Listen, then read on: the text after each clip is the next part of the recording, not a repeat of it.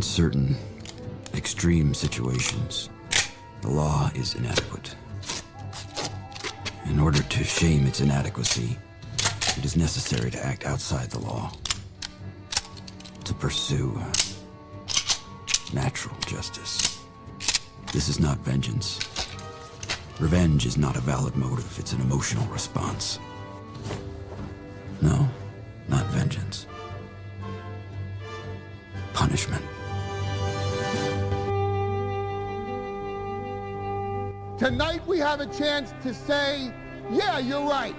We're too extreme, we're too wild, we're too out of control, we're too full of our own shit. Or we have a chance to say, hey, fuck you, you're wrong. Fuck you, we're right. Because you have all made it to the dance. Because believe me, this is the dance. Start the show.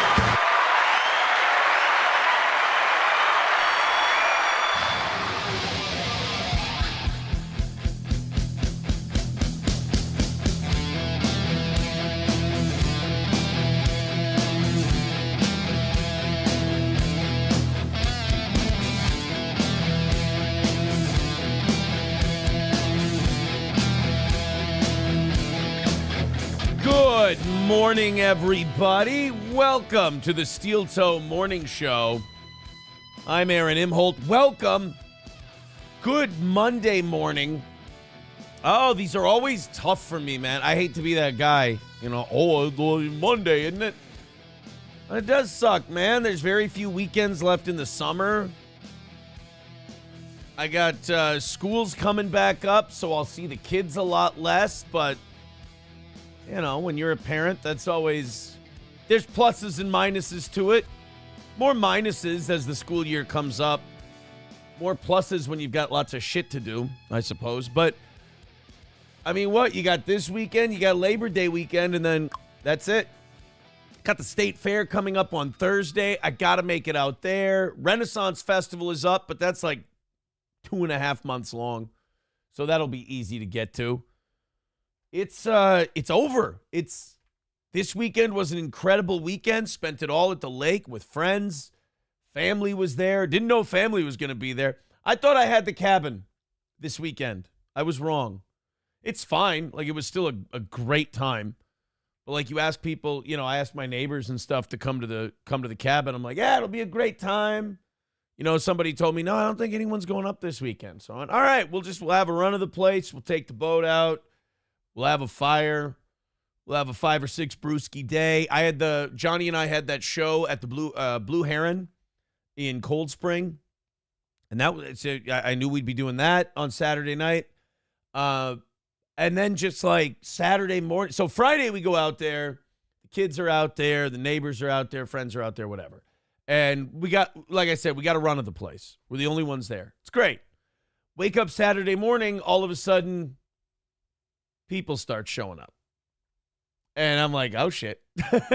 And then more people start showing up. And then a few more people start showing up. And all of a sudden, my friends are now just surrounded by strangers. Like, and you're just like, sorry. It worked out. It was still a great time. But I miss it come Monday. And then Monday comes and you're like, all right, we got shows to do. Johnny's on vacation this week. I don't know if you guys remember that. Johnny's got his girl from California out. So he's taking the week off, which is fine. We've got a morning off tomorrow. I got to handle that thing. You know, the thing where I got to say, yeah, sorry, things got a little wild at the beginning of 2024. Yeah, not going to do that again. I got to be like Morgan Freeman in his parole hearings where I'm like, I can honestly say I'm a changed man. No threat to society here. So I got to go do that thing. Thank God that's doing better. Thank God that part of my life is good. For the first time in like 4 years, that part of my life is good. That feels awesome.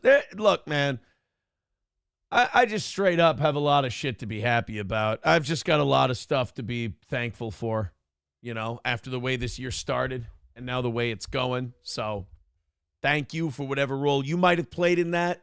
A lot of it was friends and family and therapists. And I mean, it really was. It was an all-hands-on-deck deal to put me back together again, and boy, do I appreciate it. I just, that feeling that nothing that isn't important can get to you is really nice. I like that. It's and the ability to ignore bullshit. I didn't have that ability before. I didn't have that tool. I didn't have that skill set to look at I always thought everything needed a response. That's how I used to think. And now it's sad, but at 37 you get that adult feeling where you look at people throwing a fit or being stupid and you can just look at it and go, "It ain't got nothing to do with me. I'm good, thanks. I'm going to be over here." I love that feeling. Amongst many other things that I've accomplished this summer, that's a big one. In fact, people have been writing in. This is so nice. People have been sending me messages, and I'm really sorry. There was one person I wanted to get to, and unfortunately, I can't figure out what platform they sent me the message on, and I really wanted to get back to him. But Scott sent me a message. Just Scott is good for now. Scott wrote to me. This was very touching. Since I've been going through, dealing with people with addictions and the Al-Anon stuff and the therapy stuff and all that, I've gotten a lot of interesting messages from people, and it really does, I'm sure it helps them, but it helps me too, and I appreciate it, and I think it's great. So if you guys ever, are like, "Oh, I want to send a DM oversharing something to Aaron, but I don't know, is it bothering him?" I love it. So thank you very much, and keep them coming. But Scott says, "Hey, Aaron, good morning. I wanted to thank you for getting me through the toughest time of my life. My wife passed away from cancer on my birthday 2.5 years ago. Listening to your show was a huge part of helping me have some sort of normalcy in my life. Keep up the great show. Keep up on the self-improvement journey. I am doing the same every day. I appreciate what you do. Thank you, Scott." And hang in there. And shit like that. Look. Shit like that just means something to me. I can't explain it. I can't describe it. It just does. So feel free to share that stuff. It makes me feel good. I still have a tough time with having a great weekend like I did Friday and Saturday, and then cleaned up, the yard at the cabin and got everything packed up and went home Sunday. And I still get depressed. I still get bummed out that weekend is over. I've always been that way too. Even, before everything got all fucked up, I always got really bummed out when, a really fun weekend ended, or, I was around really fun people. I don't know why. I always took that harder, Maybe it's sensitivity. I don't know what it is. But I had that yesterday. Sat around, watched Better Call Saul. Just had a really, remarkably unproductive day yesterday, but, in a good way. Really enjoyed it. Gordy and I hung out. Watched a little Better Call Saul and like I said, called it good, I think. All right, guys, we got to throw some thank yous out here. Then we've got a bunch of other stuff to talk about today. I hope you like the title of today's show. The title of today's show has to do with Post Malone. Don't worry, I'm not going to play you cuts off the album. I don't think I had a single monetized episode last week. I don't think I get ad revenue for any of the YouTube shows. The Rumble shows I do. But I didn't get any revenue from the YouTube stuff simply because I just played so much music. In fact, I think we only have 1 or 2 morning shows that are even up from last week. YouTube had enough with me playing music to the point where they're just we're just zapping these shows. They're just gone. But hey, I feel good. Off to a good start this week. Excited to have you guys here. A bunch of the YouTube mods got in touch with me this weekend, and they said, "We want to clean up the YouTube chat." I said, "Go ahead. Go for it." Real fans have been complaining that people are just being kind of gay. So I said, "Well, get rid of them then."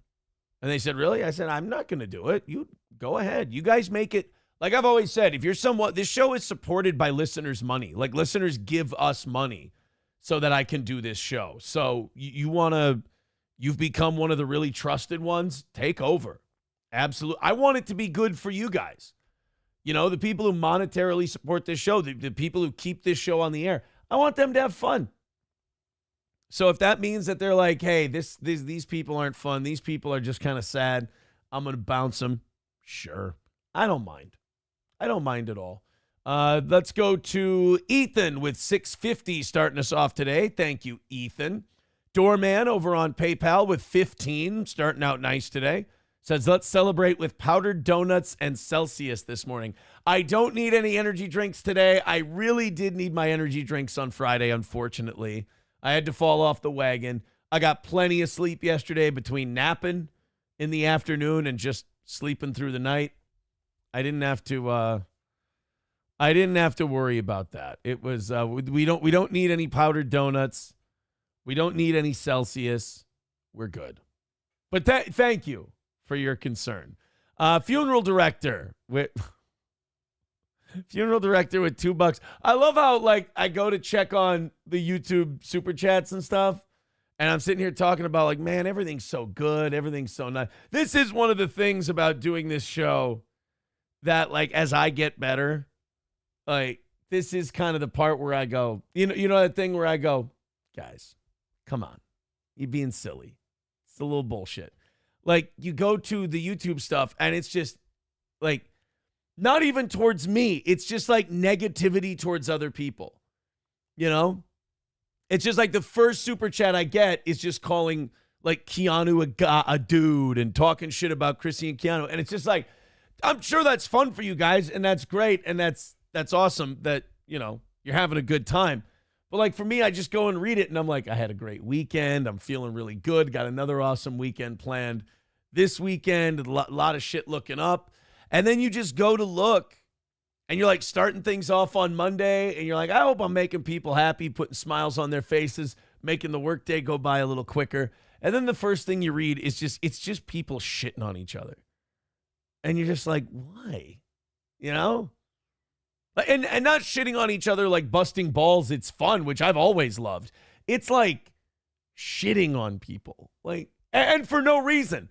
It had nothing to do with anything I've been talking about, nothing to do with the start of the show. It's just people being shitty. And it's just like, that doesn't, I gotta ask you a question. That doesn't eat at your soul a little? Like, that doesn't take away a little piece of yourself?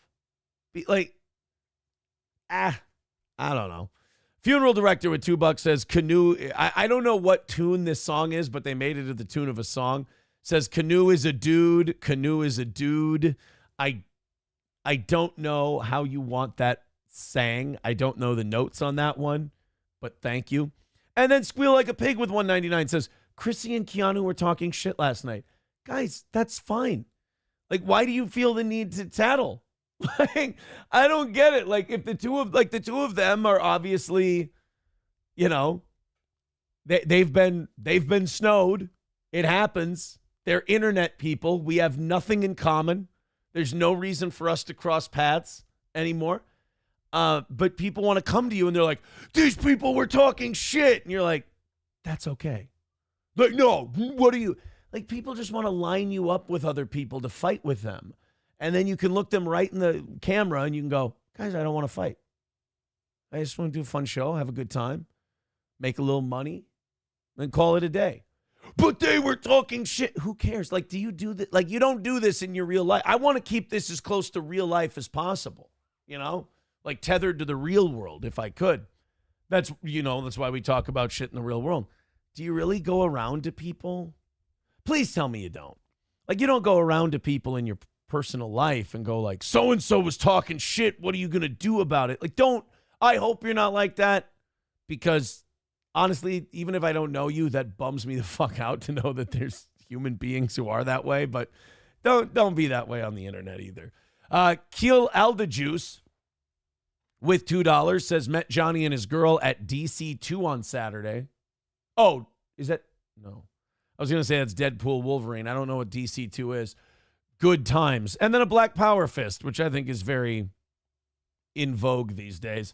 I met Johnny and his girl this weekend. I met Johnny and his I don't think I'm supposed to be using names. I don't think so. But I met Johnny and his girl, and it was a lot. We had a great time. What was it? Saturday night when we did the Blue Heron. We can tell you now. We did Cold Spring Brewing Company's 150th anniversary party for all their employees. It was fun, man. It was a good time. Private gigs are always interesting because you go up there, you do an hour, and they're not necessarily there to hear comedy. So you have to kind of meet them where they are. I like that you have to you don't know what the show's going to be. I had a bunch of jokes and a bunch of like bits planned.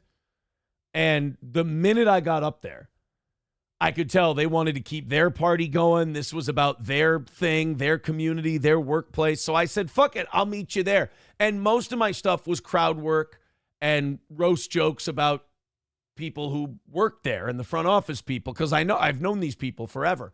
And it just ended up being a lot of fun.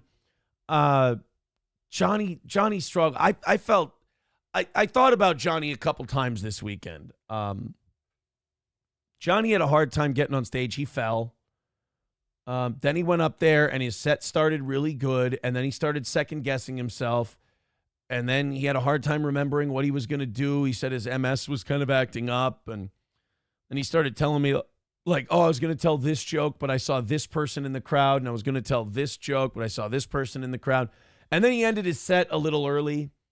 And he was just having a tough time. And it just, I don't know, kind of, I don't mean to get too heavy or down on you on a Monday, but it just kind of made me think like about Johnny's health and like, I don't know.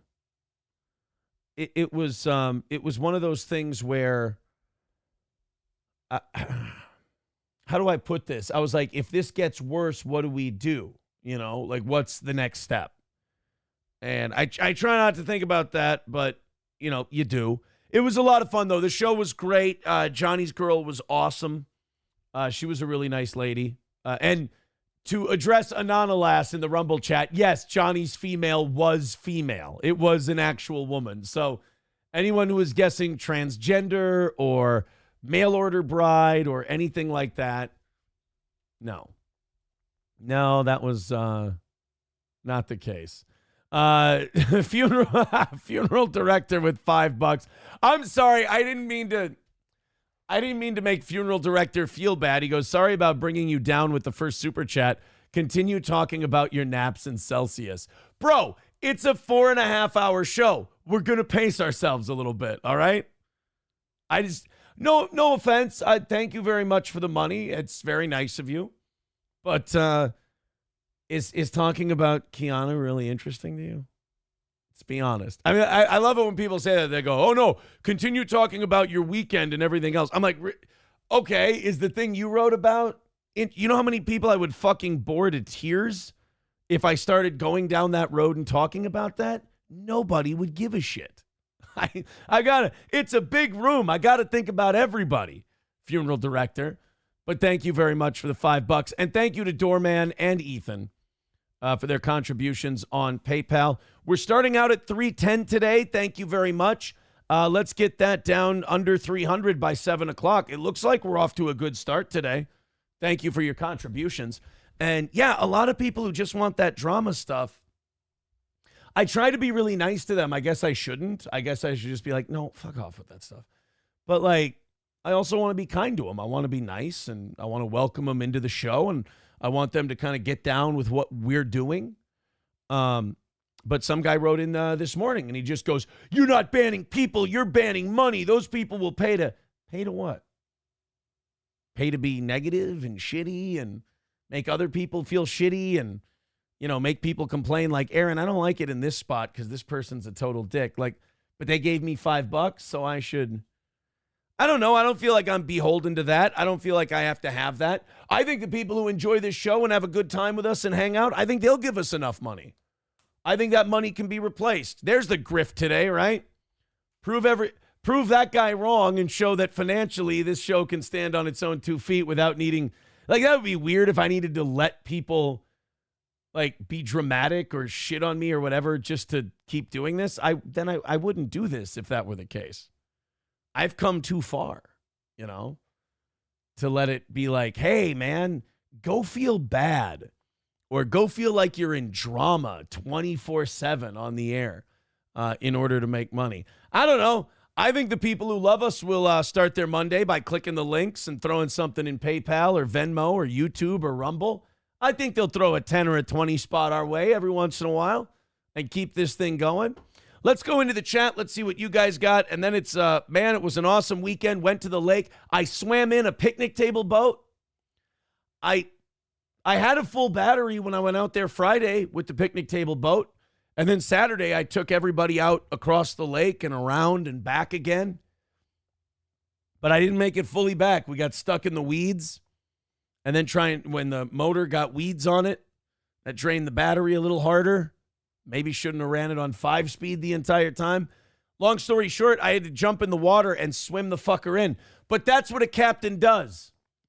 If a captain fails and a captain loses battery and there's no power to the ship anymore, the captain literally jumps in the weeds and the muck, and he swims that giant fucking monstrosity of a picnic table boat loaded with people into shore. And when I stand up and I walk up on shore, I pull all the green, slimy, shitty weeds off my body, and I say, we made it. We've docked, as it were. It was fun. The whole weekend was a good time, man. Between the lake and the show and everything else, we had a good time. Great time. All right. Graydon says, you better call Ethan for blood sports. Make a few shekels at least. No, that's all right. Ethan Klein. No, not Ethan Klein. Ethan Killstream guy. Ralph. Ethan Ralph. He sent me a message. He wants to do some pro wrestling shtick with like, he's going to be in Minnesota, so he wants me to do his show. And I got to find a way to say this that doesn't make me sound like a pretentious ass, but like, it's not really my vibe. Like that, he does that kind of pro wrestling, let's fight on the air shit. And it's just like, I don't know. It's not really for me. I hope he has a great trip. I really do. But I don't, you get to choose who you associate with. And no offense to him. That's just not a guy I want to be tied to, because that's another one where it's just going to be nothing but drama. It's going to be nothing but it's like, I'm not online that much, dude. I'm online during my show, and that's about it.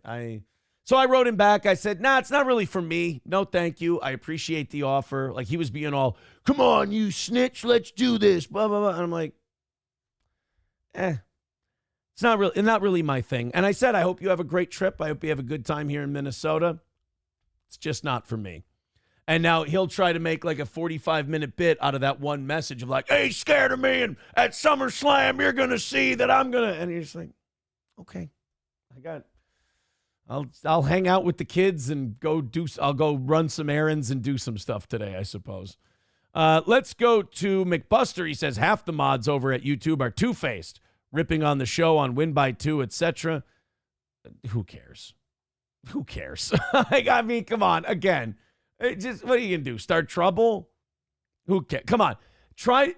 Think about how old you are, and then think about what you're writing, and then go, would my children be proud of me if I was behaving this way? That's it. Annoyed Wawa Supervisor says, that's ridiculous. Keanu isn't a dude. Chrissy, however, was a member of the cast of Hey Dude because she's a fucking horseman. Yeah, see? It's just all that. Oh. Let's go to Dead Game says, Johnny needs exercise. Johnny needs to exercise his atrophied muscles. He doesn't have atrophied muscles. He has multiple sclerosis that's affecting his legs. Annoyed Wawa Supervisor says, stop talking about Johnny's disease. You're going to upset his bipolar girlfriend and she will judo chop you in the neck. She seemed all right. She seemed good to me. She didn't seem like bipolar or a bad person or anything like that. Yeah. Oh my God. Dead Game is just shitting on Johnny right now for sitting around playing games all the time. Oof. I mean, shit. Guys, I've been sitting here smiling since the beginning of the show. I'm ready to have fun with you, and we got a solo show today, and I was ready to have a great time, and you guys are just in a fucking shitty mood. Jesus. Dead Game says, I love Johnny. Tough love. I really don't want, like, a journey of self-improvement with, like, therapy and feeling better about myself and all that shit. I don't want it to end with, like, me not wanting to do the show anymore because I'm like, hey, let's go have fun. Should be a great time, like in the old radio days. And then I go, like, into the chat and stuff, and I'm just like, why is everybody miserable? Why is everybody just mean and angry? Like, I like funny mean, but like angry mean, like this means something. Yikes. Anonymous says, Ethan is in Minnesota. Now's his chance to save April and take her back to the Mexican tin shack. Yeah, that guy just gets fucking shit on a lot. And like, he feel like he's got his own problems. McBuster says, sorry, carry on, gay F word. How was that Post Malone in wrestling? Needle mover over here. Hey, look, man, I do a show where I talk about what I want to talk about. I'm sorry. Funeral director says, love you, big bro. Sorry for calling Canoe a dude. You can call Canoe a dude if you want to. That's absolutely fine with me. It's just, I was just pointing out that, like, on Monday, as we're just kind of revving up to do a show, all of a sudden, funeral director's like, hey, man, number one thing, right off the bat, let's get this straight. Glad you had a good weekend, buddy. Great day for the Vikings. You like that new Post Malone album? That's interesting. Canoe's a guy. And I mean, look, I find it funny, like, in that way. It is kind of funny when you think about it, but also it's just, I don't know, maybe I'm just analyzing people too much, and I'm just going, why? Why this early in the morning? Is that where you're going? Oh, but at McBuster, thank you for bringing up the Post Malone album. Dude, it's really fucking good. Have I mentioned it to you? I've listened. You're gonna be surprised by this, but I listened to that album probably 5 or 6 times this weekend, all the way through. Oh, what are my favorite songs off the album? Thank you for asking. Wrong Ones is really good. Finer Things is awesome. Devil I've Been, I really enjoy. And Hide My Gun would probably be my 4 favorites right now. But, you know, I'll work my way on to the other songs. I think What Don't Belong to Me is also a really good one. And Right About You was awesome as well. His songs are a vibe, man. A lot of them speak to me and what I've kind of been going through and everything else. So, yeah, thank you for asking. No. I wasn't expecting to talk about it today. But thank you for asking. The Post Malone album is fantastic. Somebody writes, did you watch the Vikes this weekend, Aaron? Yes, I did. I checked out. Well, I didn't watch it start to finish. But it was on at the lake. And it was it was a good game. Kicked the shit out of Cleveland. You know, the thing about kicking the shit out of Cleveland is, A, it's preseason. And B, we didn't play any of the big guns because all of our players' fucking legs have been falling off. Everybody's been losing knees and ankles and feet and lives. We've had guys die this year. Our players are dying. Our pets' heads are falling off. It's horrible. But we got to play some guys that don't usually play. I think our 2 years ago first-round pick, Lewis Seen, made the team with his performance. Nick Mullins looked good. Will Reichert, the new kicker, looked solid. So, I mean, you're just you're getting to watch guys now who are trying to make the team, essentially. And we beat the fuck out of Cleveland, and our defense looked awesome. And most importantly, nobody died. Nobody tore an ACL. Nobody, tore a rotator cuff or broke a bone. That part was great. So if we didn't get to see Sam Darnold or anything like that, good. That's fine. Nobody fucking died. That's honestly where we're at as Vikings fans at this point. Nobody died. Even my message on the board today, no Vikings were injured making today's show. Because it's just been one disaster after another. And if it's not a disaster, it's like, it's close to a disaster. Like Jordan Addison gets carted off the field last week. That turns out to be not much of a big deal, which is good.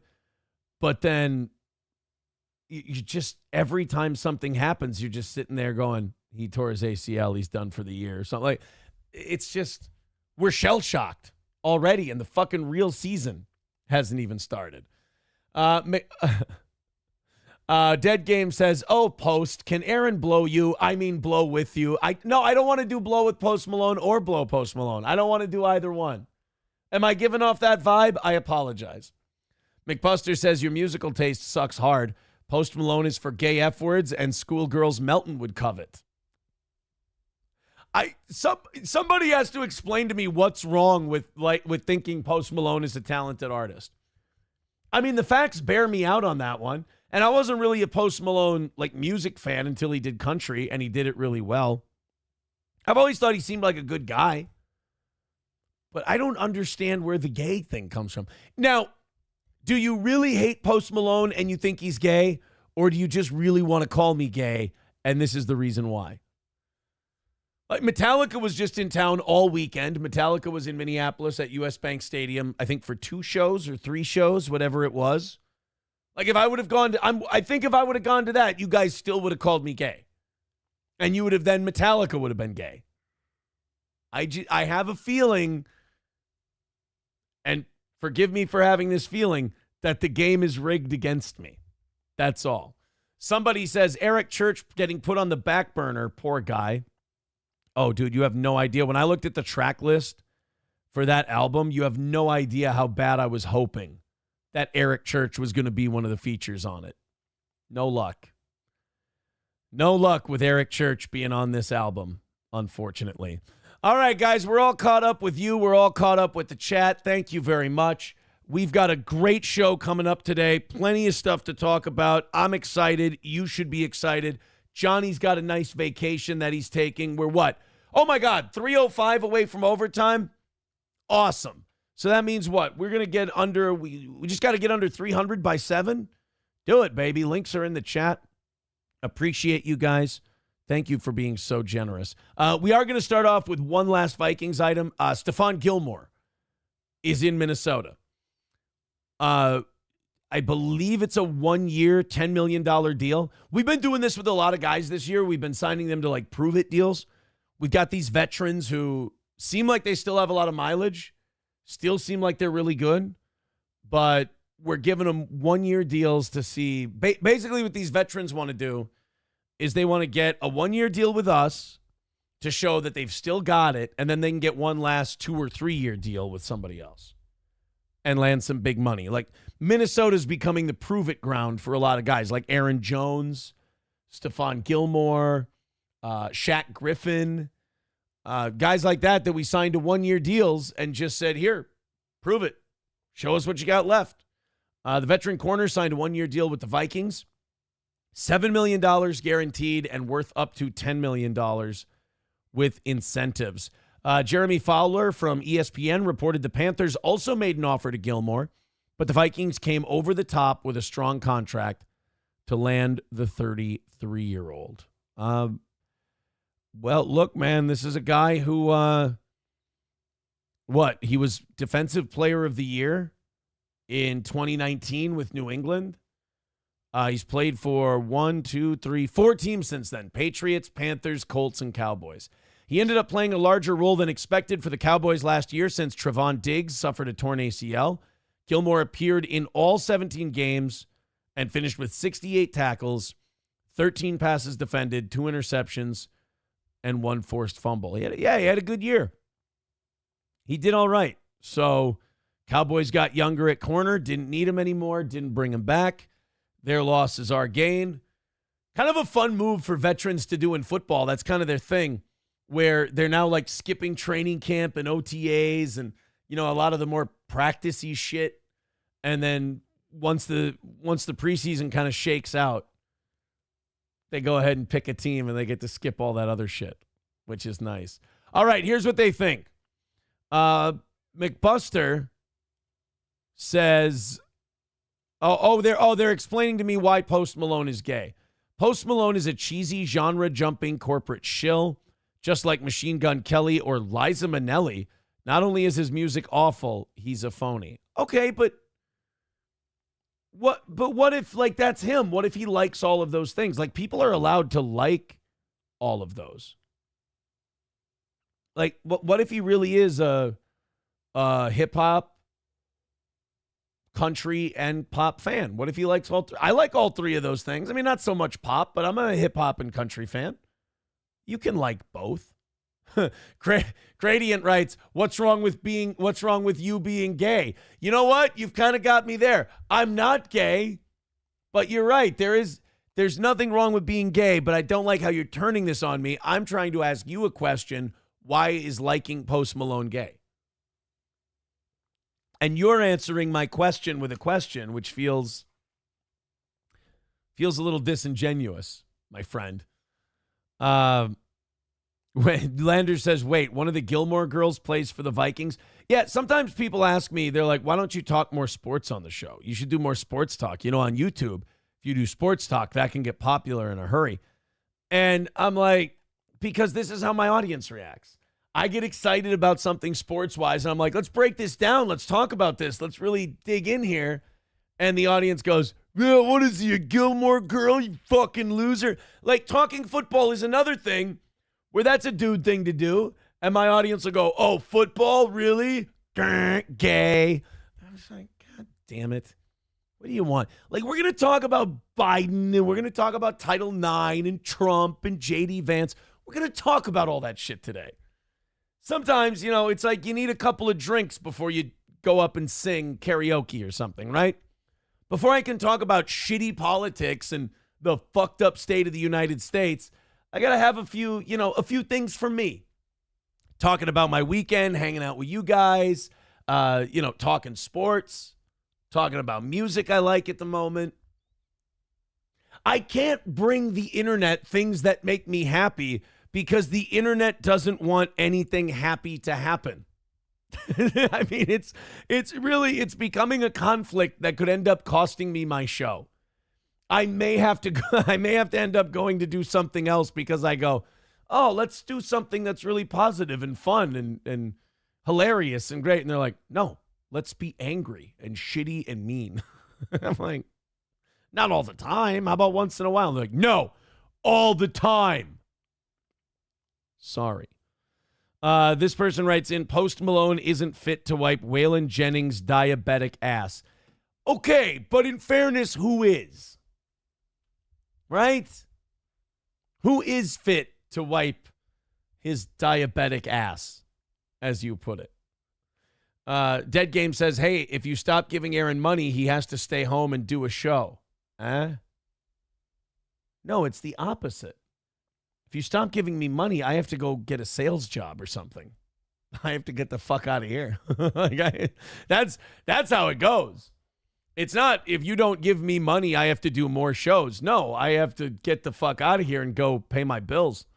Pay for my fucking kids and all this other shit that I've done.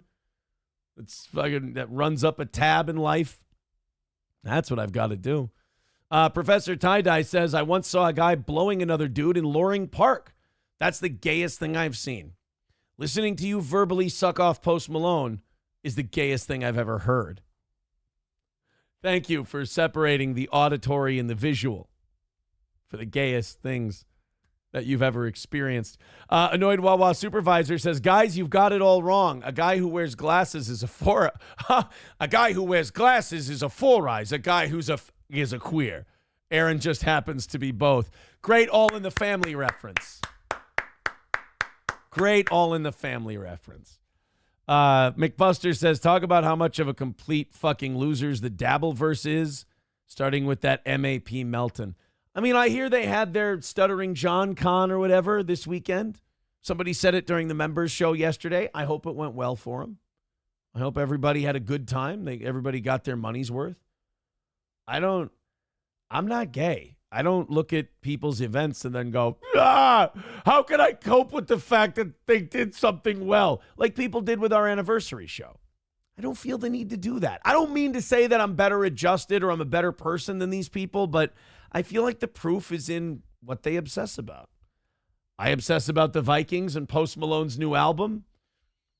They obsess about me. I don't. And if that upsets some people, then I'm sorry I brought it up. Jesswig says, Aaron, play your favorite new song and let's check it out. I haven't heard any of the new Post Malone. All right, God damn it. See, I just want today's show to stay up. That's all. I just want today's episode to stay up. So let's go. Do I go Devil I've Been or Wrong Ones? I'll play 20 seconds. I'll play one chorus of one song for Jesswig, and you guys can decide if it's dog shit or not. Or I could do Finer Things by Post Malone and Hank Williams Jr. Let's do Wrong Ones. And I'll just, here. I will just play the chorus. Here we go. Oh, just shit. Here.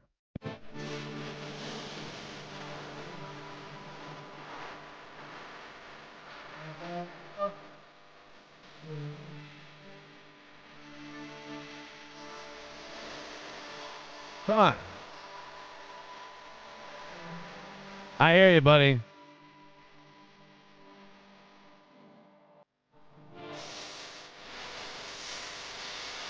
So there you go. There's like 20 seconds of it. I fucking like that song. It's called Wrong Ones. Yeah, see, Coltrane says, gay. I'll say it before it starts. You're not even giving anyone a chance. Nana's Clam's right. Someone just writes lame as shit. See, I can't. Nana's Clam says, don't be modest. You're much better than those Dabbleverse people. Well, thank you. I appreciate it. That's very nice of you. Again, I hope that everybody had a good time. I just don't have time in my life to follow that kind of stuff. Some people do. Professor Tie-Dye says, should I be a member here or on Locals? Be a member here. Here or Patreon or whatever. We're putting more stuff on the Patreon now. Be a member here if you're going to be a member to something. I would appreciate the support. Thank you for that. You ain't getting my money says probably time to look for a new audience. I don't look for an audience.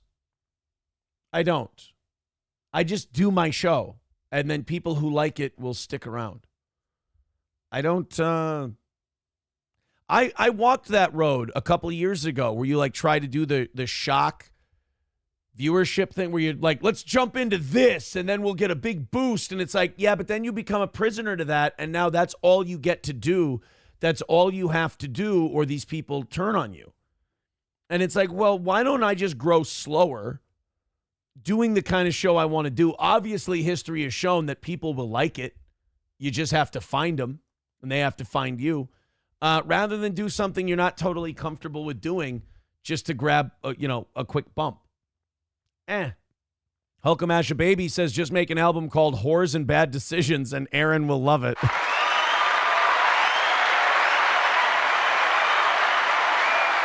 When they've got you, they've got you. And yet Lab Glass writes, Aaron hates monetized videos. You would think that, right? And it doesn't take much. You don't have to twist my arm very much either. Like the audience just goes, hey, Aaron, play 20. I'm like, hey, guys, I don't want to play any of the songs because I don't want to get the video demonetized or taken down. And they're like, hey, Aaron, just play 20 seconds. And I'm like, all right, fine. Sounds good to me. Being gay is disgraceful, says Dead Game. That's why we just call him a gay F-word. Thank you. Thank you. I do like that. Hulkamasha Baby's right. You call an album Whores and Bad Decisions, and I'll love it. Buffalo Jockey with it. I feel that line, though. It's hard to walk a straight line when they're curving up them jeans. Story of my life. I'm going to pick the right one this time. This is going to be good. It's not just going to be some hot chick that's, fun to fuck, and then you find a hot chick that's fun to fuck, and you're like, we should find some things we have in common. And then somebody whispers in your ear, Aaron, you're supposed to do that one first. Then you can find them hot and fuck them. Wait, what? I will say this, though. That does bum me out. when I go to like the lake and stuff and I see my family and they kind of do that, they do that thing where they're like, oh yeah, you'll be fucking engaged by December, nothing's changed.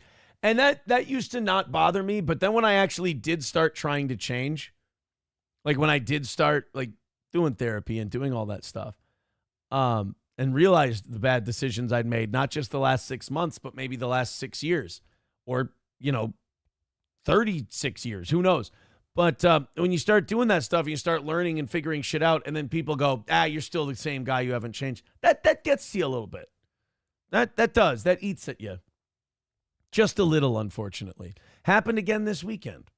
Someone was like, oh, yeah, you should pay your therapist double. You'll be engaged any time now. And you're just like, like my therapist is like, well, you should tell those people that bothers you and stuff like that. And I'm like, yeah, like a fucking gay guy? Is that what I'm supposed to do? Like, I don't know. It's just, it's part of living with, the kind of the house you've built yourself, Some people aren't going to believe that, it's different until you prove for a long period of time that it's different. And that's part of the deal. Vic says, if this is a post album listening show, I'm outski. It's not. Are you going to cover Candace Owens blowing up on Zionists again? Did she start going after the Jews again? Because that was her big thing that got her kicked out of Ben Shapiro's Jew treehouse. Was that she started shitting on Israel like really hard. She started saying some really based shit about Israel and Zionists. Is she back to that again? Well, send me a link, man, because I'm guessing she ain't coming back to Daily Wire then anytime soon. Huh? Somebody says, you did fuck over your family pretty good for a set of tiny tits and ass. Fair enough. Fair enough. Your therapist should be a mirror, says Dead Game. God bless you if you can do that. That's great. Gradient says, work is therapy, depending on your crew.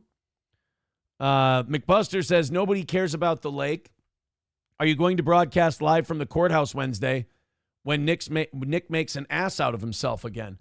No. I just, I think Nick and Kayla have their thing on Wednesday, and April has hers the following Wednesday. I got my court thing on Tuesday. I got to go out, and I've got to, go apologize for how I treated someone. And then they'll say, all right, don't fucking do it again, or we're going to do this to you. And I say, okie dokie. And luckily, things with that person have been going fantastic, and I'm very excited about that. And, life seems to be in the right direction. So I got no problem with taking responsibility for shit I did, back in March and April? No problem. That's all part of the process of moving forward, is not fighting when you did something wrong. And just, saying you're sorry, taking your lumps and moving on. So I'm excited about that.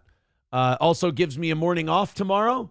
So hopefully we knock out the goal today. We knock out the goal tonight. We get off to a good start, and I take a small little vacation. Thank you to Big Vulgar Daddy Wad Launcher Sploogetown Mayor with 99 cents over on YouTube. Guys, we are 305 away from today's goal. Do me a favor, throw in a couple of bucks. Let's get her under 300 by the time we hit 7 o'clock. And then guess what? We're on pace to have a hell of a successful show today. I appreciate the PayPals and the Venmos more than anything. Thank you. Buffalo Jockey with another $1 says, do we pay for air defense for Ben's Jew treehouse? That's very funny. I like that line. If it ever comes up again, I'm stealing that. Trampling at the Zoo says, Candace and Dan Blazarian speaking the truth. It's not Jews, it's Zionists in particular. I haven't heard the name Dan Blazarian in years. Somebody says, also, maybe if what your family is saying is getting to you, you are actually changing. Well, I have no doubt in my mind that I'm actually changing. The way I treat this program, I think, is proof that I'm changing and kind of maturing and getting better and being more confident with who I am. I think the one thing on this show that's changed with me as I get better is not feeling the need to address every negative, shitty thing someone says. You've noticed my attitude lately has been, well, apparently you need me, and that must mean I'm very good at this. I'm sorry that it has to be such an angering experience for you. And then telling mods and stuff like, yeah, if you want to ban people, if they're being toxic and shitty and mean and nasty and like not contributing to the show at all. Like busting balls is fun. I love Dead Game. I love McBuster. I love all those guys. They're hilarious. Roots sent me a couple of texts this weekend. Roots found some cool shit for me he's going to send up. I love those guys busting balls. But like some people are like, I fucking hate this guy and I want him to end. I want him to be destroyed. And I'm like, why would I entertain that? Like, why wouldn't I get rid of you? Please tell me. Because, like, internet people, they have this thing where they're like, if you block someone, it means you lost. I'm like, I feel like if you got someone who's being shitty and nasty, like, you've kind of won. I think what happens is internet trolls, they project the thing they fear the most and then say that's your L so it can stop you from doing it. Being blocked and ignored is the thing they fear the most. So they want to make you feel like that's an L. It's really the ultimate kind of gaslighting thing. Yeah, Gradient says, we just bust balls. Yeah, there's a reason you guys are all still here. I know the difference. I've been doing this long enough. You ain't getting my money says, I like busting your balls, but your mods are worse than the ball busters. Oh, I don't know. I think the mods just want things a certain way, and they've helped me out a lot, so I give them the benefit of the doubt. Jets, Cheswig, and Dead Game talking to each other. Sorry. Buffalo Jockey, thank you very much for the $1. I appreciate that. Oh, somebody sent me a link. Oh, holy shit. Okay, so Candace Owens was on with Andrew Tate, Dan Blazarian, Dave Smith, and Andrew Meyer, and they were talking about the truth about Zionism. Holy shit. Really? Okay. How do I get this shit out of here? I don't really know how to navigate these Twitter spaces. Picture in picture. So I can't make this like big screen. Where's the God, these Twitter spaces fucking suck. I really don't like Twitter's system. Why can't this play? There's no audio on this. What the fuck? It doesn't say it's muted. It doesn't say. Oh, there we go. Oh. Just because it won't let me fast forward. Oh, shit. Well, sorry, guys. Yeah. Won't let me fast forward. Maybe we'll find clips of that later today, and we'll check that out for the evening show. Perhaps. Lander says, I don't bust balls. I just love Aaron's balls. That makes me more uncomfortable. McBuster says the YouTube mods are passive-aggressive gatekeepers. Being a mod helps them feel validated and not completely useless to this world.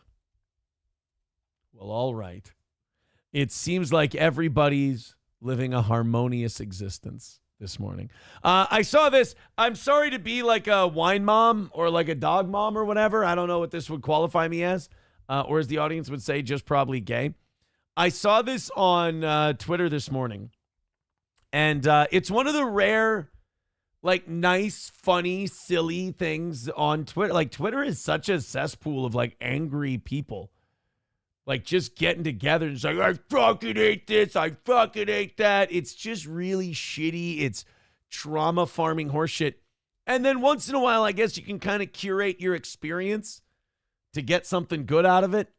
I saw this and it spoke to me. This is my entire fucking existence. You're not hungry. You're bored. Shut the damn door. I have cancer. It's damn near cancer, where I'll open that goddamn refrigerator 13 times in 10 minutes and I'll look and I'm like, I'm eating something that's in here. I don't need to. I'm not hungry.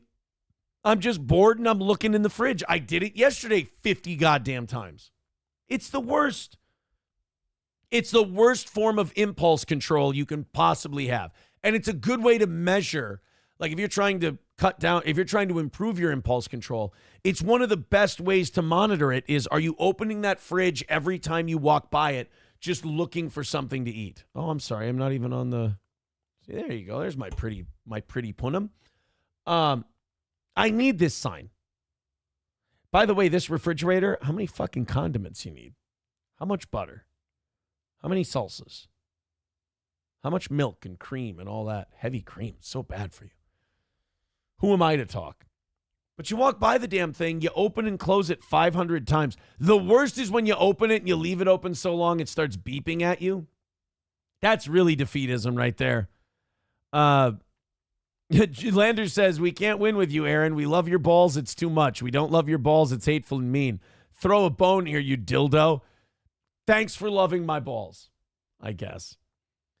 Coltrane says, our mods and old school fans are far more brutal than the guys that are heckling him. Yeah, the guys that are heckling are just, no offense, they're kind of boring and they say the same shit over and over. It's just kind of an overload on the autism spectrum. Our audience, our fans are way meaner than they are. Those people can't hold a candle to our audience, but they get upset real easy.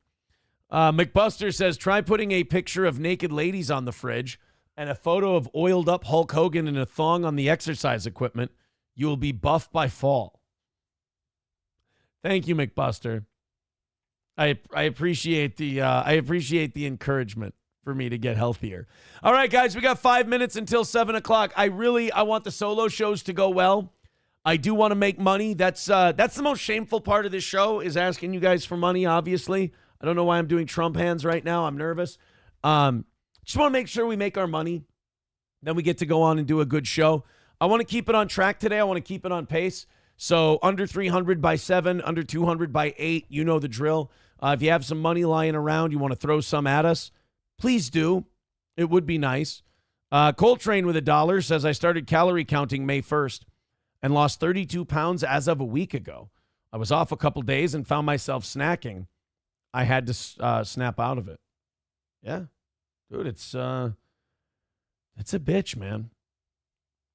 That just sitting around being bored and just shoving food in your mouth, it adds that for me. It's that, and then it's also driving. If I'm driving, I feel like I need to stop and I need to have something to drink and then something to snack on and all of that. It's the worst, dude. It's horrible. Hulkamasha Baby says that's the name of your autobiography. Lack of impulse control. Thanks. Here's what I think my biography should be. In the next 5 minutes, let's make $10 so I feel better about where we're heading today. Another text coming in, hard boil some eggs and snack on them. They're all protein. See, and this is where you sound like a bitch, but I don't like hard-boiled eggs. Everything has to be something I like. God forbid I eat something that's good for me, but I don't immediately find num-nums. What a bitch. What an absolute bitch. All right, guys, like I said, let's get under 300 by 7 o'clock. We've got 4 minutes to do it. It's a weird specificity thing with me, but I think you guys can do it. I think you want to support this show. I do appreciate it. Yeah, see, that person who just told me to eat the hard-boiled eggs just writes in, bitch. Thank you. Thank you. I appreciate it. I'm a bitch. All right, let's check out this Mike Tyson, Jake Paul thing. So Mike Tyson and Jake Paul had a press conference for their November 15th fight. It's finally going to happen. It was supposed to happen, I think, last month or late June, and we didn't get it because Mike Tyson's fucking 60 and had an ulcer. I mean, that should tell you all you need to know about this fight. If Jake Paul doesn't beat Mike Tyson, I think Jake Paul ought to give up the boxing dream. Mike Tyson is 58 years old and he had to drop out of a fight for a fucking ulcer. You've got to be able to beat your uncle with an ulcer.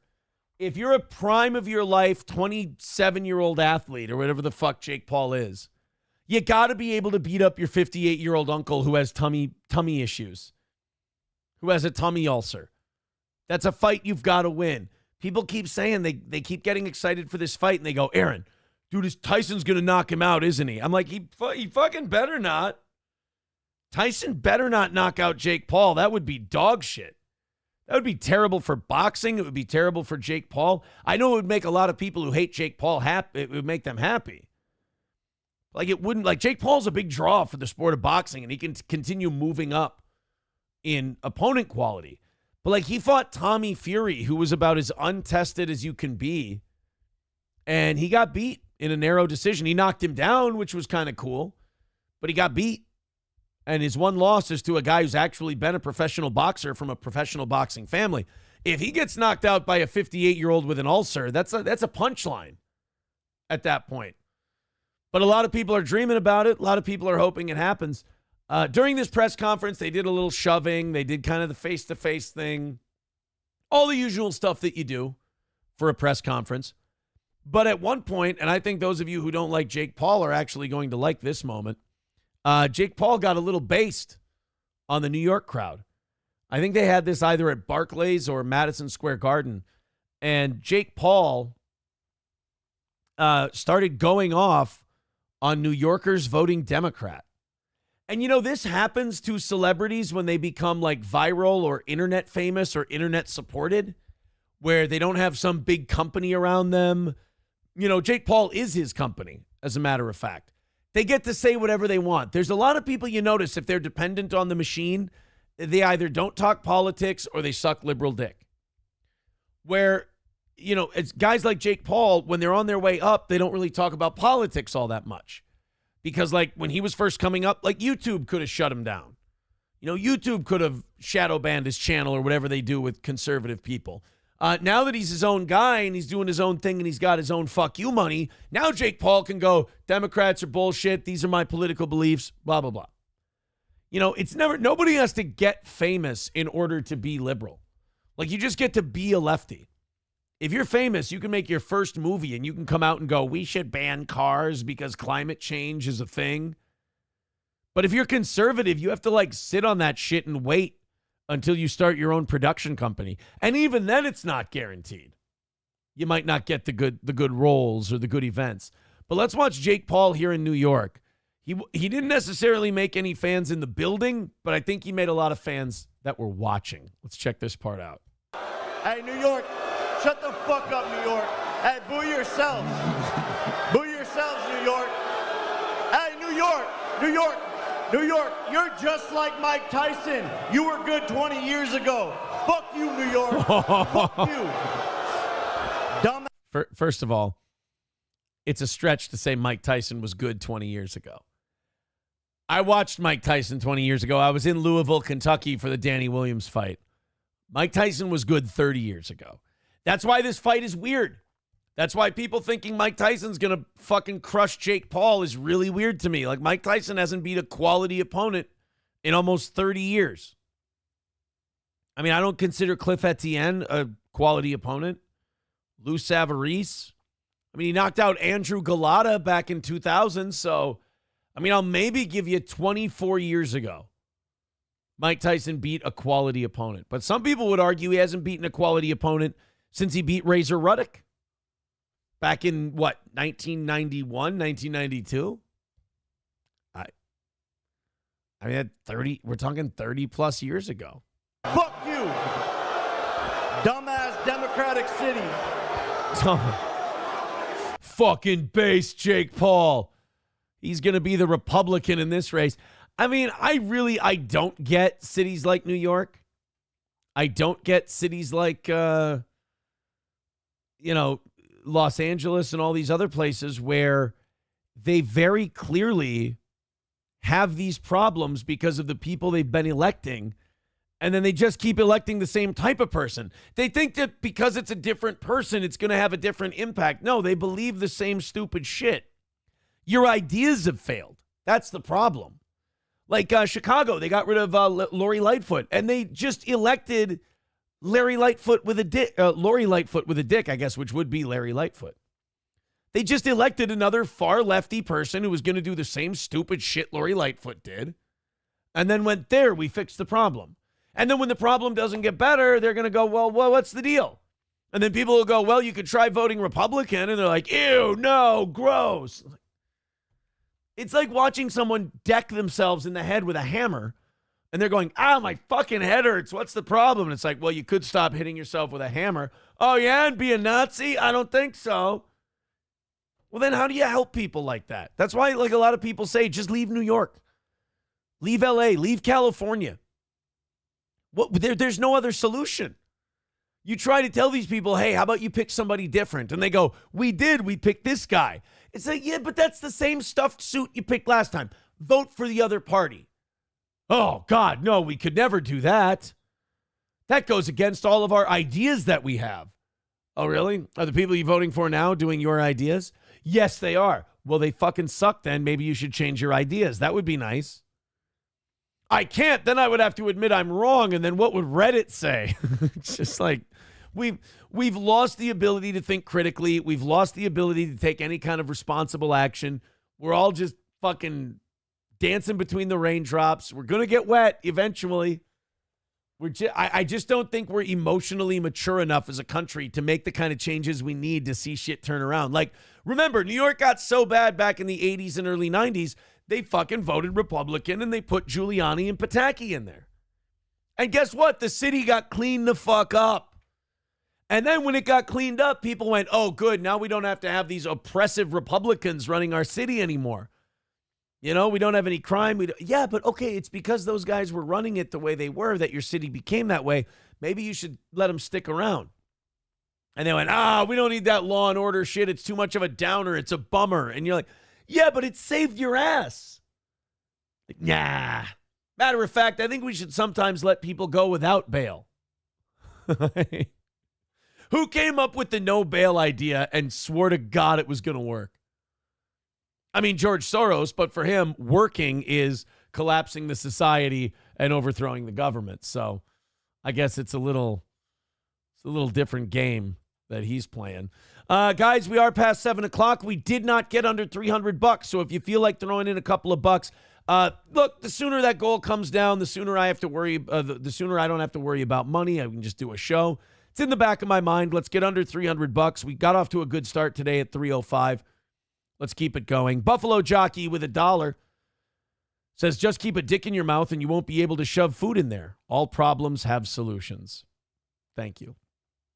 I appreciate it. McBuster says, Jake Paul is a lol cow. No, guys, stop using that term. It doesn't mean anything anymore.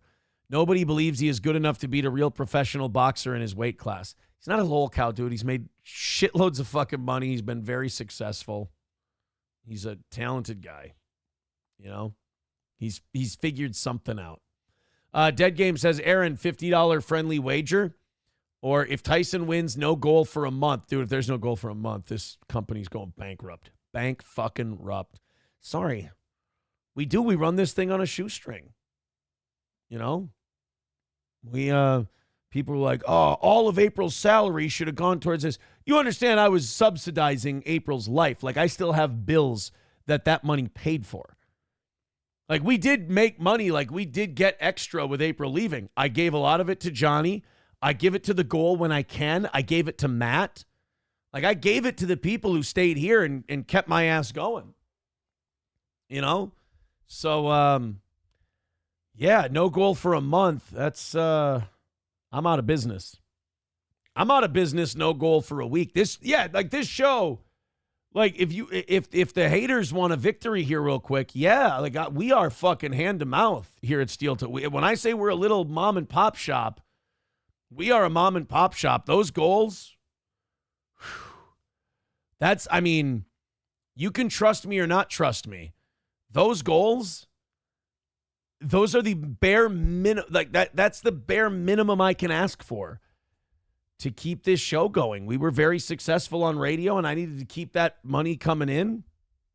And that's just the way it is. I really do. It kind of bugs me every once in a while when people say, like, you know, you're asking for too much, you're doing this, because I try really hard to ask for the bare minimum possible to keep my show on the air. And look, I understand we have this conversation every week, but it's still true. It's you know, I don't have a ton of stressors in my life, but that goal is, you know, I feel fortunate that I have a life where that goal is my main stressor. It's the main thing I worry about. As long as it gets knocked out, I'm a happy guy. When it doesn't get knocked out, I start thinking, and you know, the radio fans will tell you I've felt this way about radio forever too. You know, if it's not going well for a little bit, I go, fuck, man, this might be the end of the ride. I have imposter syndrome big time, I think. Dead Game says, Nana's Clam says, golf less and drive a reasonable vehicle. Yeah, when this vehicle's done and paid for, I'm going to drive this thing till the wheels fall off. Absolutely. But golf less. I haven't golfed for, week and a half now? We're staying away from golfing a little bit. When it's in the budget, we do it. When it's not, we don't. Coltrane with $6 says there, under 300. Thank you, buddy. 295 away from today. All right. Now let's get under 200 by 8 o'clock, and we're going to be looking good. Thank you guys for contributing to this show. It helps immensely. Dead Game says, but hey, you live lavishly. I don't live lavishly. Again, I have 3 children. And I gotta work out of my last marriage and what that cost me. So sorry about that one. To everyone thinks, yeah, Aaron's living lavishly. Aaron budgets. Aaron fucking budgets. That's for sure. Dead Game says, I'm fucking with you, fag. I know you are. I get defensive because I do, I take people's money.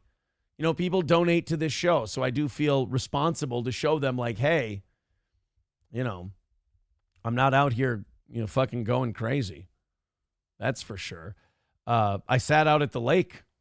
I sat out at the lake all weekend. That doesn't cost anything. That costs you beer. That's what that costs. I lived my beer budget this weekend. So yeah, thank you guys very much for keeping this show supported. We'll always be around to have fun with you guys every single morning. That's the only thing we got. It's the only hurdle we got to clear. Vic says fired April and you're still paying for it. Well, I mean, yeah, April, spent more than she brought in. It's just how it is. Dead Game says ex-wives will delete your shit fast. Yeah, luckily the actual divorce part didn't cost me very much. It's just the things she wanted and the things that made her happy. She always liked to play this like I'm just a redneck small town girl or whatever. But like the things that made her happy happened to be really fucking expensive. What do you do?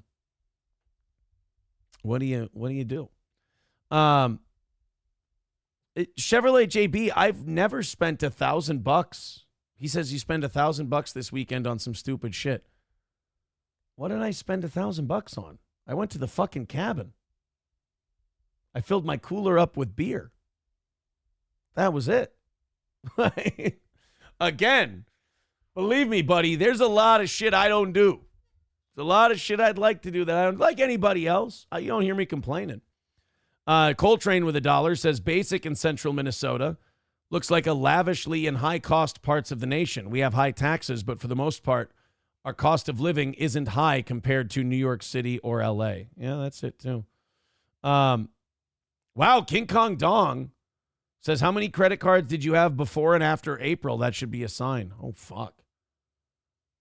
I think I had 1 when I met her, and now I have 3, I believe.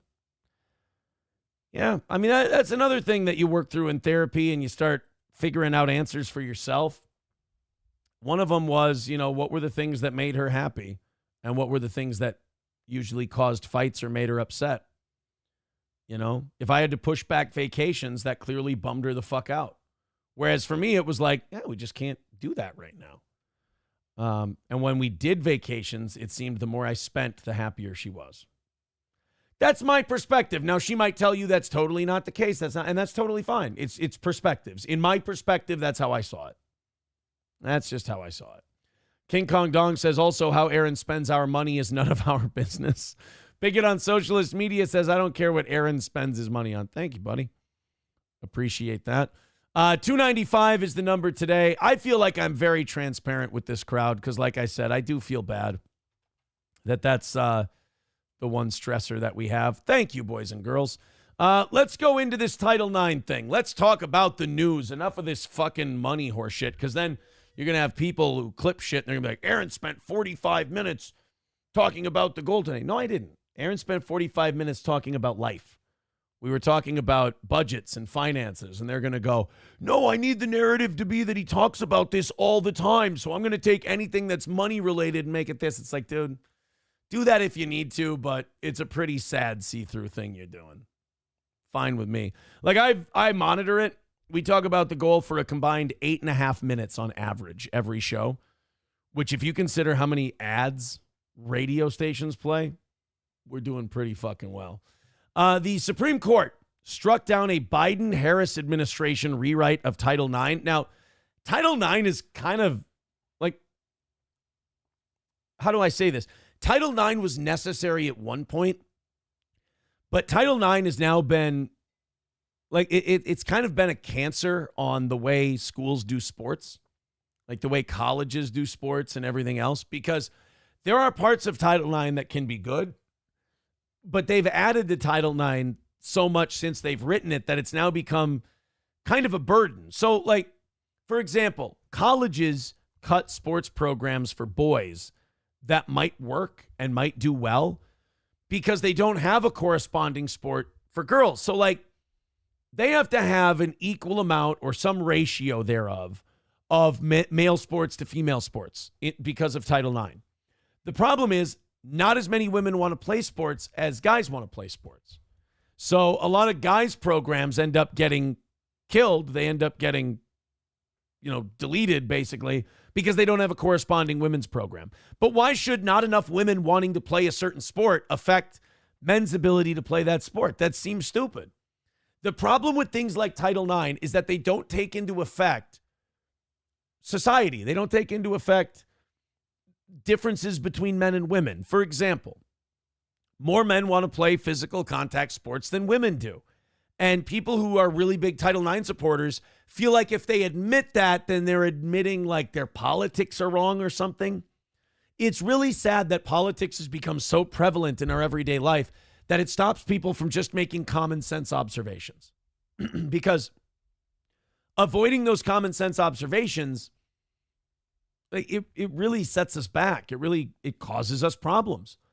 But the Supreme Court has struck down the Biden-Harris administration's rewrite of Title IX, which would have allowed biological men in women's sports, bathrooms, locker rooms, dorms, and it would have compelled speech on pronouns. So the Supreme Court essentially said, no, Title IX's fine the way it is. We're going to go based on biology. We're going to go, based on, women being women and men being men. We're not going to rewrite this so that if somebody one day feels like they're a woman, all of a sudden that, 6'6" guy gets to be on the women's basketball team now.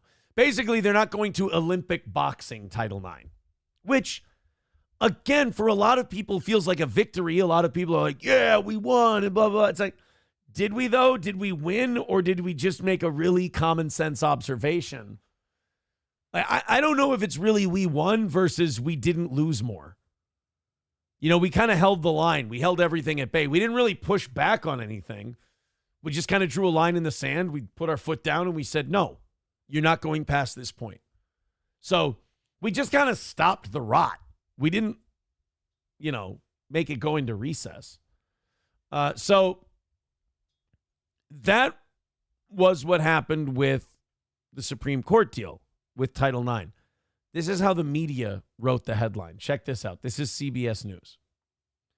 The Supreme Court has maintained a block on President Biden's expansion of Title IX that protected LGBTQ students. Oh, no. That's not good. As Worski would say, negative claps.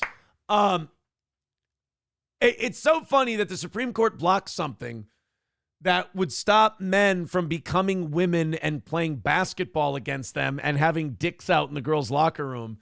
To CBS News reports it, they blocked this thing that would have protected LGBTQ students. Oh, is that what they did? Well, that sounds mean. That sounds terrible. That sounds discriminatory towards those poor LGBTQ folks. And also, I don't get this idea where people think the media is biased. I don't understand where people get that shit from. That the media somehow reports shit that isn't exactly honest and, misrepresents it and tries to get people thinking different shit and kind of trying to subtly brainwash them through the media. I don't get where people get that out of our wonderful fourth estate, our free press. the people who are there to just inform us and let us know what's going on in life. I mean, why do people think they're evil and dastardly and manipulative? Just because they put a headline up there that's total bullshit and doesn't at all explain what happened at the Supreme Court and seems to push their political agenda. That's the other thing. The media will report on these things, and, it just so happens, and I'm sure it's just a coincidence, but the media will report on these things, and the way they slant their articles always seems to go in one direction. I don't know. Maybe it's just a phase. Maybe, they'll get into, they'll do more based shit as the year goes on. Because, again, I'm sure they're just doing it to report the news, and they're not doing it to subtly manipulate the way people think. I don't get why people don't trust places like CBS more often. I love how making women be in locker rooms with people with dicks, or, making women play basketball against someone who was a guy up until last year. Like somehow that's hurting LGBTQ students. It's not protecting women from, dental implants after they catch a fucking bow in the teeth. It's not protecting women from that. It's harming LGBTQ students. Because remember, what we've learned in the hierarchy, what we've learned about in the victimhood hierarchy, gays and trans people are way more important than women. Unless you're a black or gay woman, then maybe you move up a little closer. I'm not really sure. But if you're just a regular, run-of-the-mill, born with a vagina woman, you're not really that important. No offense. Some people were responding to this saying, but exposing women to men in their locker rooms and allowed medals, honor, and money designated for women to go to men. Shiesty headlines, CBS. Shiesty. Are they implying something? Shyster, shiesty. I don't know. On this limited record and in its emergency applications, the government has not provided this court a sufficient basis to disturb the lower court's interim conclusions that the three provisions found likely to be unlawful are intertwined with and affect other provisions of the rule, according to the court's unsigned order. So basically what they're saying is you can't shoehorn, a trans woman playing basketball with biological women. You can't shoehorn that into Title IX. It's not allowed. And I mean, look, I'm biased, obviously. I think it's the right decision. I think that's the proper way to go about things. Is by it's going, look, can we please solidify that, like, chicks, play by the, like, you can't have these giant monsters coming in and just fucking wrecking shit. Like that's not sustainable long term. So thank God the Supreme Court stepped in. And again, I don't know, people are going to celebrate this as a win, but I think it's just not a loss if you're on that side. Coltrane with $1 says, I've never understood the obsession with what others make and spend, as if he should work for free. I listen most days because it makes my mornings go quicker and I get laughs at his massive titties. Thank you, buddy. I appreciate that. And KB's accountant with $1.99 says, with Ape gone, how are you celebrating the $50K raise? Yeah, I wish I got one. I'm still paying for the same shit that I was paying for before. The stuff that I don't pay for because she's gone, I gave that to Johnny and Matt. We're still plugging along with our little mom and pop shop here. Still trying to make this thing go. So thank you for the question. But look, facts are facts. If I lower the goal, I lose money. So I'm fucked either way. Like, I either have to beg you guys for money, and then the people who hate the show can just endlessly shit on me for it, which is fine. They're allowed to do that. Or I go do something else. And I'm still good at this. And I still have a big audience. I mean, our live numbers are bigger than they've ever been. We got 1,000 people, Rumble and YouTube most days. I can't walk away from that. As long as we can still drag that money out, and as long as we can still keep this thing going, I mean, look, when the hint comes, I'll take the hint and I'll leave. Until then, I want to keep doing my show. I want to get back on the air.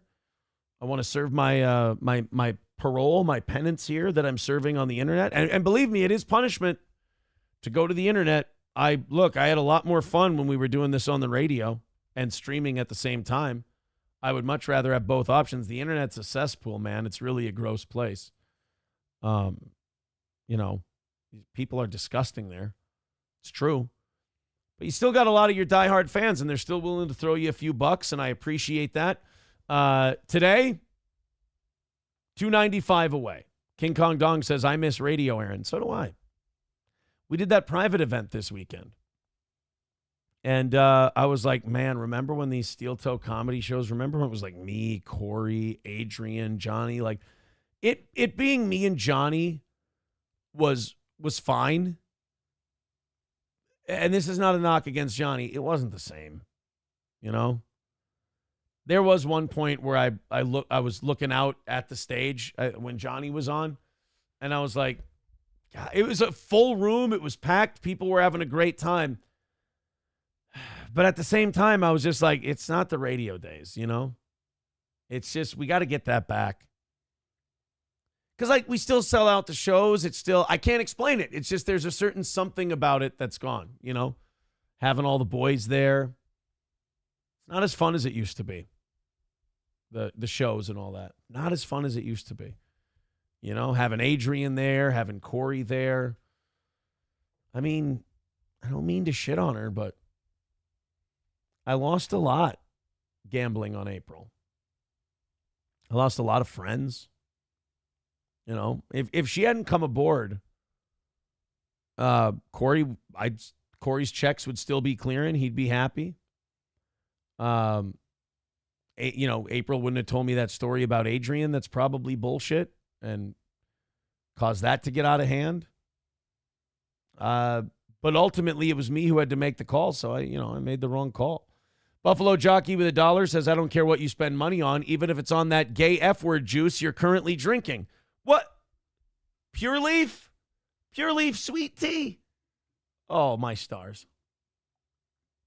I don't think that's gay F-word juice. I think anything I drink becomes gay F-word juice to you guys. Oodles of Toodles says, how many Asians can fit in the Tahoe at a time? Hey, if we don't hit goals, maybe I do have to do the trafficking thing. Who knows? I don't know. Joshua says, I missed something. Why isn't there YouTube mods anymore? Too many Banhapper, Happy? What? I still have YouTube mods.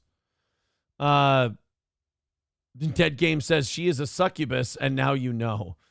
Somebody says it was pretty fun back in the radio days when you first started doing the Tradio bit. Yeah, that was fun. Yeah, when we were... Yeah, Joshua says we're technically a pop and pop show now. It's adorably gay. Yes, thank you.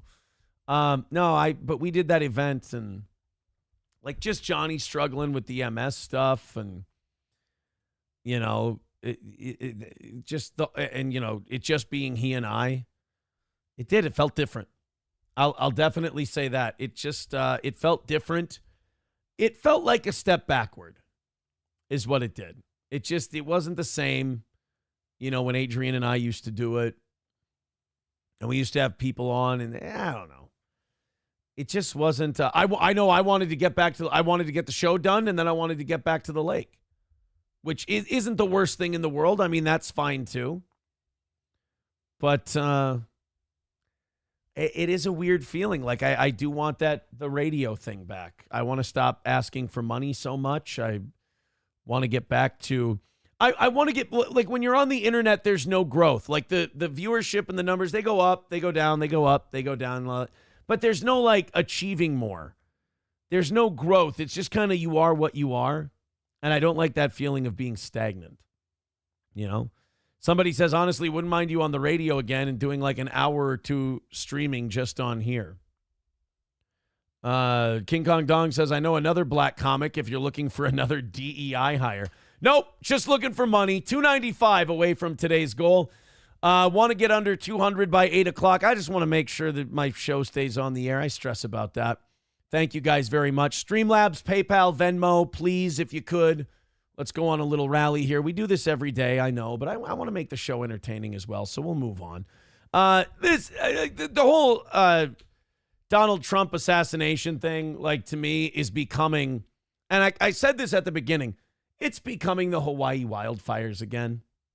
It's becoming the Las Vegas shooting again. It really is. It's just sweep it under the rug. We don't need to have any answers. All of your conspiracy theories are fucking stupid, but we're not going to give you anything else to go on. We're not going to give you any more information. We're not going to tell you what really happened. But we're going to, we're just going to obfuscate and we're just going to go, moving on. But we're also going to change everything that Trump does.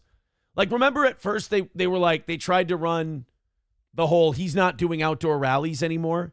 And it's like, wow, that's so clearly like a deep state thing to hurt him and, have him not win the election. It's just funny that all their solutions to this Trump assassination attempt thing have ironically been things that would slow his momentum. That, like, he was on a roll when that assassination attempt happened. And if he had been a Democrat, this election would be over by now. The way the media would cover it and what a hero he'd be with that fist pump and the blood streaming down his face, that should have been it.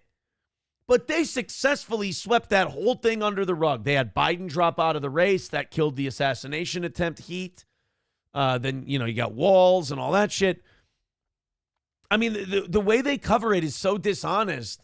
And it was so designed to just, hey, forget about that. It doesn't matter. Certainly don't talk about the way we've talked about Donald Trump and how this might motivate somebody to do something like this. For like 5 minutes, they were like, we need to lower the rhetoric a little bit. And then it was right back to this guy's a danger to democracy. So the whole coverage of the assassination attempt has been just bullshit designed to somehow, turn this Trump assassination attempt into how they can make it work for them. Now the Secret Service is approving a new security plan that will allow Trump to return to doing outdoor rallies. They're basically going to have him in a bulletproof box. Like, they're going to have panes of bulletproof glass surrounding him on all sides. He's not literally going to, like, open a door. They're not going to make Trump Pope-mobile it, per se. But they're going to have those bulletproof panels up and organized in a way where nobody can shoot the guy. But again, he doesn't have to get, he doesn't have to, like, open a door, get in a box, and speak like, again, he's in the back of the Pope-mobile. The Secret Service has approved a new security plan to better protect former President Donald Trump at outdoor campaign events, including the use of bulletproof glass to shield him on stage. The plan to erect bulletproof glass to surround Trump at outdoor events is a major enhancement in the Secret Service's standard security planning for candidate campaign events.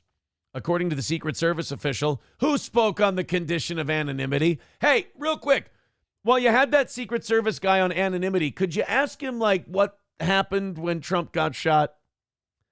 Could he talk to us about, I find it really interesting that this guy that shot Trump, who met with a guy who spent a lot of time at this FBI field office, I'm just interested in how the FBI denied certain security protocols.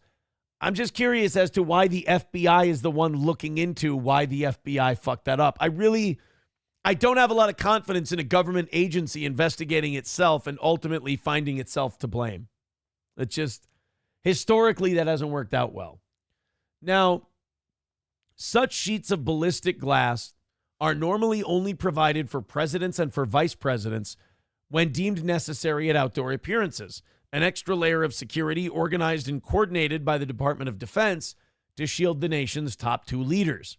Vice President Harris, who is the Democratic nominee, would be given such protection if warranted, officials said. Well, but like you saw from that video, Kamala Harris only has a few hundred people at her events. Did you see there was some deal where they were, like, pumping in noise? They, like the opposing teams on third down, and they're pumping in crowd noise to try and, rattle the quarterback. Apparently they were pumping in crowd noise at a televised Kamala event to make it sound like there were more people there. Like it was a Trump rally. And it was Benny Johnson, I think, who took a picture of it. And Benny Johnson put it out online, and it showed like a few hundred people in a mostly empty building. Ooh. I mean, Trump's the only one who can draw. Well, maybe Obama. But like Trump's the only one going now who can draw those kind of crowds. Kamala can't. And dude, I'm starting to worry that they're going to drag her ass across the finish line somehow. Because and you know, we can trust polls or we can not trust polls, but I think Kamala's ahead. You know, yeah, here, general election, CBS News. Again, take this how you want to. Harris up 2 points, Harris up 3 points. Wisconsin. This poll has Harris up by 1 and Harris up by 2 in Wisconsin. Pennsylvania, they've got it neck and neck.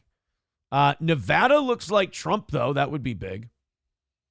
This poll from last week has the general election Harris +6, which is, again, fucking crazy to me that she would be +6. But, like, as I look at the polls, and again, polls are polls. I get that. But, I mean, for her to be up that much, I mean, it does worry me a little bit. But as far as him doing this Secret Service shit, like the speeches behind glass and everything, that is so just designed. Like, again, it's all just designed to hurt him, to slow his roll, to cool his jets, if you will. They're going to try and hamstring this guy.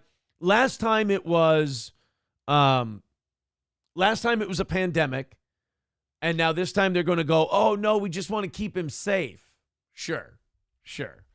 Buffalo Jockey with $1 says, I miss Corey Adams' political rants. Well, I mean, I miss a lot of things Corey used to do. You know? I miss a lot of things that Corey used to do. You know, like I said, I chose to put steel toe in the hands of someone else that wasn't the guys that we had rolled with forever. And when the money dried up and, you know, we weren't making as much as we used to, I had to let those guys go, and I kept the other person, and fat lot of good that did. And now here we are. I got 2 guys who are still rolling with me, and I appreciate it. When my fucking life fell apart, those guys still hung around, and I thank them for it. And now it's, man, I hate that my show is the most stressful part of my day. I do, but I'm also really happy that my real life, my private life is so good that this is the most stressful part of my day. I love performing. I love doing the show. I love my audience. I love my fans. The amount of money we have to make to keep this thing going it's fucking wild, dude. It's fucking wild. Let's go to All's Fair in Love and War with $50 over on YouTube. Thank you very much. Richard Krostowski with $2 says, remember, Hillary was up in the polls too. Yeah, but remember, Hillary also did win the popular vote by a point or so. So those that had her up in the polls, I mean, those polls were correct. She did win the popular vote, so you got to be careful with that. By the way, thank you, All's Fair in Love and War, for the $50. We take 35 out of that, and we appreciate it so much. We needed that shot in the arm today. It was pretty quiet. 260 is the number. Maybe now we have a chance at getting to 200 by 8 o'clock in the next 25 minutes or so. We love those PayPals. We love those Venmos. Thank you very much. If you feel like contributing, it does help our program, and I do appreciate it. Yeah, Dead Game says, imagine a real job. Ew. Yeah, look, it could happen. It could happen. We got some irons in the fire. We got some people who want to offer us some things when they become available, and I'll probably need them by that time. I mean, anything that can take some of the pressure off. Where did I had something that I want to go. Somebody had something really good. Yeah, here we go. Mick Buster says, now Corey does odd jobs for Aaron like plant. No, that is not that. No, Corey does not do that, nor would that ever happen. Of course not. Of course not. Let's go into the text here. Did Corey leave because of April? No, Corey left because the money just wasn't there anymore. You know, we lost My Pillow, Old Cap, and Raleigh's all at once. And that amount of money was basically Johnny and Corey's salary. And so Johnny took a hit. Corey wasn't happy with the money. then there was that thing where he basically like played me and like goofed me behind my back for money from Patrick Melton. And I was like, dude, that's fucking weak, dude. I mean, that's really a bullshit move. And we had a fight about, not really a fight about that. He did apologize for that, but ultimately it did cause us to have a conversation that ultimately led to him going, I fucking hate the money. It's bullshit, blah, blah, blah, blah. And he was doing Misery Loves Company at the time too, and they were paying him quite a bit to go on there. And they wanted him to talk shit about me. And then when he didn't talk shit about me, he stopped getting booked on Misery Loves Company. So he wanted to leave Steel Toe. I was fine with it. We had April and Johnny. So we let Corey leave because he wasn't happy with the money. And then, then the April shit happened. And here we are. So, I don't know. And then people said Corey's not streaming anymore. He doesn't do streaming. So Corey's kind of doing the odd jobs thing. Look, man, that shit can happen. Believe me, I think about it. All right, here we go. You talk about these old bits. I remember exactly where I was that day and what I was doing. Good or bad days, they're all good memories. Absolutely. This person says, Corey also left to do comedy full-time in Austin. He hasn't streamed in 2 months. Okay, there we go. So, yeah, Corey's trying to make a go of it in Austin with the comedy, which is good. But, yeah, it doesn't leave too much time for streaming. Packerbacker with $20 says, quit your bitching. We know you aren't doing a 9 to 5. There are days where I think to myself, I'm like, man, if I jumped in like the sales or marketing game, I could move up that ladder pretty quick. I'm good at that kind of stuff. But it's like you got to start all over. And again, 3 kids, fucking bills out the ass. You know? It's hard to just start. Like, I don't know. I just think that, I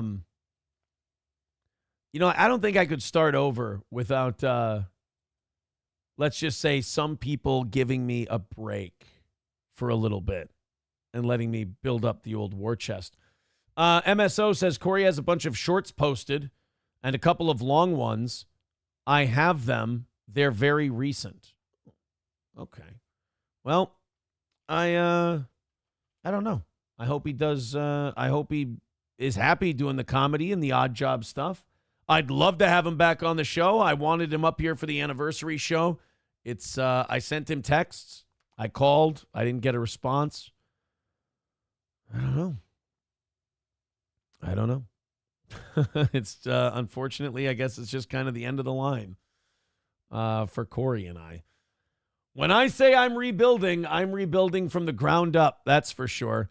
Adam with $10 says, this is a fake dono. Thank you very much, Adam. I appreciate that. There you go. Someone saying, what are you going to sell? Nobody's buying anything. Well, that just sounds depressing as shit. Thank you very much, guys. 2:35 away from today. Thank you very much for your contributions. We appreciate that. Devil Pup says the YouTube chat is insufferable. You're losing people over there. Well, if you're a mod, fucking ban the people who are being insufferable. Go for it. I just read super chats. Like the YouTube thing, once the Ricada stuff took off, the chat started moving too fast. There was too much stuff coming in. I couldn't follow it. It was hurting the show. So I just went with super chats. And then I'll go to the Rumble chat from time to time. It's a little slower. But if you guys want to kick out people who hate me and hate the show, fucking kick them out. I'm in, like, again, call it self-improvement, call it, gay therapy and shit like that. If people hate me, they're allowed to hate me. They just don't get to come into my house and hate me. So fucking ban them up. Get rid of them. There's nothing wrong with that. Banning is a good thing. You should always curate your audience. You should always have the audience you want. You should always have the chat you want. So if you're in the YouTube chat and you're a mod and you see stuff you don't like, fucking get rid of them. I'm too old for internet people games where it's like, that's an L if you do that. No, it's not. If it makes me feel better and I like doing it, And I appreciate negative people being gone. How is that an L for me? That seems like a W. Huh? You need to vet your mods over there. But see, that's the thing, is like the old school radio people, the people who aren't into internet shit are like, YouTube chat's fucking gay, get people out of there. And I go, okay, do that. And then you have more internet-based people like McBuster who are like, no, the mods are gay. It's like, it kind of like all that drama shit makes this less fun to do, to be honest with you. People are going to watch today's show and they're going to be like, he wants to quit. I don't want to quit. I just want to do I want to do my show. I want the money to come in. I want everything to be nice. That's what I want. And then we got Johnny on vacation this week. I love Johnny. I hope he's having a good time with his new chick. By the way, almost to 1,000 today. Thank you guys very much. King Kong Dong says Aaron wants another radio gig. I mean, yeah, that's what I went to school for. That's my career. That's what I want to do. No shame in that. I want I had a really good career going, and now I'm just kind of holding the line until something comes along, and that gets frustrating sometimes. There's a lot of people who are doing this streaming thing who have never been successful in broadcasting, so they look at doing this as like, oh my God, this is great. We're fucking going gangbusters. No, I've seen the other side of it. They just don't know. It's all right. There's better out there. Funny as fuck chick says hug box. What's wrong with having a hug box? I don't get that. What's wrong with having a hug box? You want to just let people throw garbage at you in your life? Why would you do that? Internet people have a weird idea of like what's winning and what's not. It's very strange. I think it's because the internet is run by nerds who, when they go outside, they get rejected. And so now they want to craft this world to the way they want it. But the way they want it is just to encourage them being, the losers they were that got them made fun of when they went outside. Funny as fuck chick says criticism keeps you humble. It's not criticism. My own audience criticizes me. They're fine. They let me know what's up. People who just hate you and like have said they just want to see you destroyed, like letting them just endlessly throw garbage at you, it's not criticism. It's not building anything. They just hate you. $1 from Coltrane says all Kamala has done is bring back the Democrat base, but the independents haven't moved, and they are 50% of the voting base. And last I saw, he was up 9% with independents. I don't know. I just, the polls are weird. It's odd. It's just something fucky going on, man. There's something really fucky going on with Trump's assassination attempt. Sweep it under the rug. Kamala Harris goes from wine mom who can barely put a sentence together to now all of a sudden she's supposed to be the savior and the smartest person who ever was. Now I saw yesterday she wants to do fucking price controls. Remember, I don't read the news during the weekend. I go off and do my thing. So Sunday I catch up on everything. And apparently at some point this weekend, she's talking about price controls. How many countries have tried price controls and people just starve to death and the economy goes to shit? Like, how are we falling for this stuff? How are we listening to this shit? There was a time in this country in my lifetime where somebody talking about price controls got 2% of the vote and laughed off the fucking stage.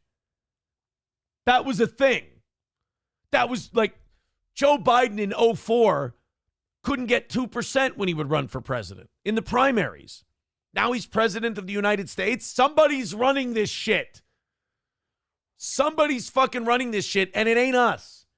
Because when the people speak, it's now become the elites rig it once the people speak with a voice they don't want them to speak with. We're not in control of even the small shit we used to be in control of. Because Kamala Harris, to quote Kingdom of Heaven, one of my favorite movies, in France, this could not inherit. But here, there are no rules. So you've got someone like Kamala Harris that everybody knows is full of shit. That you go out in the real world, and when people talk about her, they're like, oh, Kamala Harris, no thank you. But somehow in these polls, she's way the fuck ahead. Where are these people? This is like in 2020, when people would be like, all I see are Trump signs all over the country. I see no Biden signs. And then at 3 a.m, when everyone's asleep, he pulls ahead. I start talking about this shit, I get mad. Maybe this is the stuff I should be talking about on the show, and then I won't worry about all the other shit. Because this stuff works me up to no end. Our fucking country has been conquered. It's I'm waking up all of a sudden. Now we got ourselves a fucking show. We've been taken over. Somebody took over our country. It's been conquered. We don't run it anymore. It's a multinational corporation. It's not the United States. Maybe I talked to my uncle too much this weekend. Oh, by the way, my friends talked to my uncle this weekend. Fucking loved him. One of my friends was fucking like sharing conspiracy ideas with him. And he was like, yeah, I've heard that one. She even said one thing. She was like, threw something out there. She's like, I've never heard of that one. And then my uncle starts talking about the Dunn babies. Remember the Dunn babies?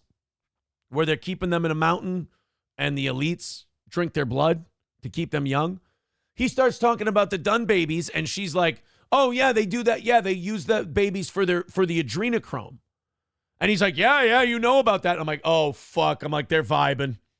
I'm like, my uncle and my friend are vibing. This is crazy. And then they're like, they're talking about the Dunn baby thing. And she starts talking to him. She's like, yeah, that's why the elites sexually traffic these young children, because apparently having more stress and more trauma, you produce more adrenochrome. And then the elites can use those people for their blood and their adrenochrome levels. And he's like, yeah, exactly. No, that's exactly. And they're sitting there going, yeah, Mike Pence actually runs the sex trafficking in the Midwest. And they're just going like boom for boom, conspiracy for conspiracy. And I'm like, holy shit. But I learned some things from my uncle. And maybe I'm starting to be influenced a little bit. Maybe I'm going to get in a fucking med bed pretty soon. I don't know. I'm going to give myself high blood pressure for, with all this fucking screaming. And I'm going to be hopping in a med bed pretty soon. But it is like it's been taken over. It's been conquered. And the country is being run. And we're like Saddam Hussein, Iraq, where I don't think our elections are real. I think that they're manipulated to get the outcome that the elites want. And it's sad. Like, I don't like thinking that way because it's a fucking bummer to be like, wow, America's no more. America doesn't exist. It's been taken over by greedy, nasty, shitty people who don't even want to destroy the world. If they were like Thanos, I would get it. But they just want to make money. That's it.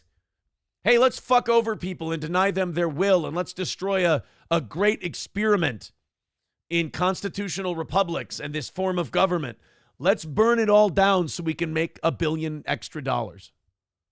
It's fucking gross, man. It's really bad. And I look at Kamala Harris and I see her ahead in the polls, and I'm sorry, I just don't believe it. It's being rigged. Somebody there is fucking with something. And I'm sorry if that gets her kicked off of YouTube, but I don't buy this shit anymore. The media is selling a product, right? Okay, media is selling a product. I ain't buying. This shit isn't real. Kamala Harris is not ahead of Donald Trump. There is no fucking way on God's green earth. These people have fucked everything up. From COVID to now, they have thrown this country into the shitter. People are depressed. They don't have any money. They don't know. College, fuck college. Groceries, motherfucker. Retirement, what's that? People have been dipping into their retirement to pay their fucking bills the last 4 years. They've gone backwards in their retirement. Retirement ain't happening. We're all working until we drop dead at 80. And it's all because people like Kamala Harris. I refuse to believe that this country is so fucking stupid that they're going to vote for one of the people that destroyed us. It's got to be somebody rigging it. It's got to be somebody creating a story out of thin air and then running with it. And then convincing us that, no, it's just where you live is just heavy Trump. Everywhere else is Kamala. It's got to be bullshit. It can't be true. I can't believe that people are so fucking stupid that they would go to this woman for answers when she's had 4 years and hasn't done a goddamn thing but fuck everything up. She's the border lady. The border is the shittiest it's ever been. And you want to put that person in charge? It's like if she were the produce person at Walmart. All you had to do was take care of the lettuce, and it was all brown and slimy. And then you said, should we make her the general manager of the store? No. Oh, but everyone here thinks she should be. Who's everyone? Can I go around and ask everyone? No. We took a poll for you. It's fine. It's There's something happening here. I'm ready. Like, if there's people listening to this show right now that are going, Aaron's ready to go like full-blown fucking Alex Jones. Aaron's ready to go full-on conspiracy guy. I am. There's no fucking way that people want this chick more than the guy. You can hate this guy all you want. His 4 years were fucking better. There's no comparison. Gas prices, 401k, money in your pocket, taxes, inflation, whatever. Dealing with our enemies, not starting new wars. It's all better under the last guy. And you're going to tell me there's polls out there where the American people are going, give me the chick that's been helping run this shit into the ground for the last 4 years. It would be different if it was against like a Rand Paul or a J.D. Vance, but it's literally against the guy that had the 4 years that were better. Fuck, man. It's like asking, hey, man, you got two choices. You can start as quarterback. You can have Patrick Mahomes or Damian Heward. And you're like, well, Damian Heward has some positive. Fuck you. You want Mahomes. Well, he said some things I don't like. Who gives a shit? We'll put up with it. It'll be fine. He said some shit you don't like last time. While the money went up and the prices stayed down, you only got mugged if you went downtown. I'm literally looking at my wall talking to an imaginary person. I'm losing my fucking mind. Aaron, I love when you talk politics on the show. You should talk politics more. It's fucking insane. It's fucking crazy. I'm yelling at my wall, pretending you guys are my wall, and I'm just yelling. It's over. We've been taken over. Dude, I'm sitting here getting ready to do the fucking 1776 will commence again if you try to take our firearms. Jesus. That's why they won't take our guns away, by the way. They try sometimes, but that's why they're not going to take them away. They want us to feel like we have some freedom. And you're like, yeah, they rig our elections and they fuck with our media and they own all of the shit that tries to inform us of things. But at least I get to have a little pew-pew in my day. All right. Here's a text coming in. Congratulations, Aaron. You just reached the biblical truth that love of money is the root of all evil. Now we all understand the Bible verse. It's almost like humanity has been the same for all eternity, and there is a book that tells us all about it. You're right. Fucking, that Bible is pretty sharp, man. I think as you get older, you get a little more at peace with the whole God thing, and you drop some of your arrogance. I think a lot of that rejection of Christianity and Christ's teachings and stuff, not that I'm a religious guy now, but like rejecting all that stuff is like youthful rebellion. It's like turning on your parents. And then I think you come back to it because there are a lot of good teachings in there. There's a lot of stuff that can kind of inform your everyday life, but we get arrogant and we're like, invisible man in the sky. Ugh. That's the sign of an undeveloped brain, by the way. A flying spaghetti monster, invisible man in the sky. Ugh. That anger at God thing. Imagine anger at a God you don't believe in. I can't. I don't understand it. We've got a lot of people writing in. I'm gonna pick a random spot in the chat, and we're gonna go there. Willy nilly with 199 says, "You don't seem like yourself. You seem nervous. Do I seem like I'm due for the nervous hospital?" Mm-hmm. Right? No shit. Because I price controls. How could someone propose price controls and be ahead in the election? I don't say this very often, but we're smarter than that. We're not smarter than much, but we're smarter than, price controls. That sounds like a good idea. Maybe we're not. So willy-nilly, maybe I seem jumpy today. Well, it's because I'm like this close to jumping off the conspiracy cliff. I'm this close to going, yep, there is no the United States of America. It's a corporation that's been bought and sold, and people are just using it to extract money. Oh, my goodness. All is fair in love and war, again with another $40, says, here you go. Thank you to new fans who throw money at this show. We appreciate that level of support. And, oh, my God, wouldn't you know that $40 is putting us under 200, and it's just before 8 o'clock. Wow. Thank you, All's Fair in Love and War. Appreciate that. Guys, 195 away. Let's get under 100 by 9 o'clock. We're there today. We're getting it. Streamlabs, PayPal, Super Chats, Rumble Rants, gifted memberships are fun. We did that 50 gifted membership goal that one day last week, and it worked. It worked really well. SC Motorsports says they're coming out with My Med Bed by Mike Lindell. Hold on. Do you have an adrenochrome deficiency, or are you suffering from multiple sclerosis, Alzheimer's disease, or ALS, otherwise known as Lou Gehrig's disease? Get your My Med Bed today. With My Med Bed, you're going to get $79.99 off the sticker price when you use the promo code Illuminati. That's right. I've sold out.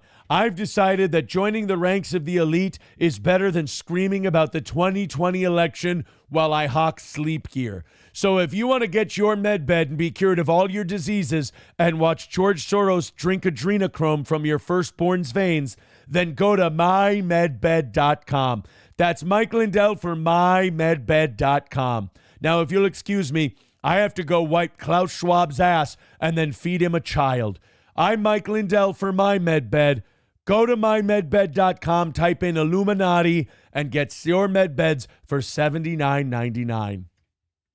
Oh, thank you, Mike.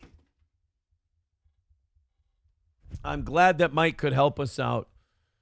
You know, he really does make the Illuminati seem more friendly than a lot of people, other people do. Chevy fan says, come to Minneapolis. People love Kamala. She sells transgender merch.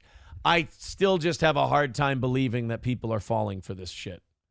But then people tell me, they're like, Aaron, look how San Francisco's been voting forever. Look how LA's been voting forever. People are literally fleeing those states like California, and they still don't get it. They still don't change. And that's a good point, too.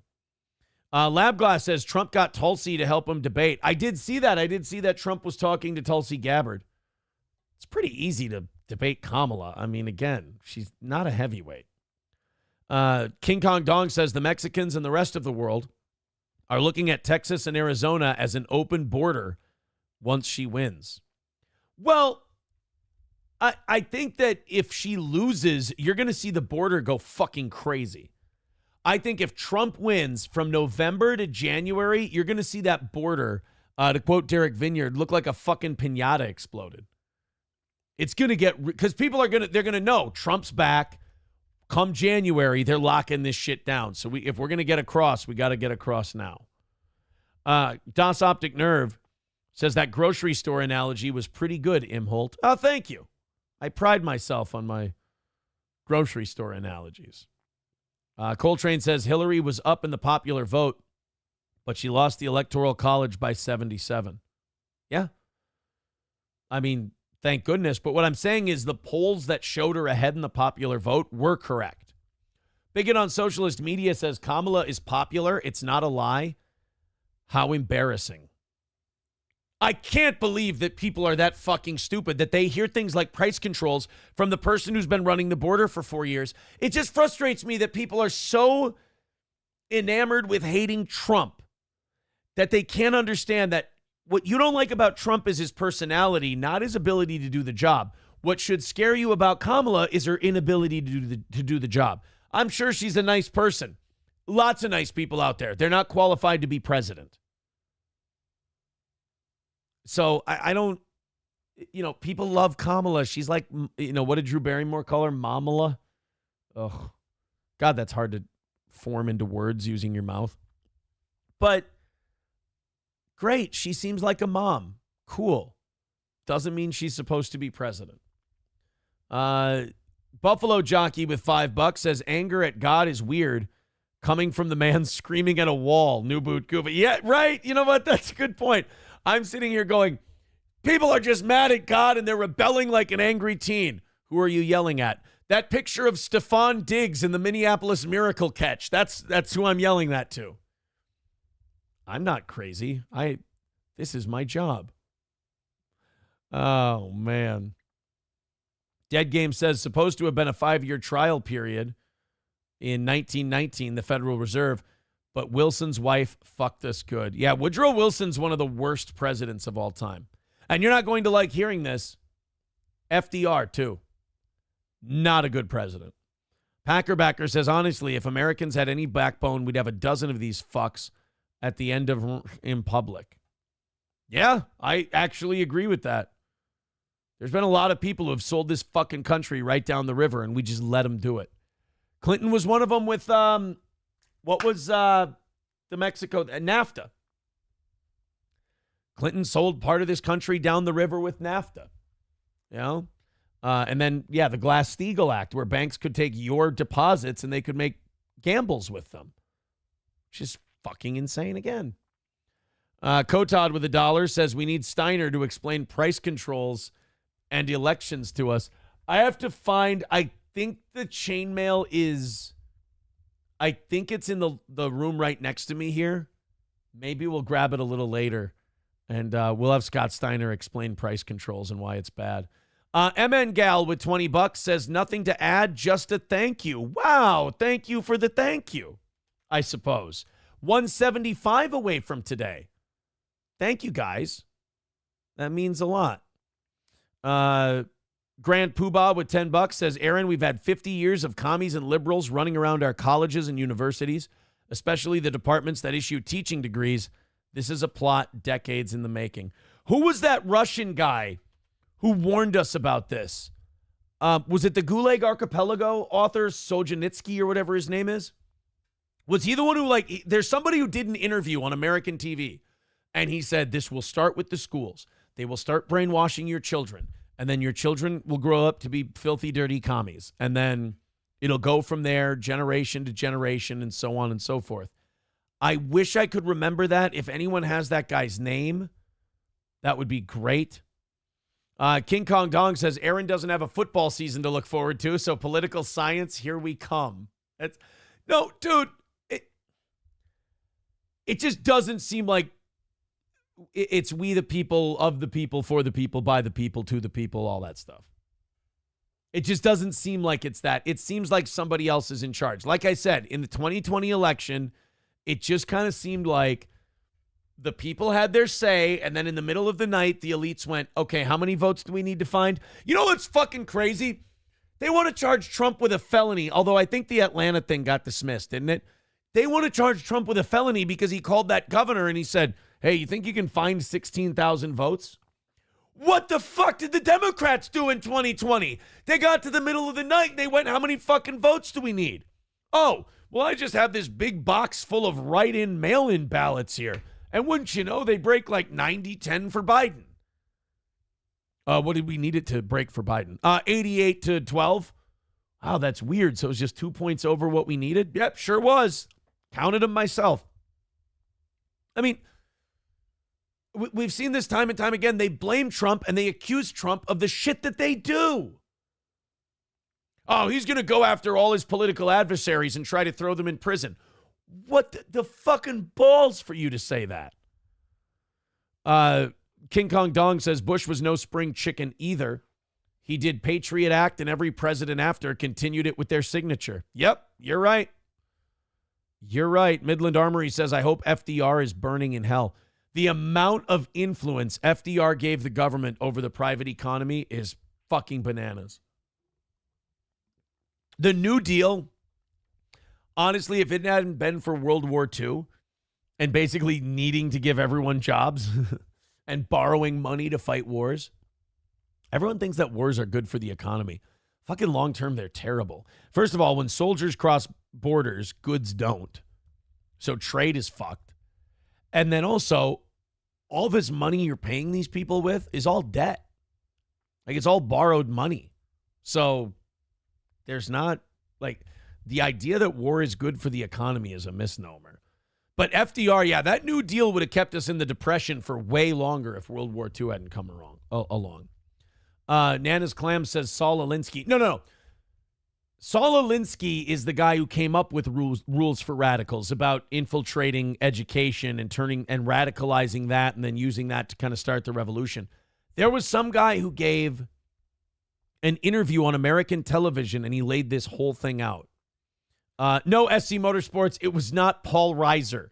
Das Optic Nerve. It was not Yakov Smirnov. No. His name was Vladimir Nikolai Chavinsky or something. Okay. I'm going to go look. Gradient might have sent it to us. Chevy fan says, war is good for Ukraine's economy. No, let me correct you. War is good for, what's his name? Zelensky's economy. That's who it's good for. Dead Game says, you've got a gun store sponsor? Da fuck, don't you have a truck rifle? I'm so confused. I'd be there every week. I don't have a truck rifle. I'm sorry. Redman with a great point. War transfers wealth from the people to the wealthy. He's right. King Kong Dong says, so what Aaron means is Hitler saved us from FDR turning us into dirty commies. Wait, what? Hold on. I don't think that's what I said. Is this Yuri Bezmenov, Bezmenov, The Four Stages of Ideological Subversion, 1984. Yes. This is a 1-hour interview, though.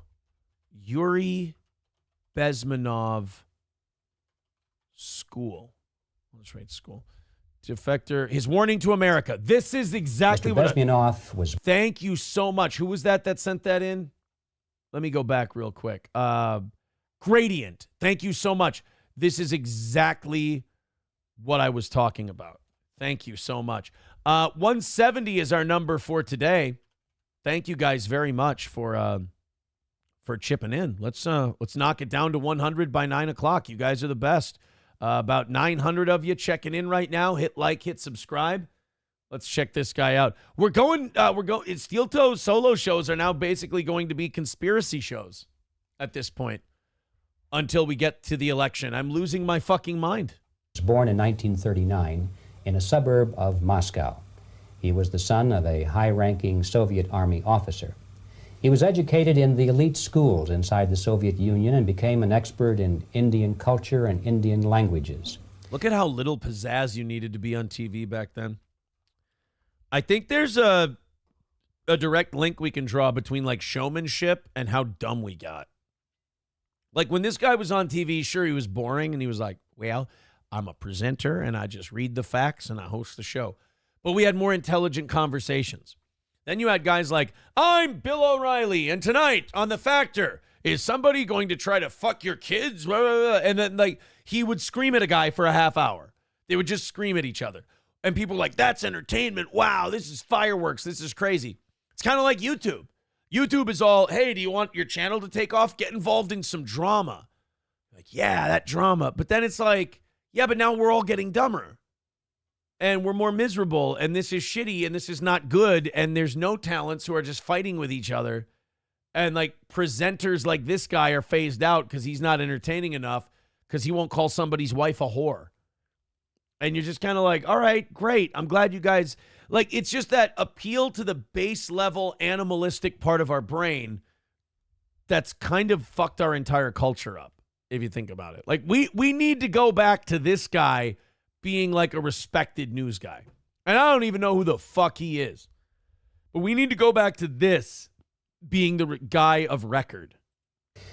He had an outstanding career with Novosti, which was the... You guys mind if I skip the intro part here? ...to his life. He certainly is one of the world's outstanding experts on the subject of Soviet propaganda and disinformation and active measures. Those dirty commies. Well, you spoke several times before about ideological subversion. That is a phrase that I'm afraid some Americans don't fully understand. When the Soviets use the phrase ideological subversion, what do they mean by it?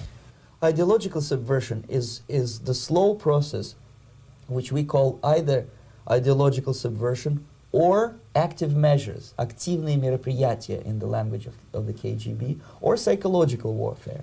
What it basically means is to change the perception of reality of every American to such an extent that despite of the abundance of information, no one is able to come to sensible conclusions in the interests of defending themselves, their families, their community, and their country.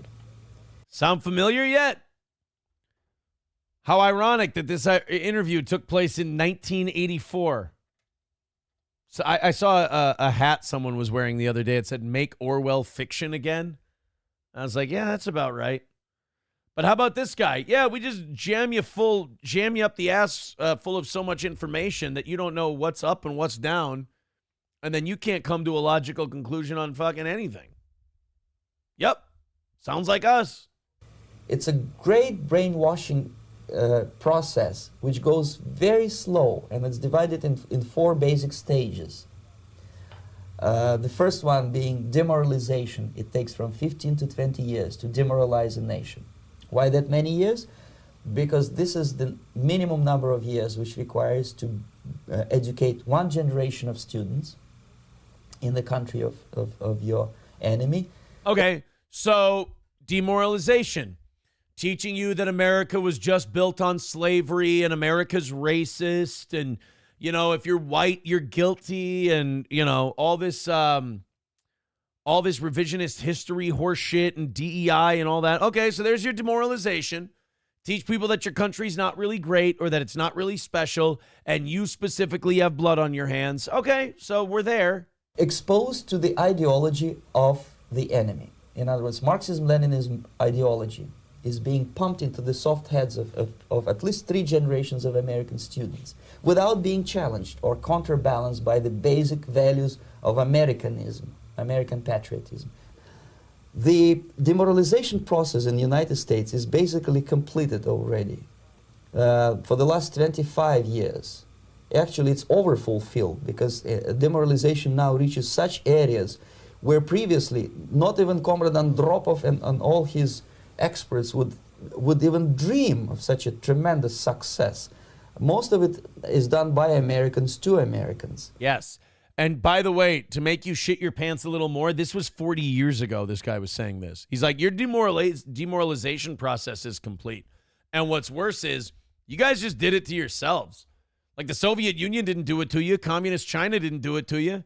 You guys started fucking feeling guilty all on your own. You started this commie shit all on your own. And that's what communism is. Communism teaches you that, well, if you're on top, you must be exploiting the people on the bottom. Or if you're on the bottom, you must be a victim of the people who are on the top. And that's just such a lazy way of thinking. But if you convince everyone they're a victim, they'll rise up for you because you're their advocate. Thanks to lack of moral standards. As I mentioned before, exposure to true information does not matter anymore. A person who was demoralized is unable to assess true information. The facts tell nothing to him. Even if I shower him with information, with authentic proof, with documents, with pictures, even if I take him by force to the Soviet Union and show him concentration camp, he will refuse to believe it until he is going to receive a kick in his fat bottom. Basically what he's saying is, until this guy's kicked in the ass and shown how bullshit this is, he's not going to believe it. And that's, dude, we're way past that point. People argue, like, you watch people argue online or even in real life. They don't argue points. People bring up points and facts. Like, you're fucking stupid. Shut up, you asshole. And it's unfortunate because we don't understand how fucking stupid we look. We think that we're like in control or we're winning or this and that. It's like, we look retarded. We look like 10-year-olds. When a military boot crashes his balls, then he will understand, but not before that. That's the tragic of the situation of demoralization. The next stage is destabilization. This time, subverter does not care about your ideas and the patterns of your consumption. Whether you eat junk food and get fat and flabby, doesn't matter anymore.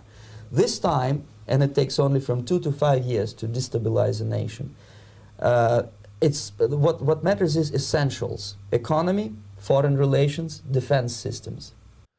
Our economy's in the shitter. Inflation is terrible, and people feel like we're in a recession. Our foreign policy is war, war, war, antagonize people, throw away taxpayer money at dictators that we have business dealings with.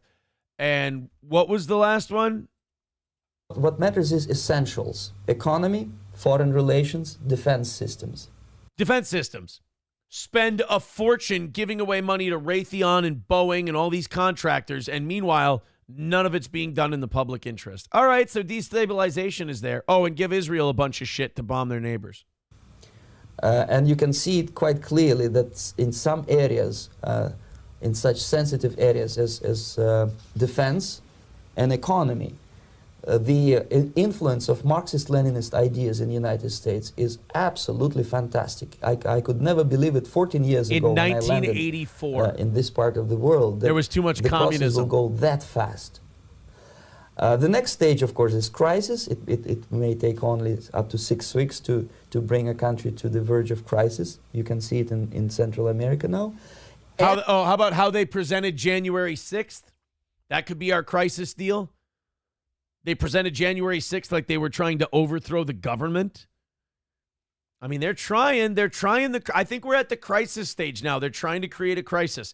Electing Donald Trump is like electing Hitler. COVID, all that stuff. And after crisis, with a violent change of power, structure, and economy, you have so-called the period of normalization. It may last indefinitely. Normalization is a cynical expression borrowed from Soviet propaganda. When the Soviet tanks moved into Czechoslovakia in '68, Comrade Brezhnev said, "Now the situation in brotherly Czechoslovakia is normalized."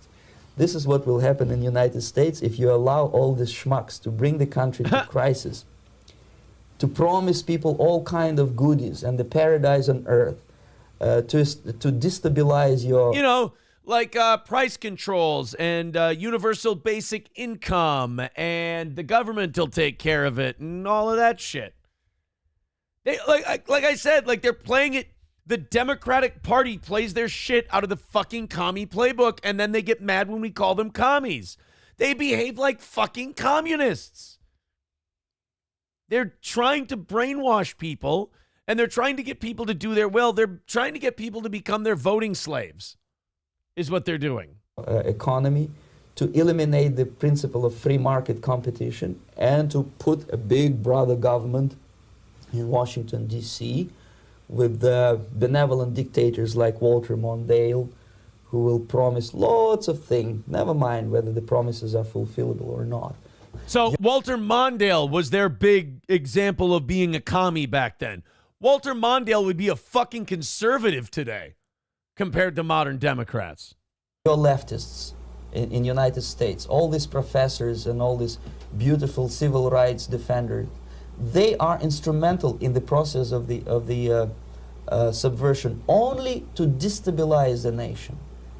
When their job is completed, they are not needed anymore. They know what too happens much. then? What happens then? Some of them, when they get disillusioned, when they see that Marxist-Leninists come to power, obviously they get offended. They think that they will come to power. Here's the problem. These fucking true believers, like these hippies and these protesters and these people who vote these schmucks in, they're useful idiots. They get thrown to the side or thrown in jail or killed when it's all over because they don't realize the people they're putting in power are doing this as a business move to make money for themselves. And these retarded true believers, these dipshits who got brainwashed in school for the last 18 years, they sit there and they go, but wait a minute, I thought you were bringing utopia to all the people. And they're like, are you fucking questioning us right now? You fucking crack and whip with the people in charge, with the order? No, I'm not. Okay, good. I thought we were going to have a problem, comrade. Will never happen, of course. They will be lined up against the wall and shot. Shit. But they may turn into the most bitter enemies of Marxist-Leninists when they come to power. And that's what happened in Nicaragua. You remember most of these former Marxist-Leninists were either put to prison or one of them split, and now he's working against Sandinistas. It happened in Grenada when Maurice Bishop was already a Marxist. He was executed by a new Marxist who was more Marxist than this Marxist. Yeah. Same happened in Afghanistan when first... Well, fuck, dude, it happened in France. And by the way, that's Yuri Bezmenov. It's called KGB defector Yuri Bezmenov's Warning to America. And it's one of my favorite interviews to watch, I guess, when I want to be fucking depressed, I guess. But that happened in France during the French Revolution. Maximilien Robespierre engineered the whole thing, and then eventually they fucking killed him too. He got the old guillotine right across the neck. These revolutions eat each other because they're based on brainwashing. But I don't know. This you wonder if it's too late. You know? Like if the brainwashing has gone too deep, because I don't know. We don't have the ability to change each other's minds anymore. We just kind of dig in. So I don't really know if and we're not civil with each other either. Like if someone disagrees with us, it's like a threat to our existence and our way of life. So I don't know if you can turn this around. We don't have the intellectual tools anymore. We've had them brainwashed out of us to, turn the clock back on this whole thing. Coltrane with $1 says the media is propping up Kamala to get Trump gone. They couldn't do it anymore with Biden. Why have they not been outraged that she hasn't done a real interview? She talks, they lose. Well, and here's the deal. Oh, you talk about a revolution, getting rid of people when they're done with them. How about Joe Biden? Perfect example. They wanted Biden to get rid of Trump. And then the minute it looked like he was going to struggle, they kicked him the fuck out of there. I mean, it's pretty self-explanatory. Angelica's doll says, heard you had a great weekend at the lake, Aaron. I work with one of your family members. Ooh, do dish. McBuster says, I'm convinced there's an adrenochrome factory in the basement of my local Pizza Hut. Darned lizard people are messing with the Neuralink in my fillings again. Oh, that's so, I hate that. It hurts so bad. I can feel it in my fillings, which I have far too many of. Redmen says, what is more demoralizing than teaching children to chop off their organs? Yes. Great point. That's another level of demoralization. It's just like, oh, you want to cut your dick off? Yeah, cool. We can help you do that. Sam Show says boomers initially subverted the American culture and burnt it to the ground, then taught their kids how fucking cool it is. True. Redman says lefties believe Google fact check is the ultimate source of truth. Wait, what? It isn't? Huh? I had no idea. I feel lied to at this point. It's the same cycle of grabbing power as always. Bodacious Beaver Eaters Burlesque. I love that name. Says, you mean R-wording whites for power. I mean, that's how they did it this time. Who knows the way they do it next time? I don't know. All I know is like this Kamala price controls shit, and then her somehow still doing really, really well in the polls. It smacks of takeover of our country. It smacks of cabal. It smacks of just like we're not in charge anymore. Let's go to... Oh, thank you. Nathan sent us the Yuri Bezmenov interview link over on PayPal along with $2. Thank you, buddy. Appreciate that.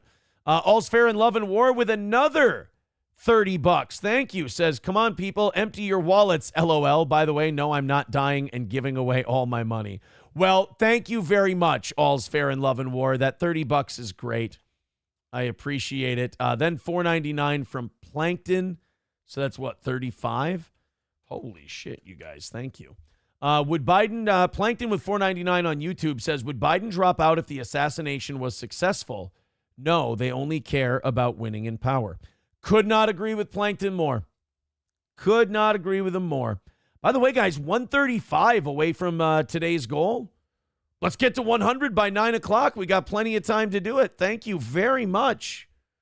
Appreciate all of your support today, especially All's Fair in Love and War being the big one today. That All's Fair in Love and War is the big stick for today's program. Let's go to some of these texts. I follow the Walter Sobchak philosophy. Fuck you, what's mine is mine. I come from the Walter Sobchak personality as well, which is, doesn't anybody give a shit about the fucking rules? That's what I think. I agree with that part of Walter's philosophy. I started rewatching Better Call Saul, and I am just flying through it. I think this is the second or third time I've watched that show. It's fucking good, man. Like, I don't think there's a better 1-2 spinoff punch than Better Call Saul and Breaking Bad. I'm trying to, I mean, maybe if you went to like sitcoms, but as far as dramas go, that might be the best 1-2 punch. If you ask me. Adam with a gifted membership. Thank you very much. Kooky for Tukey writes, what happened to not reading the chat? I read the chat after every story. I get everybody's feedback. What's with you being that obsessed with how I read the chat? Stop hating Steel Toe to the point where you sound like an irrational woman. You're not hurting us, and you look insane. I'm done trying to help you people. You don't appreciate it. You ain't getting my money, says The Wire. Yeah, well, no, there's no spinoff, though, from The Wire. What's the other Wire show? What I'm saying is, like, you've got Better Call Saul and you've got Breaking Bad. Those are the partner shows, if you will. I don't think there's a better 1-2 punch when it comes to spinoffs. That's what I'm trying to say. You Ain't Getting My Money says, don't need to be a spinoff. It's a better drama. For the concept I'm talking about, you need a spinoff. I'm not saying Breaking Bad or The Wire is better than the other. I'm saying in terms of, like, there's a lot of times where you spin off a TV show and it bombs, it doesn't work, like Fear the Walking Dead. I think a lot of the Game of Thrones stuff is dog shit or just not as good as the rest. So I think that, I don't think there's anything else from The Wire, really. It's just The Wire, which is a good show in and of itself from what I've heard. I haven't watched it yet. I got to get on that. That's one thing I got to work on and I got to do better at is going out and like actually watching new shit instead of just being comfortable watching the same fucking shit I always watch. You know? Instead of going like, I should start The Wire. You know, it's like, why don't I watch Better Call Saul again? I think that's like a personality thing. I think that's something you got to try to work out of. That's like a getting stuck in your ways thing. It can be metaphorical in an odd way. Thank you very much to Ollie for the 50 gifted memberships. Holy shit, Ollie.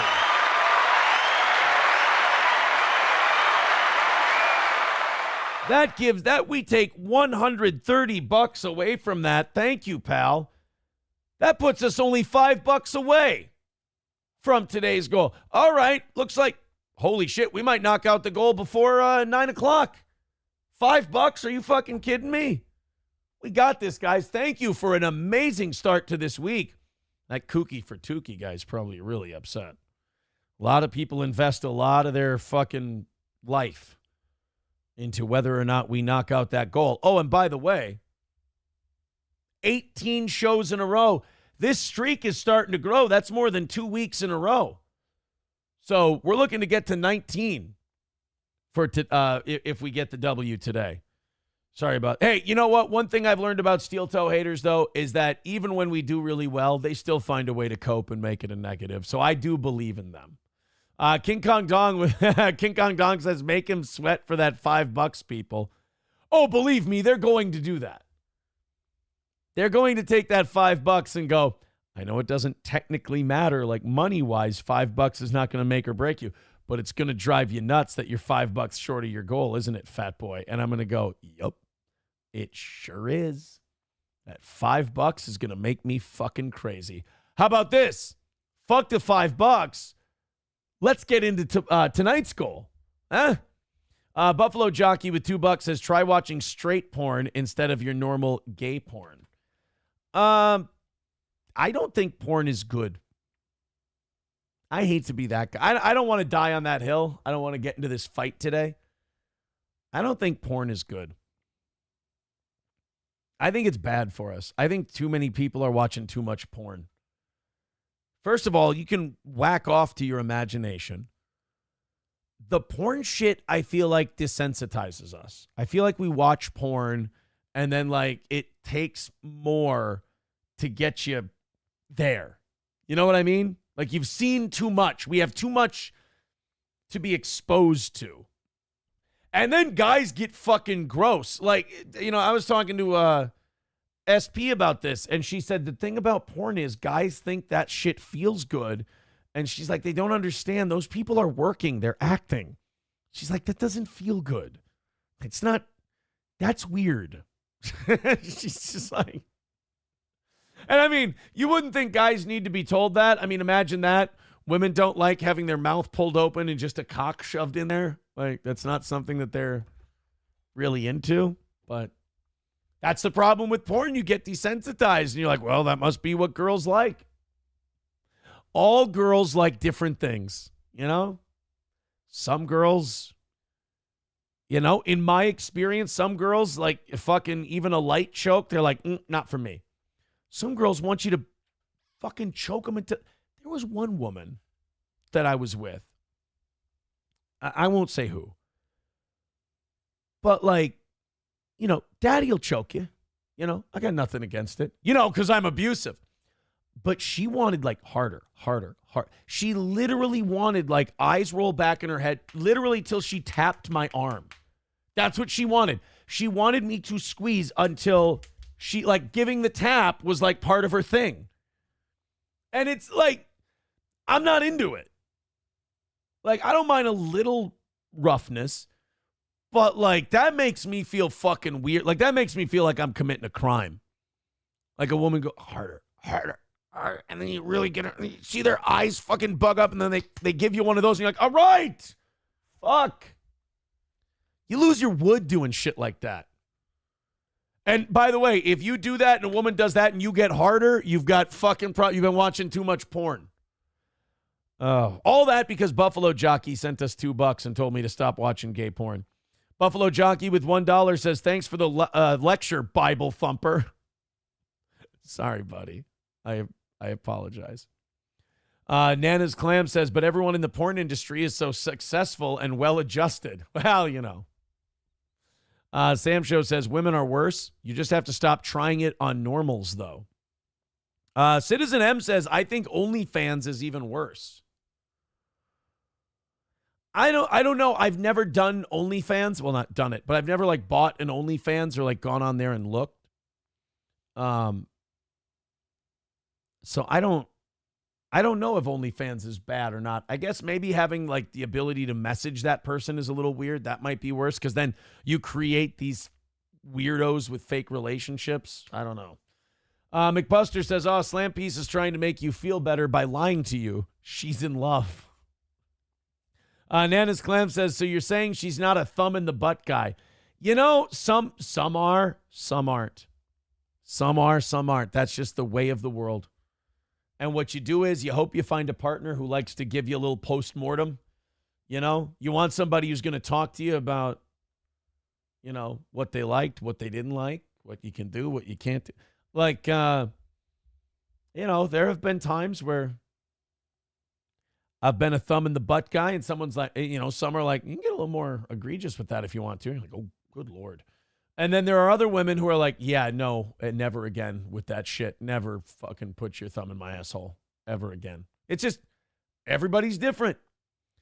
Silverwolf says, Power Rangers is awesome. Power Rangers Dino Thunder was a perfect spinoff. All right, so we're getting the spinoff. All right, so Breaking Bad, Better Call Saul, Power Rangers Dino Thunder. Those are the two we have so far. Citizen M says it overstimulates people. I agree. McBuster says choking. I was talking about dressing up like a French maid. What are you into? It must be wrestling.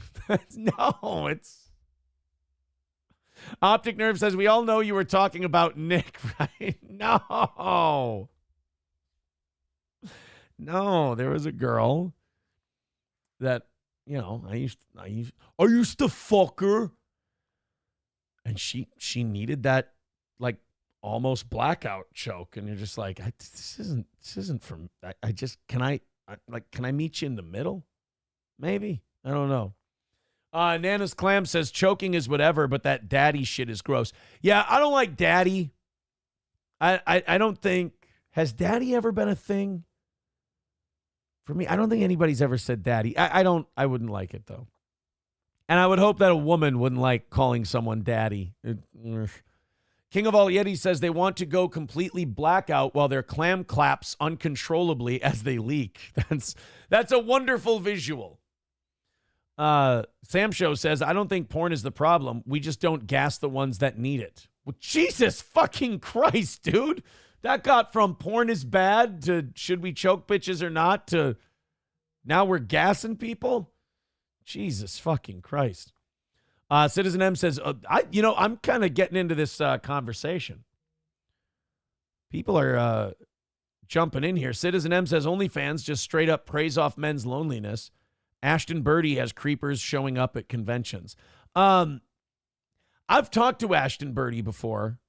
I don't do the DMs leaking thing, but like, yeah, the internet, and I don't think she's been secretive about this. I don't think I'm telling any tales out of school. I talked to her once and she was talking about how the internet fucks your head up and, all these people and you try not to let them determine your self-worth. Like making your living based on a lot of it being sexuality and your looks, that's got to be fucking difficult, man. I know there's parts of it that's easy. You get to cut a lot of corners, you don't have to develop a skill. You just have to be hot. I get that. But like with anything, there's a trade-off with that stuff. Like you got to sacrifice a big part of, I won't say your dignity, but like your autonomy. I guess like people get to say what they think of your physical appearance and now it has to matter to you because that's your product. So it is a little strange. Jack Sixes says, I busted my niece out by just saying, why the fuck do you have an OnlyFans? 9 out of 10 women have one. Really? I don't think it's 9 out of 10, dude. I mean, you guys are probably more in touch with that than I am because like I said, me, internet, show gone. But I can't believe that 90% of women have an OnlyFans. McBuster with a good point. He says, your wife left you for a drug den polycule, though. I think I will forego the porn advice. That's fair. If you don't want to take advice from me, I understand. Nana's Clam says, my wife's friend has an OnlyFans, but it only caters to the foot weirdos. But yeah, they're odd all around. I think if you have a girl who has an OnlyFans, you got to bail on that. That's, what's the saying? There was a great saying I heard recently. If you want to build a kingdom, you can't do it with someone who wants attention from the village.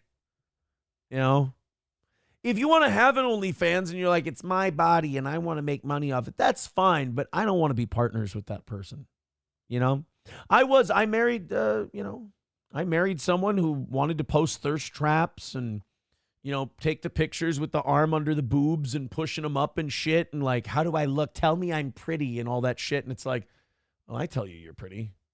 It's like, I think you're gorgeous. Like, why do these fucking anonymous weirdos? That's the other thing. If you're looking for attention from other people, I'm not going to say you're out and out cheating, but you're not being a good partner. That's something I have to learn too. Multiple partners is a porno thing, says Atomic Ray. Not so in Spicer, Minnesota. Bigot on socialist media, asking a woman out below your typical standard is greater than watching porn. Well, yeah, of course. I don't even think that should be controversial.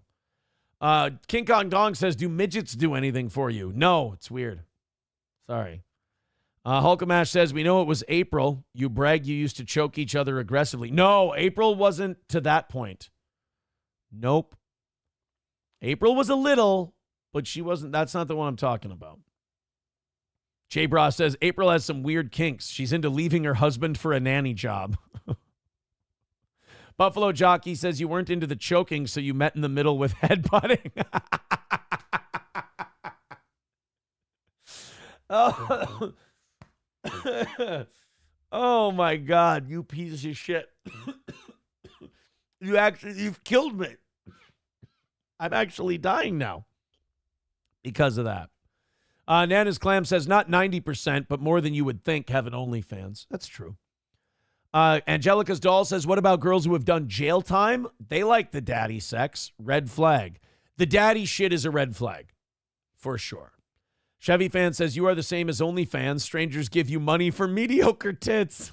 Jesus. What discussion did we just come out of? Wasn't it like communist revolutions and shit like that? What a great show this one's been. Sam Show says, I mean, hard to blame them. They can pay rent with their butthole. Just look at Kiki. I thought I heard someone said that her dad pays for a lot of her shit, but then like on her show, she'll say like she doesn't get along with her dad. Like, that's weird. If my daughter didn't like me or whatever, or like would talk shit about me like on the internet, I wouldn't pay for their shit. That's cuck shit. And that's coming from me. Packer Backer says Zia went on OnlyFans and said she'd never do more than topless. Few months later, she's riding dildos and having girl on girl. Yeah, like I'm not like PPP. I'm not like Ashton in terms of like morality and shit, but that's just fucking degeneracy. Like if you're doing that for other people, you're doing that for strangers, that's disrespectful to the person you're with, in my opinion. And believe me, I know disrespect to the person you're with. Did I mention I was no? Yeah, if you're like if you're single and you just want to fucking ride dildos and do lesbian shit on OnlyFans, you know, who am I to stop you? But I think if you have a partner, I think that sucks, man. And men need to go back to being men. And again, I know that's coming from me and my past, but I learned the hard way. Like, you got to take a fucking stand and tell people what you're not okay with. Don't, just because she's hot or good looking or whatever, don't let her fucking get away with shit that makes you feel worthless. No guy likes their woman, like, showing off their body for other dudes. No guy likes that. It's like, hey, this isn't you and me. Like, we're in this together. We're partners, you and I. What does their attention matter to you? You know, you want to dress sexy, you want to be hot, you want to be confident. That's great. But like the thirst traps and the shit like that, it's like, what's that about? Like, why do you need that attention? And no woman will ever give you an honest answer. She'll always go, what? What are you talking about? You sound crazy. It's like, stop it. Stop it. April was flat like Ken, says King Kong Dong. Jesus. April's tits less than Aaron's tits. Oh, now I'm gonna try and push him down. I'm gonna tape him down before tomorrow's show.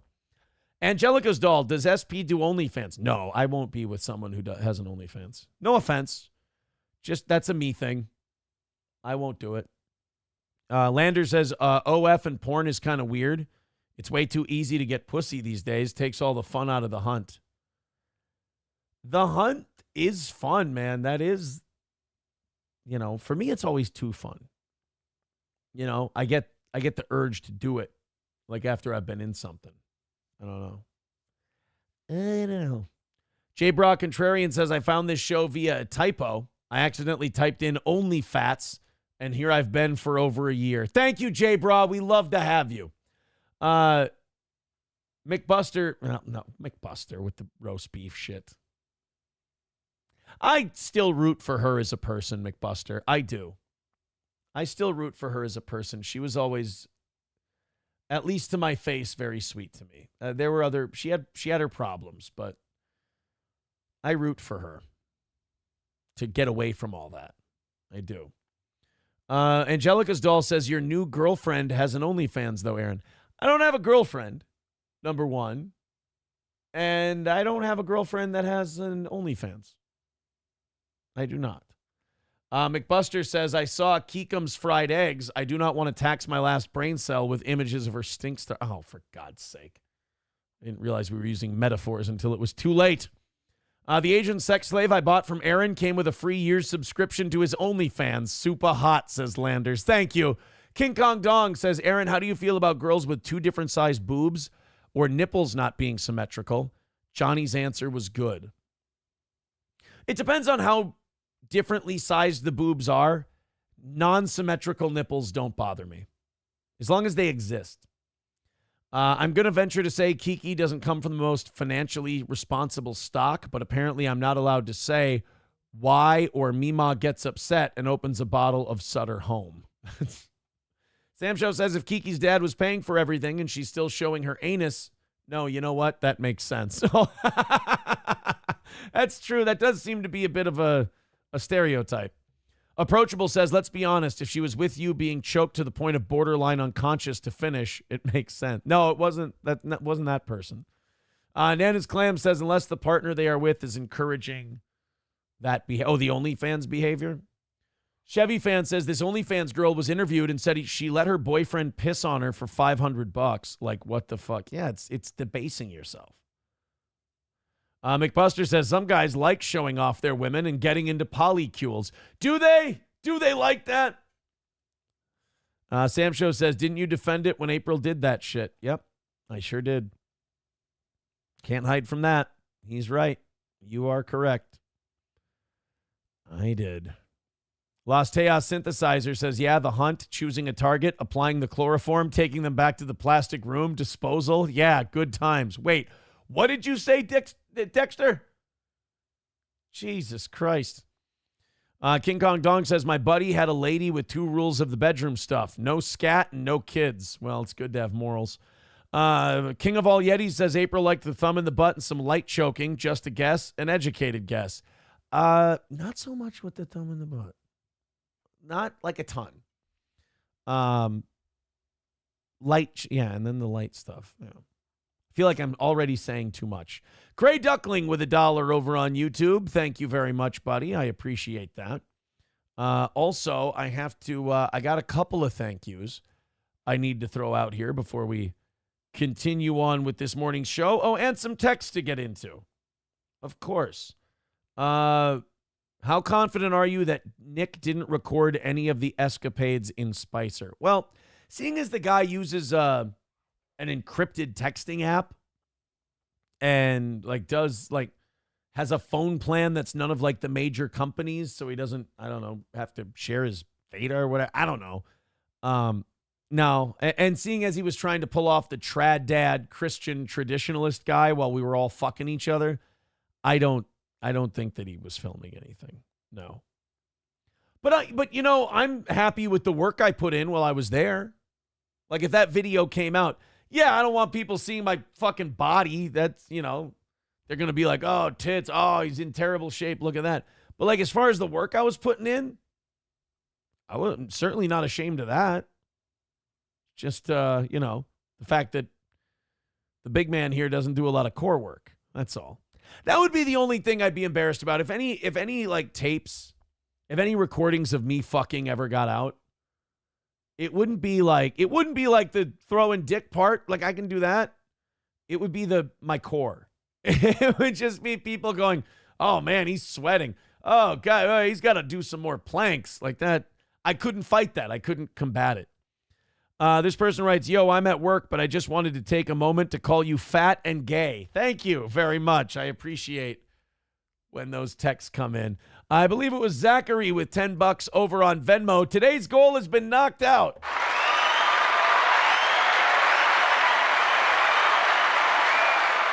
And we are now $10 into tonight's goal. Anything you guys throw at us goes towards tonight. If you want to make it a crazy fucking day, just keep throwing it in there. Streamlabs, PayPal, Super Chats, etc.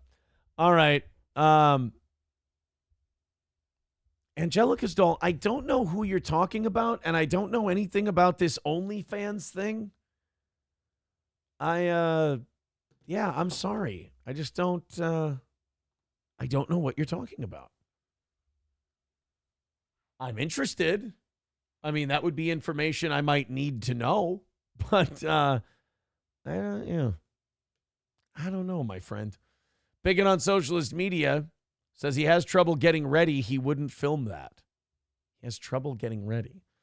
Dead Game says he's not smart enough to put a camera anywhere but on himself. Oh, you're talking about Nick. No, when he did cocaine and drank, yeah, there were. But don't all of us have problems when we do cocaine and drink? Like I watch Kino Casino sometimes, and they're like, Aaron said Nick can't get hard. It's like, no, I said when he does a shitload of like coke and Molly and fucking booze, he can't get hard. But like, give me that shit and I have problems too. Tell you that. Me, I mean, fuck. If you get too shit hammered, you know what? It takes a lot of booze for me, I guess. But I know there was one time. There's one time I did, and I wasn't very familiar with how cocaine worked, and I did it, and I needed a little help. That's for sure. Those fucking stimulants, man, they will get you. There's no doubt about it. Somebody says, "Oh, you're talking about the sex tape you and Nick made." No. I was going to say I hope not, but then that would be like a tacit admission that we fucked, and that never happened. Approachable says, "How much would someone have to pay right now for you to go tarps off and show that fat flab slab? How much for me to take my shirt off on the air?"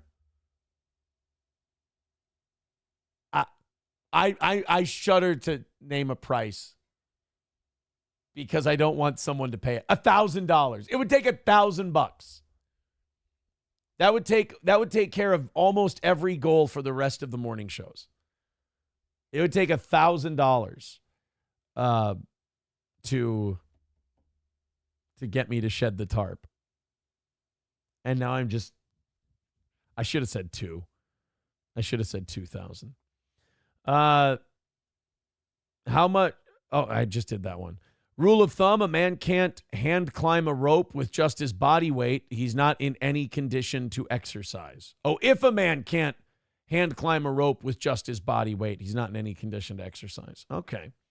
Dead Game says you should be able to literally carry your own weight plus more. You're really big on this free-handing up a rope thing, aren't you? Holy shit. Annoyed Wawa Supervisor says, Aaron, this is how we got to the bikini stream. Don't go down this road. You'll end up moving back to Spicer. Once Nick pleads guilty, and I know I don't have to testify or anything like that, I have a couple of stories that I can tell about this, about an interview I had. It's pretty wild. It's a story I have to hold on to for now. It was an off the record conversation. But like when he says you'll wind up moving back to Spicer, let's just say I believe, I don't know this for a fact, I believe that how do I say this? I believe if I would have went down that road, things could have been a lot more difficult for me than they have been. Lost Chaos Synthesizer said, Aaron can be heard yelling, keep throwing it in there to Nick behind. No, absolutely not. At least make me the top in these fantasies. Kotad says they filmed themselves fucking in the hot tub immediately after they stopped streaming. There was no fucking in the hot tub that night. Somebody too says, why would you pay $1,000 when you can just go back to the hot tub stream? There you go. Carlos says, watch as someone actually pays $1,000. They'd better fucking not. For $1,000, you better damn well be doing the truffle shuffle too. Thank you. Chevy fan, OnlyFans is gross. 20 minutes later, I'll take my shirt off for money, guys. No, that's not what I said. He asked me how much, and I stated a number that I didn't think anyone would do. That was my way of saying I won't do it, but I'm a businessman.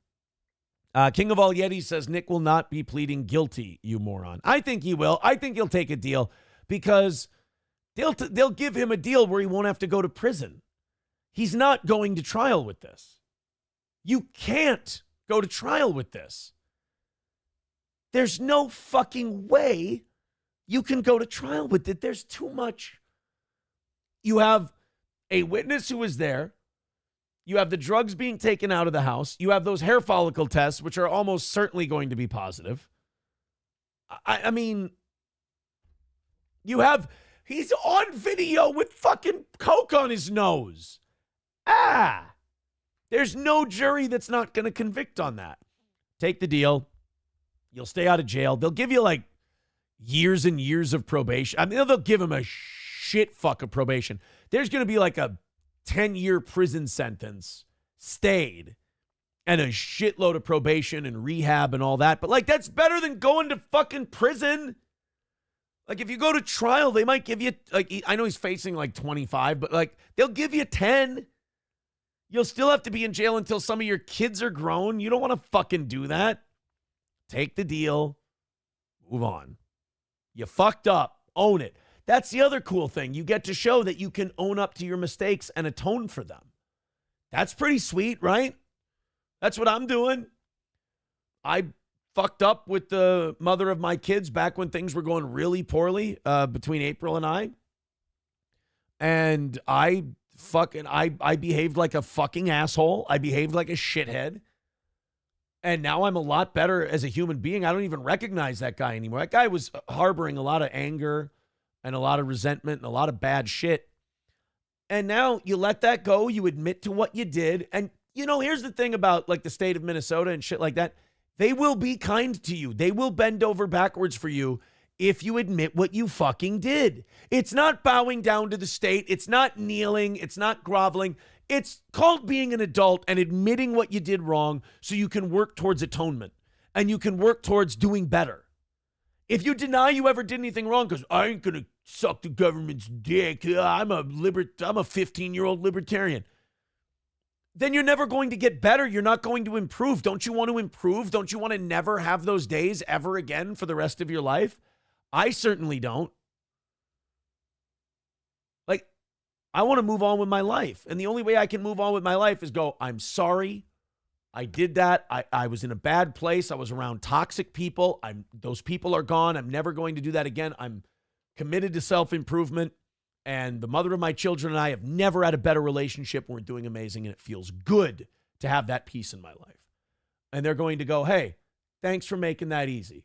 Here you head on out. You fuck up again, here's what we're going to do to you. But for now, there you go. I appreciate that. Cocktiff says, I saw the famous Mystic Lake hot tub a week ago. That April and I were in? Was there something wrong with it? I didn't think it was bad. Annoyed Wawa Supervisor says, oh God, April forged Aaron's name on a mortgage application. What? I don't think so. Angelica's doll says, Angelica's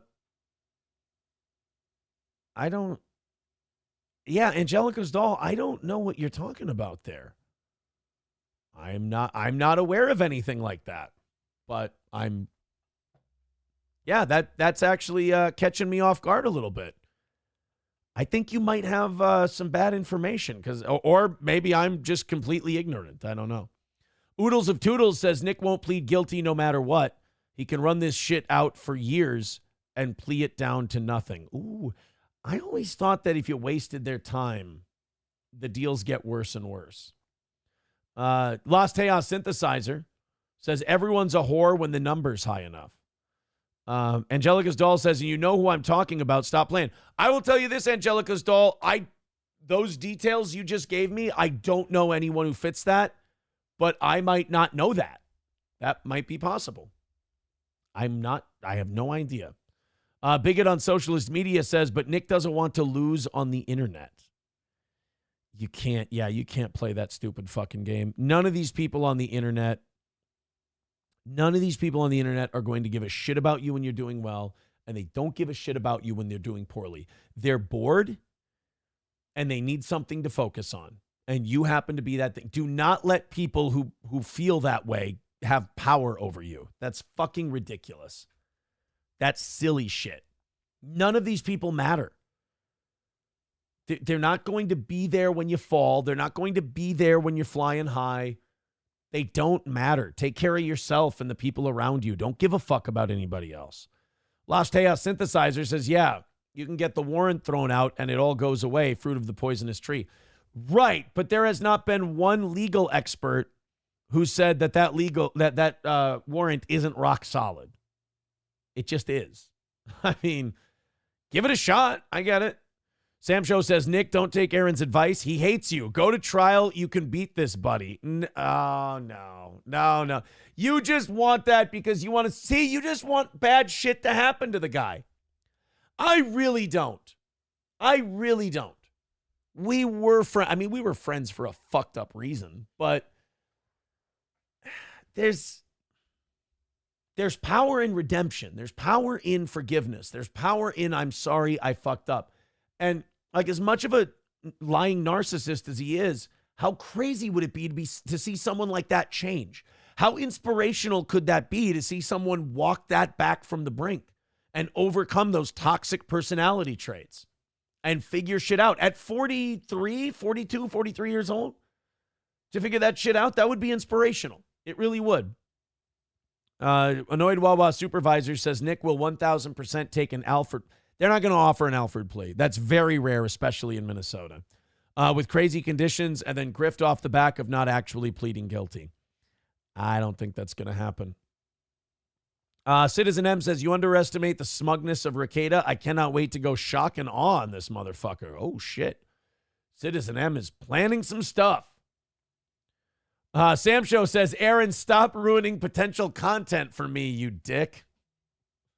I know, like, I tell people, I'm like, he's going to plead guilty and he'll get a deferred thing. And they're like, no, Aaron, stop. McBuster goes, no, we want him to fight it. Shh. I'm sorry. Buffalo Jockey with $1 says, for such a righteous Bible thumper like you, have you been in a church since Spicer where the pastor lectured you guys about cheating on your partners? No, I've been in churches, well, at church multiple times, but I haven't gotten a lecture about being a swinging cunt bag. That pastor might as well have just, that pastor, when he was talking about us being shitbags right there while we were in church, he might as well have walked up to our pew, put his hand on the back of it where I was sitting, and just started giving the lecture. It would have been really just the same. Oodles of Toodles says, once the discovery hits, he's going to try and discredit a lot of shit, and you're part of it. If he's vindictive enough, he can drag you back into it easily, and you'll end up with a conspiracy charge. I am willing to, as long as I just tell the truth, whatever consequences come from that, they come. That's part of paying for your past. Part of getting better in the future is refusing to run from your past. Just confronting it, staring it in the face, and going, okay, let me know what this costs me, and then I'll move on with my life. That's it. King of All Yetis says, you are so fucking stupid, Aaron. He's right. Let's not get worked up here. He is not wrong. But I need to know why. Do yourself a favor and Google Minnesota sentencing buildings and how much time convicts actually do every year given in sentence. It's not year for year, you asshat. No, I know. If you get 10 years, you're doing like 4. I understand that. Atomic Ray says, you lay down wires for Johnny to trip on. Is that really moving on with your life? I don't do that. I don't put wires down for Johnny to trip on. I don't. Nana's Clam says, haha, scam mortgage application. That would fucking rule. I don't believe that's happening. J-Bra says Nick's probably going to go to death row. Records? Ooh. You know, if you go to jail, you can make a rap album. That's the rule. Bone Cold Fleas Austin says Nick needs to watch Wolf of Wall Street and learn this is a Grenada. Yeah, it is kind of a Grenada. I don't know. Sam Show says Nick will take the deal and people will roast him for not actually fighting the government like he said. He'll come up with goofy excuses as to why he was going to lose anyway. I mean, whatever. I think the honest answer that would actually be really commendable would be, I took the deal. Here's a mature way to handle it. You don't do this slave to the government or licking boots shit. That's high schooler shit. What you do is you're an adult and you go, I wanted to be there for my children. I want to make a go at changing. I want to be a different person. I want to do better. And if I fought this, I could have lost time with my kids. And I don't want to do that. I pled guilty. I'm taking responsibility. And as long as I stay on the straight and narrow, everything should be fine. How is that an L in life? That's a W. That's a win in life. Who cares what the fucking internet says? Don't worry about it. Do what's best for you. Lander says Nick will end up with probation and probably supervised visitation with his kids before the state returns them. Going to be gay and lame. Look, man, if you are sorry for what you did and you admit what you did, they really are pretty lenient. Sam Show says, you weren't friends, Aaron. Nick doesn't have friends. He has tools. Fair. Yeah, I heard he turned on his buddy Drexel. I never met Drexel. But yeah, he turned on him apparently and was saying that he's being gay and he thinks I lied to him and this and that. I do know that all I know is what Kayla told me about Drexel. And I think those rumors about Kayla and Drexel are really gross, by the way. And in my opinion, not true. But yeah, she used to tell me stories about how, the kids loved Drex, and one of the youngest kids would like, sit by Drex on the couch, cuddle with Drex. He liked their Uncle Drexel, It was really sweet. And it's too bad that Nick can't take any criticism or someone or a friend saying, hey, I feel like you lied to me, and he has to burn that bridge. That's too bad, man, because your friends telling you, like when a friend tells you that you hurt them or that you lied to them, you really should try to understand how difficult that is for that person to say that, and that there's probably something there. Their feelings are valid. Then again, man, if I ever told April or Nick or anyone that I feel like they hurt me or they did something wrong, they would flip it and they would spin it. So that's kind of in their personalities.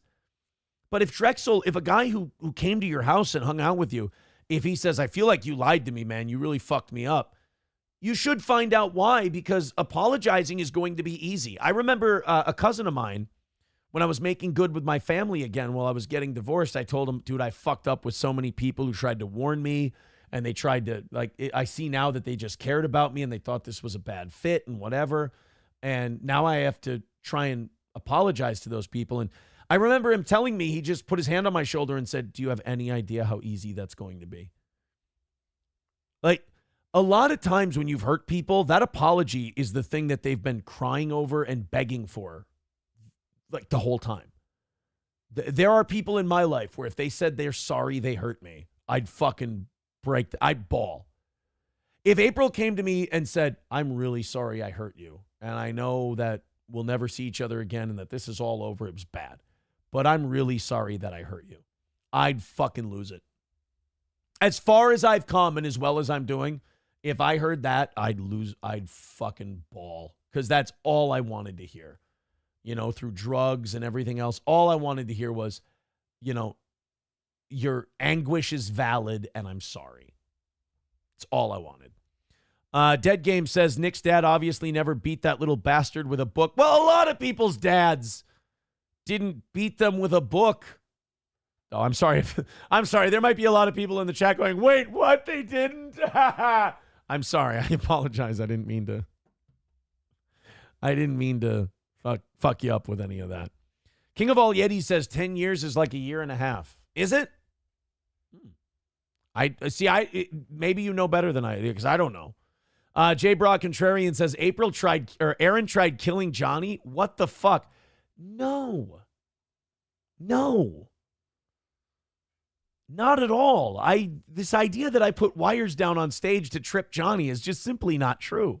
And it's too bad that he's on vacation, or he could attest to this. Dead Game says Nick gets 5 years probation and a fine. Bet me, $50 friendly wager. Well, I'm not going to bet you, because I would agree with that. 5 years probation with a stayed sentence. There's going to be a jail sentence attached to that, prison sentence attached if he violates. But yeah, 5 years and a fine. I'd agree. I think that's probably accurate. Probation includes drug tests. Poor Nick. Well, yeah, I mean, that's part of it. Citizen M says, Nick's going to say I pleaded guilty so I could prevent losing time with my children. He's going to claim his innocence everywhere but court. Cocktiff says, as much as I hate Rumble, much cooler chat, the Melton Unemployables and Unfuckables are in YouTube every day. Well, they love me. I'm their fucking internet daddy. They can't go away from me. They have to watch. I mean, our goal's been knocked out. We're $10 into tomorrow already. They're just watching us sit back and have a good time shitting with each other, bullshitting with each other. Nana's Clam says, you heard it here. Aaron and April are getting back together. No. I think toxic for both. That's what I say. We're toxic for both of us. I think April wanted to be a part of the life I had. And I think I wanted a really beautiful younger woman. And I think we tried to build something around that. And I think we did a lot of mirroring each other and shit like that. And eventually that falls apart. Her personality doesn't click with what I'm looking for. My personality doesn't click with what she's looking for. And that got toxic. That got really fucking toxic. And believe me, I don't think she was happy either. I'm not going to sit here and be like, I was fucking miserable and she's this and she's that. I'm sure she'd tell you the same thing about me. And that's good that you split up then. That's good that you don't see each other ever again. By the way, somebody pointed out, because someone mentioned Patrick Welsh in the chat. I heard that Patrick Welsh was interested in doing a show on our channel again, like he used to do on Thursdays. Holy shit, that would be kind of it. That's something I'd be interested in talking about. For sure. Death Beholden says Johnny should make a vacation video. It's just him hitting his dad pen in different places going, yup.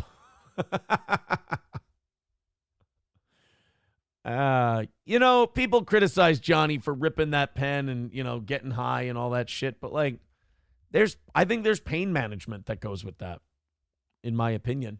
King Kong Dong says, I heard April tried pushing Johnny down the stairs because the only way to get rid of crutches is death in her mind. Jesus. Some of this other stuff, I can't read it. King of All Yetis says, Dead Game is spot on. It's called a deferred sentence. He will probably fuck that up, though. The probation and parole guidelines are intentionally made for you to fuck up. Well, if you're using, yeah, it is. $1 from Buffalo Jockey says, Aaron tried to kill Johnny so he could lower the goal. He was afraid he'd get sued if he fired a cripple. Oh, man. No, Aaron, he's going to get 9 years probation, 8 table dancers, 7 packs of Red Men, 6 cans of Spam, 5 flannel shirts, 4 Big Mud tires, 3 shotgun shells, 2 hunting dogs, and some parts to a Mustang GT. Thank you.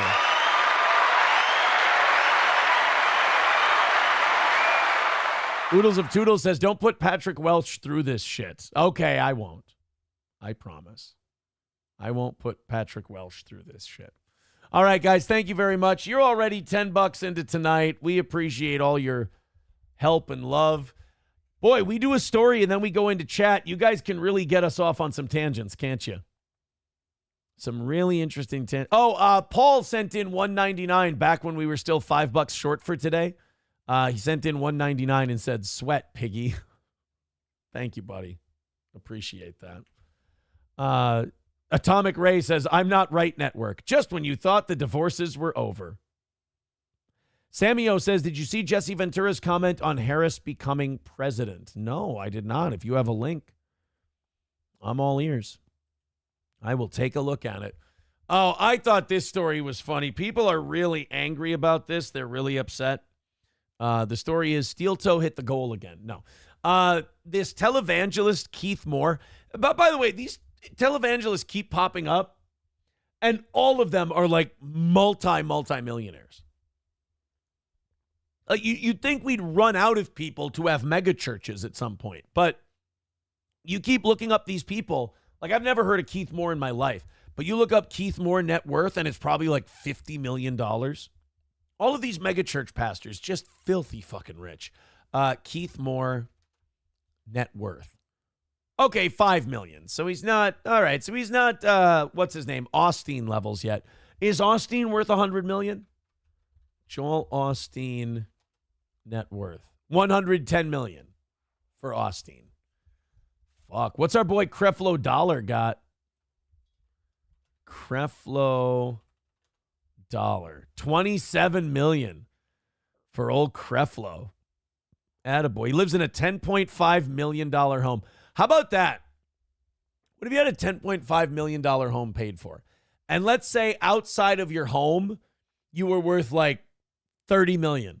And then you just lost 30 million. Like, you just lost it. You went to zero. You went bankrupt. You could just sell that $10 million house, buy like a nice $750,000 house like here in Minnesota. It'd be beautiful. It'd be on a lake. It'd be spacious. You'd have acreage. It'd be great. And you'd still have $9 million. You're just rich again. It's fucking weird, man. Oh, and then these mega church pastors.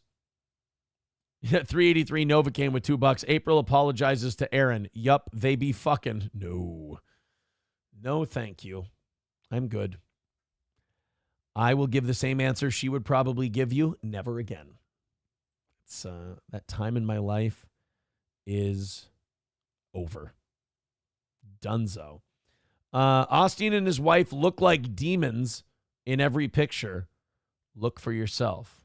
Well, let's do this Jesse Ventura thing. Then we'll talk about this Keith Moore guy who's buying another plane, I guess, Televangelist Keith Moore just purchased his third private jet for a cool $17.5 million. Well, here's the problem. So this Keith Moore may only be worth $5 million, but his ministry is tax-free because they can't take a profit. So you have to spend all your money. So people get on these mega church pastors. They're like, what a piece of shit, takes all this money from the congregation and buys jets and things like that. And I hate to defend these guys, but if people are going to throw that money in the hat every Sunday, you know, like every temple and every church and every synagogue does, if people are going to throw money in the hat, he has to spend the money. And like if you're talking about him buying a third private jet for $17.5 million, you understand he could easily just take that $17.5 million and pay himself. And he could just pocket $17 million from his congregation. At least with the private jet, like he goes to engagements and what do you call them? Mission trips and shit like that. People get on televangelists, but it's kind of like, to me, it's like the scammer thing. Do you really blame the scammer, or do you really blame the televangelist? Or do you blame the person who has free will and doesn't have to put $20 in the offering plate or $50 or $100 in the offering plate? Like, if you hate me, don't hate me. Hate the people who donate money to this show and knock out the goal an hour and a half before the show's even over. I can't do anything about that except do a charming, delightful, fun show. But as far as this Keith Moore guy goes, this might be an unpopular opinion. I don't blame Creflo Dollar for crowdfunding a jet. I don't blame Joel Osteen for being the piece of shit he is. The only problem I have is the smiliness and the niceness and the I'm aw shucks, just like you folks. I hate that shit. But that's just showmanship to make some money. So yeah, I don't really have any problem with the mega pastor thing. It doesn't bother me. If people are going to give him money, and obviously the church has to spend that money. They can't pocket it. Got to buy something. Already got a big building. He buys another jet. Why not? Fanatical Bucks fan says, did you delete all the pictures of April from your phone yet? No.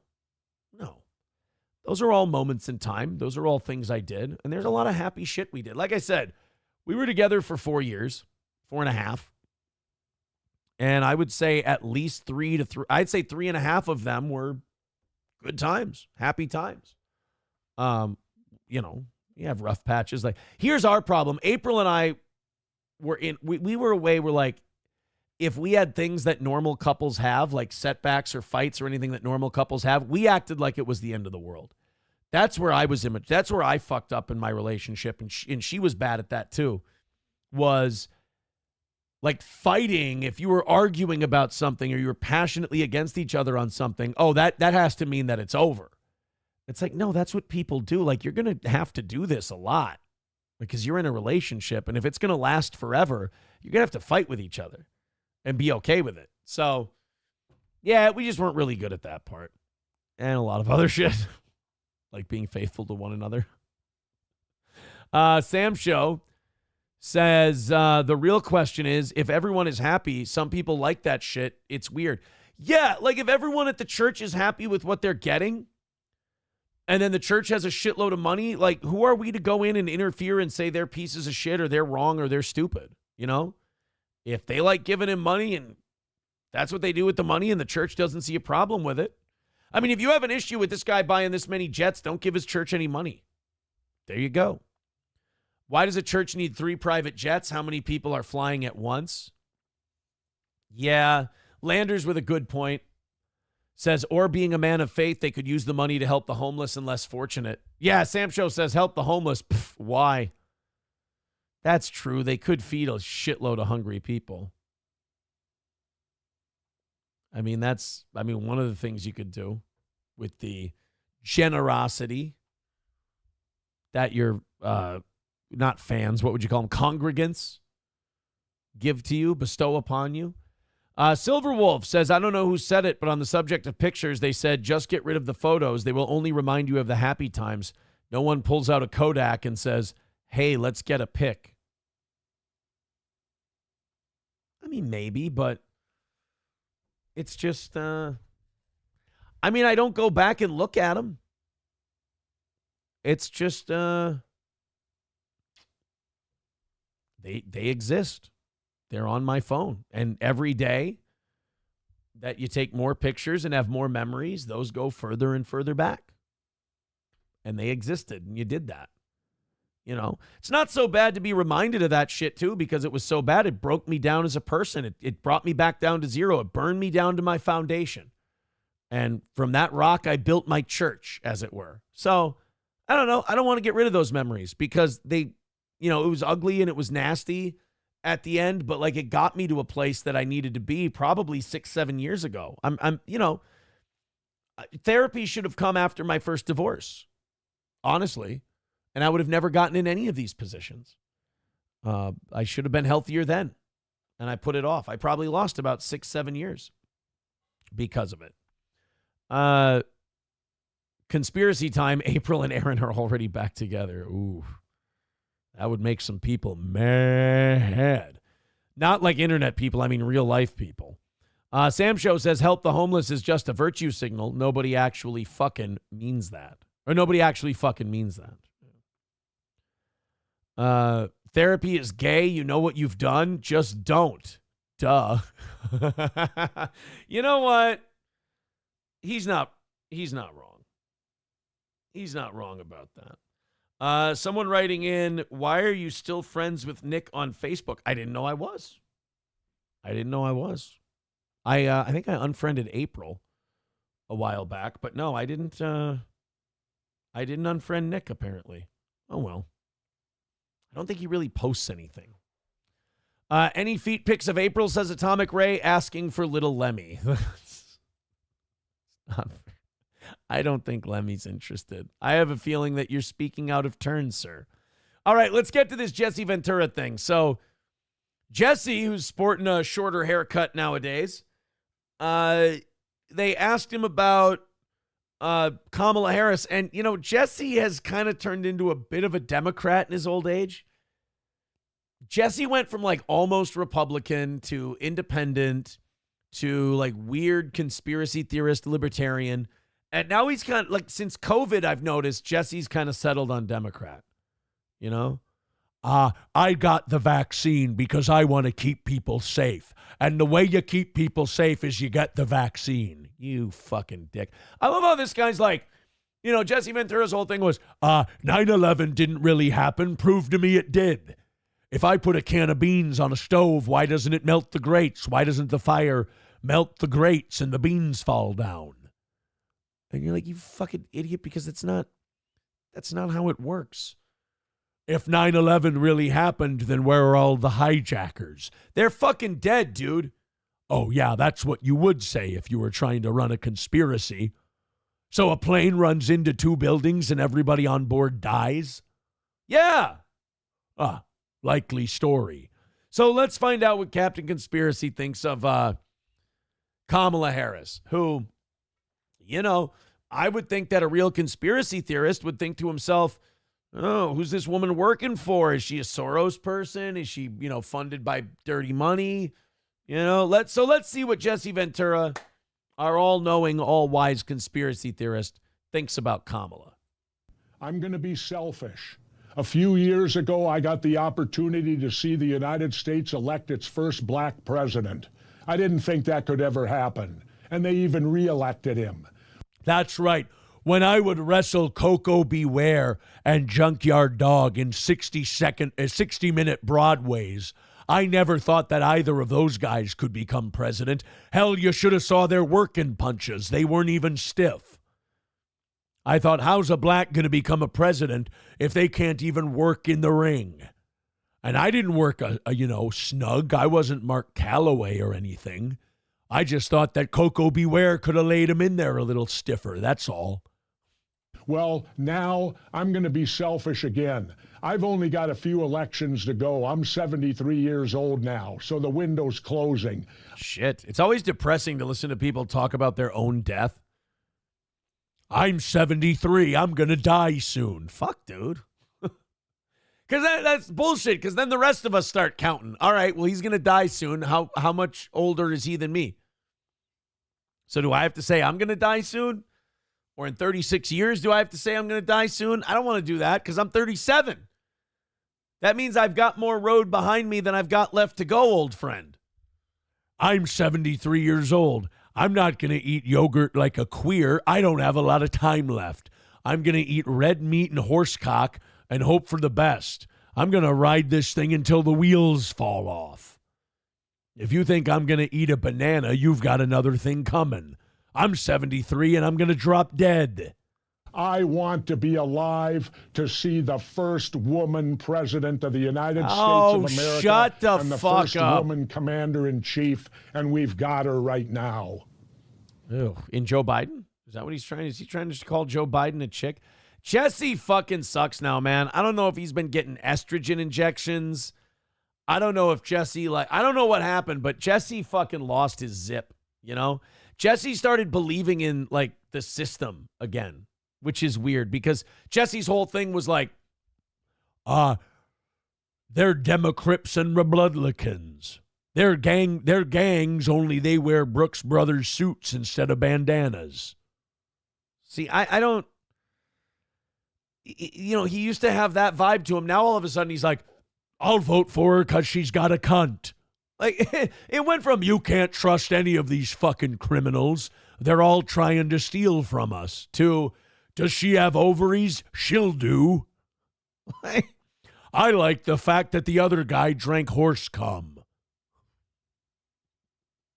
I like that the other guy ingested semen. That's how you know you're a man. That takes balls. But I'll vote for Kamala because of her pussy. It's a bit much. Landers says, Jesse is what happens when you watch too much she-male porn. Oh, well, thank you. Now I'll make sure I don't go down that road. Whew. Death Beholden says, yeah, I'm not going to elect someone who plans to die soon after his presidency. Well, Jesse's not running. So there's that. He's going to die before you finish this clip if you don't stop pausing every second, says Nana's Clams. Well, I mean, it's only what? It's only a 30-second clip. I got to get my shit in, yo. Sam Show says it's because he's old. He has no investment. It's all about what it looks like. Well, who just recently caught shit for saying that we shouldn't value the opinions and the votes of people who don't have a vested interest in the future? Wasn't it J.D. Vance with the blue-haired cat lady's comment? They're right. If you're old as shit, I mean, maybe at least if you've got kids and grandkids, you're like, look, I want to leave a decent world for them. So I'll do my best. But if you're Jesse, well, Jesse's got kids. But yeah, that idea of if you don't have any vested interest in how shit plays out, then why are you voting? Don't be a dick. I'm not saying we should take your right to vote away. I'd just like to see you do the right thing and stay the fuck out of it. Thanks. McBuster says, Jesse is hilarious. But if he goes Democrat, I'm paying Johnny to burn your Jesse Ventura dolls behind you. What? No.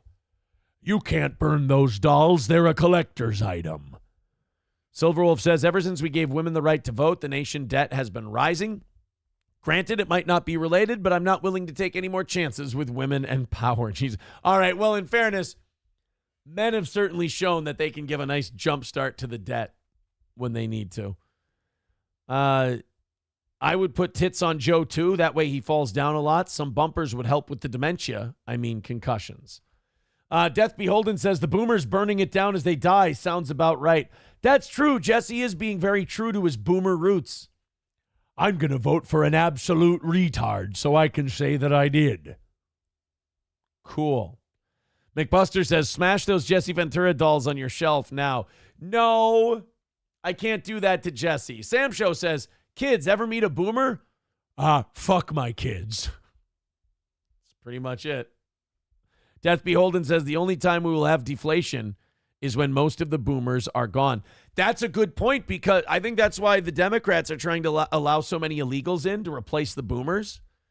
And then they get mad when you talk about, critical replacement theory or whatever. But imagine how many houses are going to be open. The supply versus the demand of a bunch of shit, just going away because the boomers have, rotted off. He's right. We might see some deflation because of that.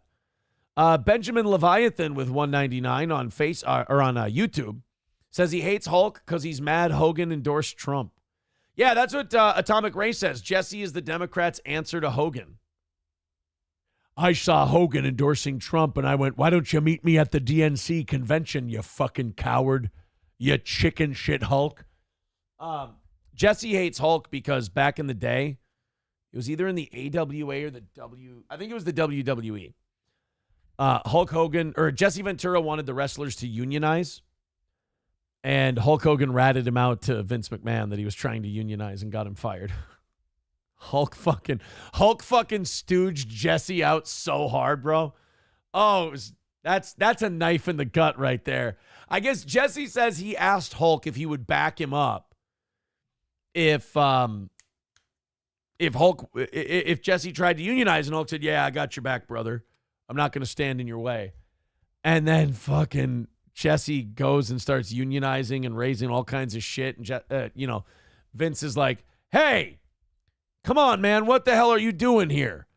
You're not going to unionize." And then Jesse's like, "Joke's on you, Vince. Hogan's got my back." And then Hogan just kind of peeks out from behind Vince's shoulder. You goddamn turncoat. Jesse Union Hulk Hogan. I want to see if we can find an interview on that. Oh, here we go. We were completely on until I brought my lawsuit against Vince when I left him. About the royalties and all that? Yeah. Okay. And when I sued Vince, of course, we had to depose him. Well, let me regress a little. Right before WrestleMania 2 and right before I did Predator, right, I stood up in the dressing room and tried to unionize wrestling. I was going to ask you about that. Yeah. And there were nobody from the office there when I did it. I said, boys, now's our chance. All the publicity's gone out on WrestleMania 2. All we have to do is refuse to wrestle and go public and say we want federal, because it's federal law, we want union representation to come in. And what caused that, I was in Vegas, and I got on an elevator with Gene Upshaw. Remember, head of the NFL union? Right. I remember Big Gene looked at me, and all he said to me was, you boys need to unionize. Imagine that. A union boss told guys that they need to unionize. I mean, that's like a mob guy saying you need to get into the business, you know? And I said, I know, Gene.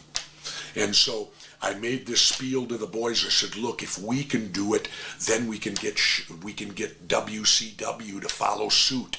If WCW's wrestlers will do what Yeah, they go to vote to unionization, and they're like, we've only got the WWF guys. There's no union.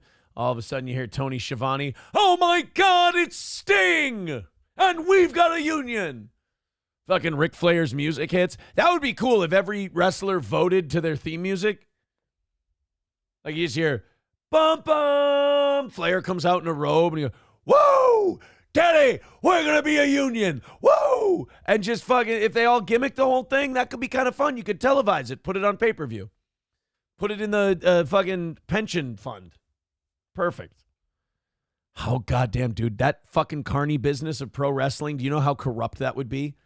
Do you know how corrupt that union would be? The first wrestler. Oh, and imagine how flush the pension fund would be with cash. You're paying into the union pension fund every year that you're doing pro wrestling, but these guys all die at like 45. So you're not paying out shit. So you got all these guys paying their union dues, all of them dying. The wrestlers who make it to like 60 and 70 are going to live like kings out of that pension fund. Doing here, we can have a union. I made the big spiel. The next day, my phone rang. It was Vince. He came within an eyelash of firing me. I was going to ask you, how much heat did you get for that? The only thing that saved me, and the reason I did it, I had to quit Vince to do Predator. Vince wasn't going to let me do it. That's one of my questions. And I quit. I told him, well, then I quit. Because I said, why would Vince not let Jesse do Predator? What, wasn't Vince Jr.? Vince Jr. was the one who wanted Hulk Hogan to be able to do Rocky III. It was his dad that fired Hulk for doing Rocky III because Vince's dad didn't understand how good for the company that was. I don't know. Like, I hear Jesse tell stories a lot of the time, and just my bullshit meter goes crazy. When Jesse starts telling stories, I feel the same way towards Hulk Hogan, too. Like, when these guys start telling stories, I'm just like, I feel like you're kind of full of shit there, Jess. Said I can always come back to wrestling. I'll never get a chance to co-star with Arnold Schwarzenegger again. And so I went off and did Predator. And then when I came back to Vince, right? Right. Because what happened was I went off 10 weeks to do Predator. Saturday Night Main Event got renewed for a second season, but NBC thought there'd be Jesse Ventura. There wasn't Jesse Ventura. Oh, God. So now, see, like I said, my bullshit meter goes off like crazy because, like, Jesse was great and all, but in WWF, was he much more than like an upper mid-card guy? Like, he wasn't main event in, I know he was like close to main event in AWA, but he wasn't main event in or am I wrong? He was before my time a little bit. We're talking about I think before I was born, WrestleMania 2. I think that was 85. I was born in late 86, a week before 87. So, like, maybe he was bigger than that. I don't know in the WWE, but my bullshit meter goes off big time with Jesse. They were going to renew Saturday night's main event, but then they found out I wasn't going to be there, and they got mad at Vince. Was Bobby Heenan. Right. The heat came down from NBC. We bought this program with Jesse Ventura. Where the hell is he? Then Vince came back, and now the ball was in my court.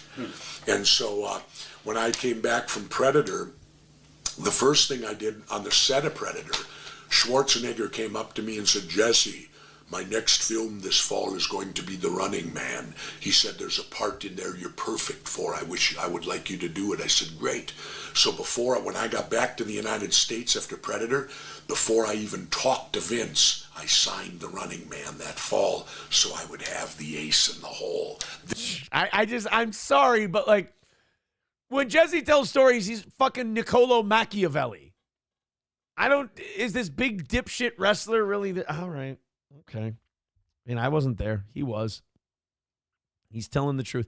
Jesse did some pretty big movies. I mean, Predator, Running Man, Demolition Man. Jesse's been in some big shit. This way I could say to Vince, no. Right.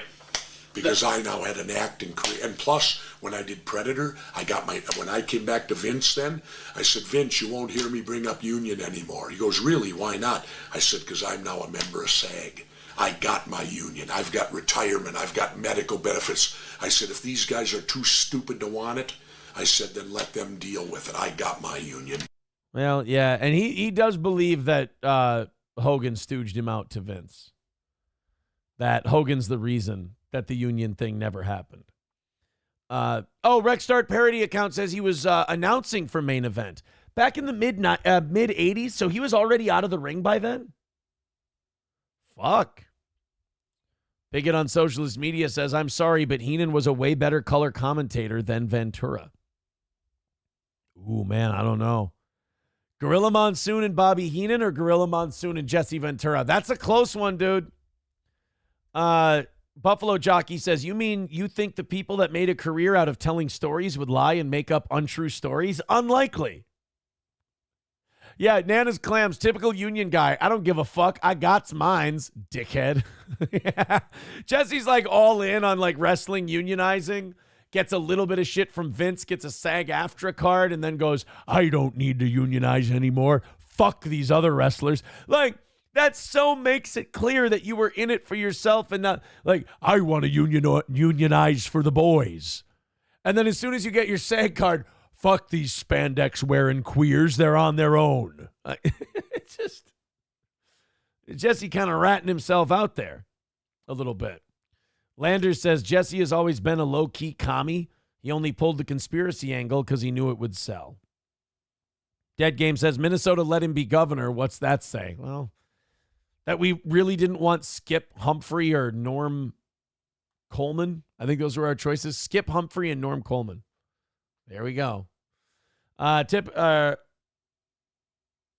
Beholden says, I mean, technically they should be part of SAG-AFTRA because it's all scripted and not real. I mean, technically they should, right? But then doesn't, like, Hollywood then has, like, a say in what wrestling does? That's stupid. Bigot on socialist media says, I just watched Ventura commentate in WCW in 93 saying he's annoyed about all the women hanging off him after being in Demolition Man. Demolition Man was 93? I thought that was like 96. When was Demolition Man made?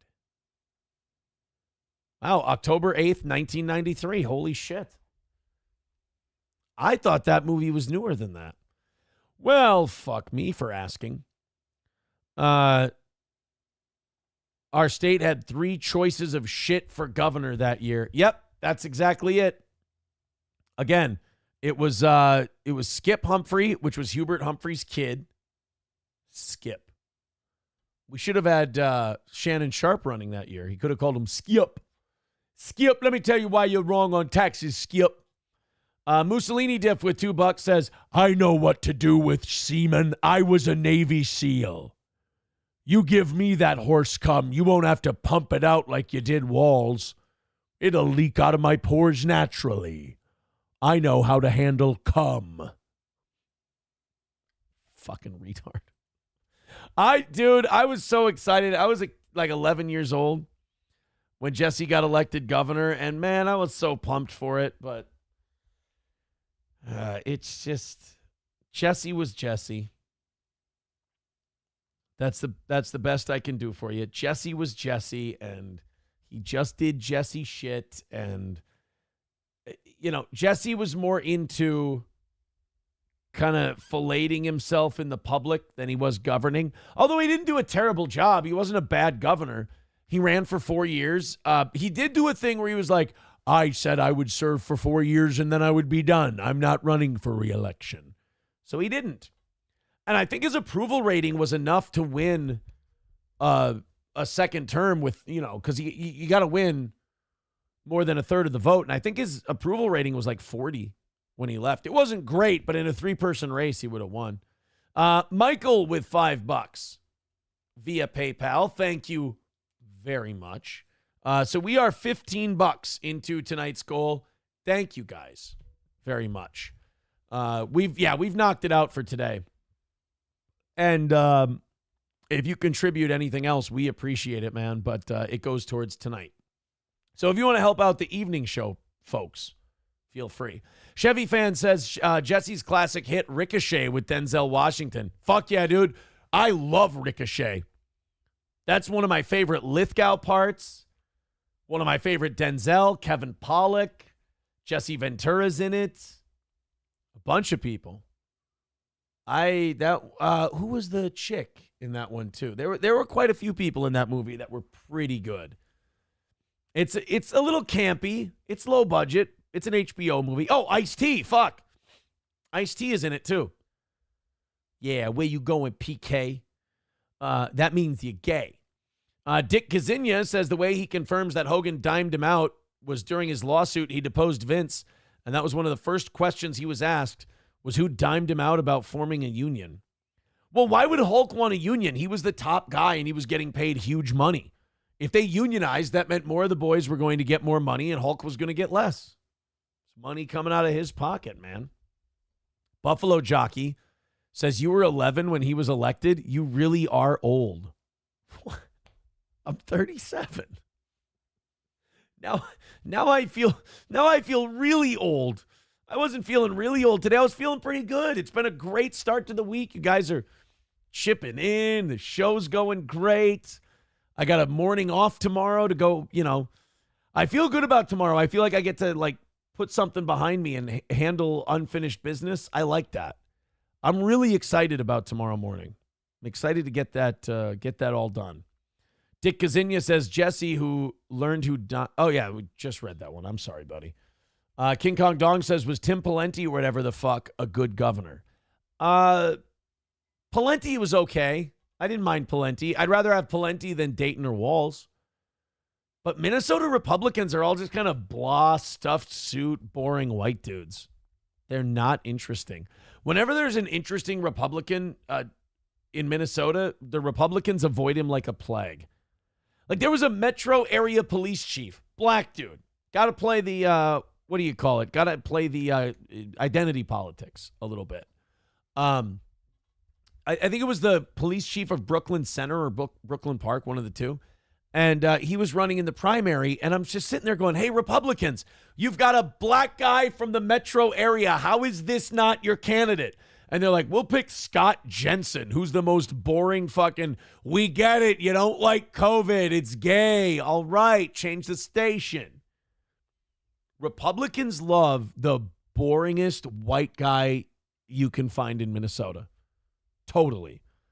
Bigot on socialist media says WWF removed all Jesse commentary from their shows so they didn't have to pay Jesse more royalties. Oh, that's a dirty little bastard move. Numero uno Josh Denny fan says 30 is old. Fuck. Landers, I'm 41, Aaron. We're perfect for each other. Snowcat Tish says, does April have court tomorrow too? No. I have court tomorrow. Then I think Nick and Kayla have court on Wednesday. And then April has court a week from Wednesday. So I got to go and say, I'm sorry. I apologize. I did wrong. And looking forward to proving to you that I'm all better, that I'm a changed man. That's what I do tomorrow. I'm excited for it. That's called growth. When we admit our wrongdoings, there's nothing more embarrassing, and I've had to watch it up close as part of my life, unfortunately, these last few months. There's nothing more embarrassing or frustrating than watching people you know have done wrong just sit there and pretend they haven't and not show any fucking growth whatsoever. It is really frustrating. It's hard when you're doing the work and you're going through really like tough shit and you're slogging through it and you're accounting for it, you're auditing it, working it out. You know, as my therapist says, when you get sad or depressed or lonely or whatever, you talk to that person. Talk to them. Find out what they want. Find out, what their hang up is. You're not pushing it down with drugs or booze. You're not pretending you never did drugs or booze. You're not, because if you're in denial and you pretend you never did any of that shit just to impress other people, you're not growing as a person. You're not getting better. You're just trying to get away with shit so you can keep doing more of it. If you're truly done doing a certain thing, you can admit you did it and that part of you is gone now. So, like when it comes to my thing tomorrow, I'm excited to just expose it, admit it, take my lumps because I've gotten better as a human being. But yeah, it's as far as like running away from feelings and thoughts about yourself and everything else, fucking dig in there. See what it's see what's going on and see what you can do about it. MSO says changed man that shirt. It's the only MSO's the only guy shitting on my shirt today. Now I feel bad. Snowcat Tish says I thought April was part of HRO. She is, but this is just my opinion. This is just Aaron talking as Aaron. I'm not talking about anyone else. I think the person who's part of that HRO is just glad that person is gone. So they're not, really worried about that. April did get called on. The cops did get called on her once because of that HRO. But she was really apologetic and sorry and whatever, and nothing came of it. But it fucking stinks. But I think admitting it and moving on I think that's the best thing to do. Buffalo Jockey with $1 says it's nice you're showing growth as a human instead of just your tits for a change. Thank you. I appreciate that.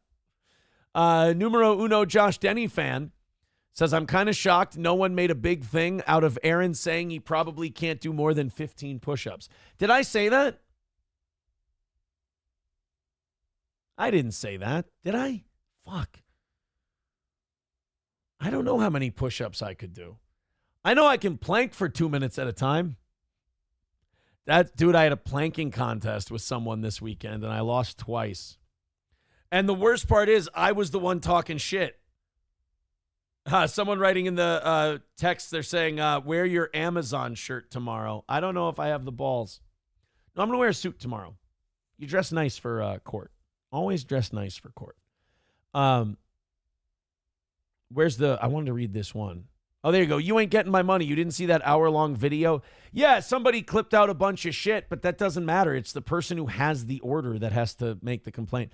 That's just internet people doing gay ops because they don't like me. It's another sign of their internet daddy just kind of occupying space in their head constantly. Snowcat Tish says, planking contest? Dude, it's not 2014. I know, but you start drinking and you start going, I need to work on my core. I got to plank more. And they're like, oh, how long can you plank? I'm like, I can go 2 minutes. And they're like, I can beat you. I'm like, fuck you. Let's do it. And then the next night, 2 nights later, I say to that same person, I'm like, I want a rematch because I quit too early on that last plank. I'll fuck you up. I lost again. I lost twice in one weekend. All right, fine. Here's the grossest part. To a chick. I lost the planking. That's not fair, though, because girls are small, right? I got a lot more weight to hold up, so I should almost get like a 2-to-1 thing, right? Yeah, I lost twice to a girl in planking. It's fucking embarrassing, dude. It's fucking embarrassing. Buffalo Jockey says you should show the court you've grown as a human by wearing your Sock Rapids Batman costume to court. Yeah, that'll look great. They'll know that I'm taking everything seriously if I do that. Sam Show says makes sense. Nobody is surprised. Numero uno Josh Denny fan says planking is good, but you can't just do regular ones. The side planks are really good. Oh, okay. So you know what? Thank you for the tip. I did read you're not supposed to do more than 3 2-minute planks in a day. It's considered overtraining. And that if you do 2 to 3 sets of 2-minute planks per day, you'll get a nice core. And I'm like, are you fucking kidding? So 6 minutes of doing fucking planking will give you a nice looking midsection. And my lazy fucking ass is too bad to do that. It's true, man. Being out of shape is a choice. It just is.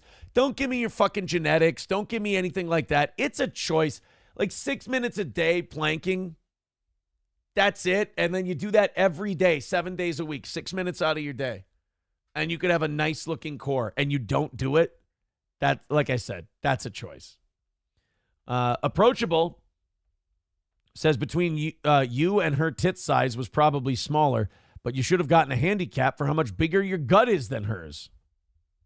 I know you guys are trying to defend me. It stings a little, though. King Kong Dong says, totally defending Aaron on this up until you said chick, but me and my buddies would get super hammered and started working out at 2 a.m. Yeah, Bigot on Socialist Media says, never even thought about side planking. Well, now you have. Yeah, you just start drinking and you're like, fuck you, dude. I can beat you in this. I can beat you in that. And you just start fucking planking like an asshole, apparently. All right, let's get into some other things. Oh my God, we're just about at overtime. Thank you guys. I appreciate all your support.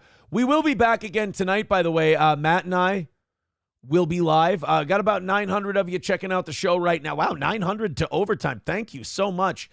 Hit like, hit subscribe, hit follow. I appreciate all of it. Glad you guys are here. Apparently, we've talked about this Representative Nancy Mace before. She's the cute one, right? No, not if that's her. Holy shit. That better not be her. I always thought Nancy Mace was an attractive representative. But either way, she apparently said Kamala Harris's name wrong. And I don't know if you know this, but the new talking point is that if you say Kamala Harris and you say Kamala, like the Ugandan giant versus Kamala, that apparently means you're racist. It's racist to say her name Kamala versus Kamala. Oh, wait a minute. Hold on. Somebody texting in, wear that suit that makes you look like a Republican. I will. I'll wear my Republican suit. The blue one? Does the light blue, that was the one that makes me look like a Republican? Not the maroon one. I won't wear that one. Fine. But Nancy Mace talked about Kamala's name and said Kamala. And that caused CNN to melt down, I'm not shitting you, for about a minute and a half. This video is 1 minute and 33 seconds long, and it caused the people on CNN to lose their fucking minds, which begs the question. See, I would be a lot more comfortable if CNN was just like pissed about the Kamala name thing, but they're really not pissed. They're just doing it to gaslight people. That would be fine with me. If these people actually believe that mispronouncing her name is racist and they're actually upset about it, that creeps me out more. Because at least with option number one, they know they're full of shit. They just don't care. But with option number two, that means that this shit actually bothers them, which is more troubling. CNN had a meltdown accusing Nancy Mace of being a white supremacist because she didn't pronounce Kamala's name right. Let's go ahead and watch this. Oh, no, neither of these two are Nancy Mace. This is Bo Dietl. And this is, Michelle Trachtenberg looks awful nowadays. All right, continuing on. Michael. That sounds like self-hatred and justification of white supremacy. And let me just say this, because this Congresswoman is a wonderful... Holy shit, is that Michael Eric Dyson? When did he start turning Sicilian? What the this has got to be the lighting, right? Like Michael Eric Dyson, correct me if I'm wrong, he used to be blacker than that.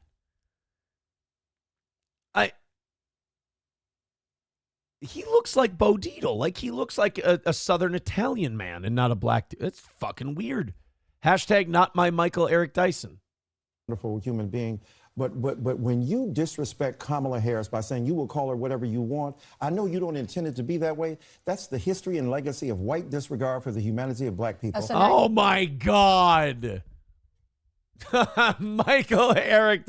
You know, I will say this. It's on brand for Michael, though. This is what he does. Everything you do comes back to the history of oppression of black people. It's kind of his bread and butter. It's his calling card. It's his you might be a redneck. You might be oppressing blacks. So she says Kamala, and they go, oh, you can't call her Kamala. She's like, I'll call her whatever the fuck I want. Well, this is obviously just like slavery. Now you're calling me racist. I didn't say. I just said you weren't a racist. That is complete. No, you don't have to intend racism to accomplish You are intending that No, I'm not calling you a racist. You don't have to intend racism to accomplish it. So wait a minute. Are you not calling her a racist, or are you saying she's being unintentionally racist? That's the funniest thing. Go back to that. She's like, oh, so now you're calling me a racist. He's like, I do not call you a racist. You do not have to intend racism. Fuck, dude. To be that way, that's the history and legacy of white disregard for the humanity of black people. So now you're calling me racist. I didn't say. I just said you weren't a racist. That is complete. No, you don't have to intend racism to accomplish you are intending that Your disrespect of Kamala Harris is part and parcel of a tradition of disrespect. It's offensive, Congresswoman. Why can't you just? I'm not calling you a racist. I'm telling you what the practice is racist. You are. You absolutely are. Disrespecting. No, what's disgusting is. By the way, this is why we will never have another good election. We'll never have another good president. We'll never have like, oh, what happened to the media? It will just always be this. This is more of that idiocracy chirping. You're on a news network. You're on a news station. And that news station is now home to an argument about whether or not mispronouncing someone's name is fucking racist or not. That's the level of deep discourse we're having right now on CNN. Hey, that way you pronounce that thing, do you just like hate blacks? And like, oh, are you saying I'm racist? Why would I say that? Why? And then everybody just jumping down each other's throat over and now all of a sudden the segment's over. You're going to commercial. We've accomplished nothing, less than nothing. We've made everyone dumber who's watching the show, who I guess based on the people who own CNN, that might be the point. Your disrespect of her. Professor. This gentleman said, I didn't know her name. He's trying to do it. Is her disrespect of women. She doesn't know what a woman is. And if 25 years ago, white women don't have the ability to tell black women who paid the price of blood to make this country what it is to tell them they're not real women. Wait, Kamala Harris paid the price of blood when? When Montel Williams went down on her period? When did Kamala Harris pay the price? That's hilarious to me. Kamala, you know who paid her price in blood for this country? Tulsi Gabbard. She served. She was a soldier. How did Kamala Harris... Are you talking about black people that came before Kamala Harris? Because, yeah, they accomplished some shit.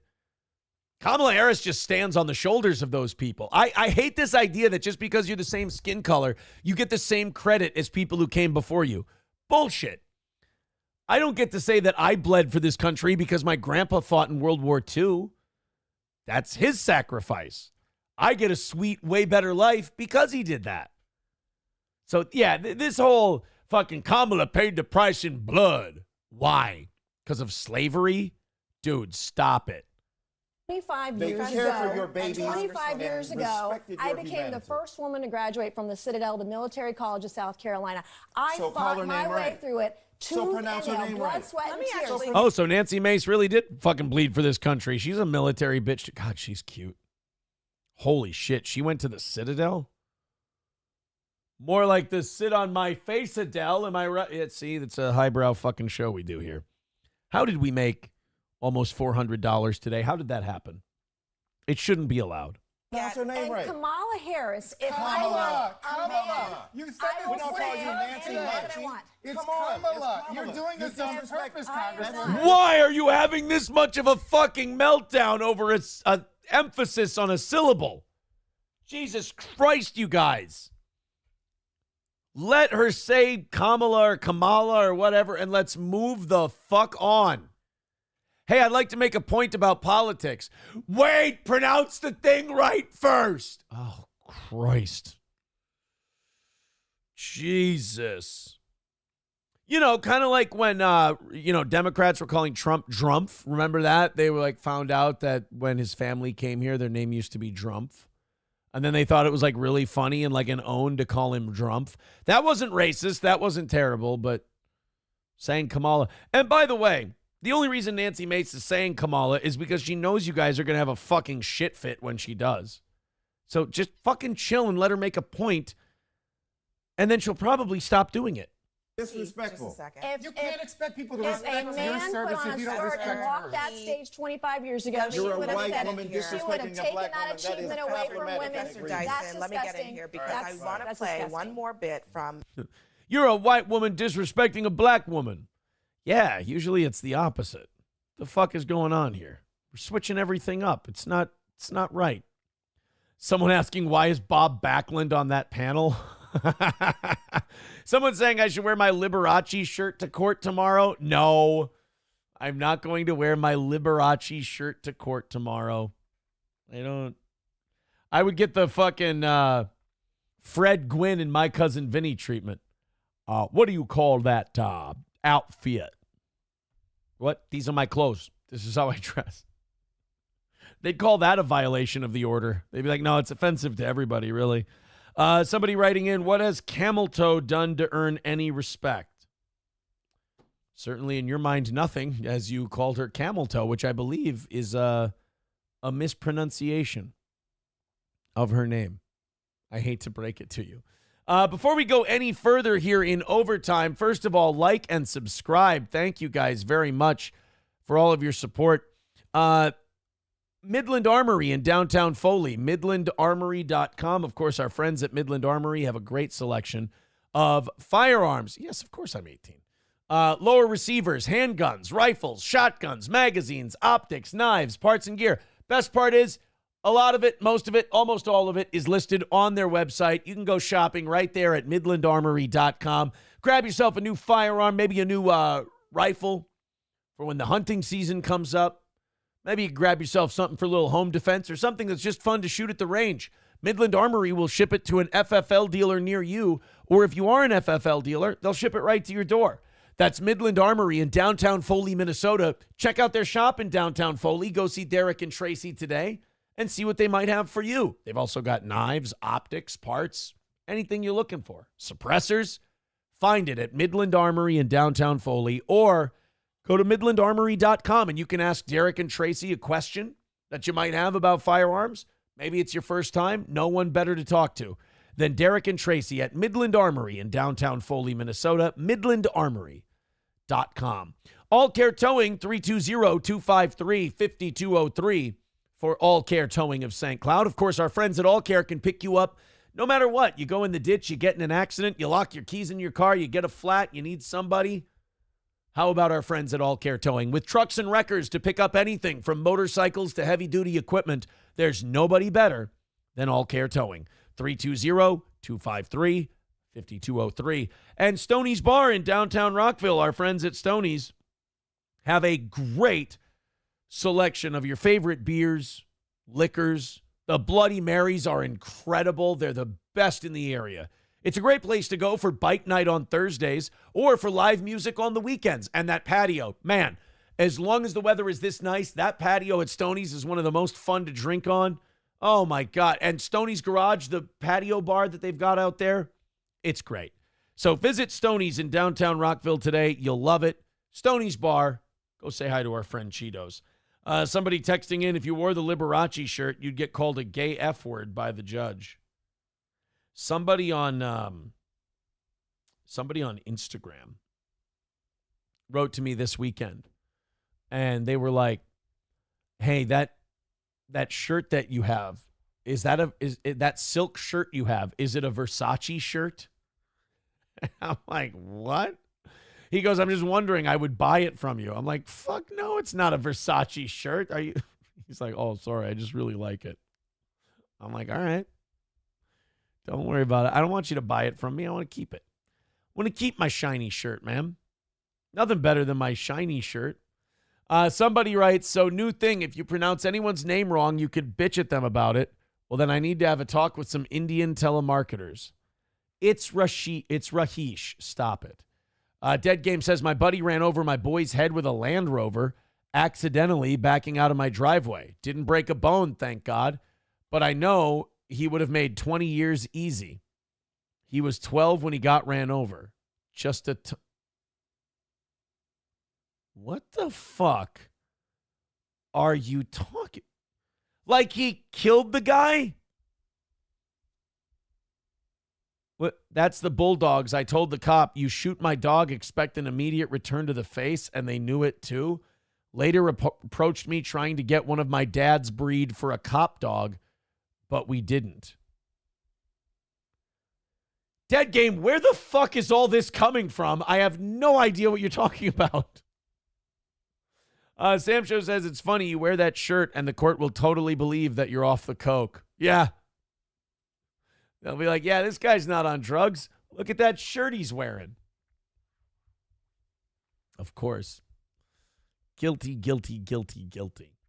All right, guys, let's go on to this last story of the 6 o'clock hour stories. Holy shit, have we been getting some mileage out of today's stuff? Thank you, guys. We have some JD Vance cum news coming up. We might make it to that one on today's show. Otherwise, we can always have it for the evening show, which happens at 7 o'clock Central tonight. Of course, I won't be on tomorrow morning, but we will be on for the evening show. Be kind of nice, right? Sorry. Solo shows hit a little different. But I hope you've been having fun. Hit the thumbs up if you've been having a good time. But having the morning off will be nice. I'll go have a nice breakfast. I'll go handle the court stuff, which shouldn't take too long, half hour maybe. Get that taken care of, and then, shit, I don't know. What else can you probably hit the gym? Oh, I'll get the gym in.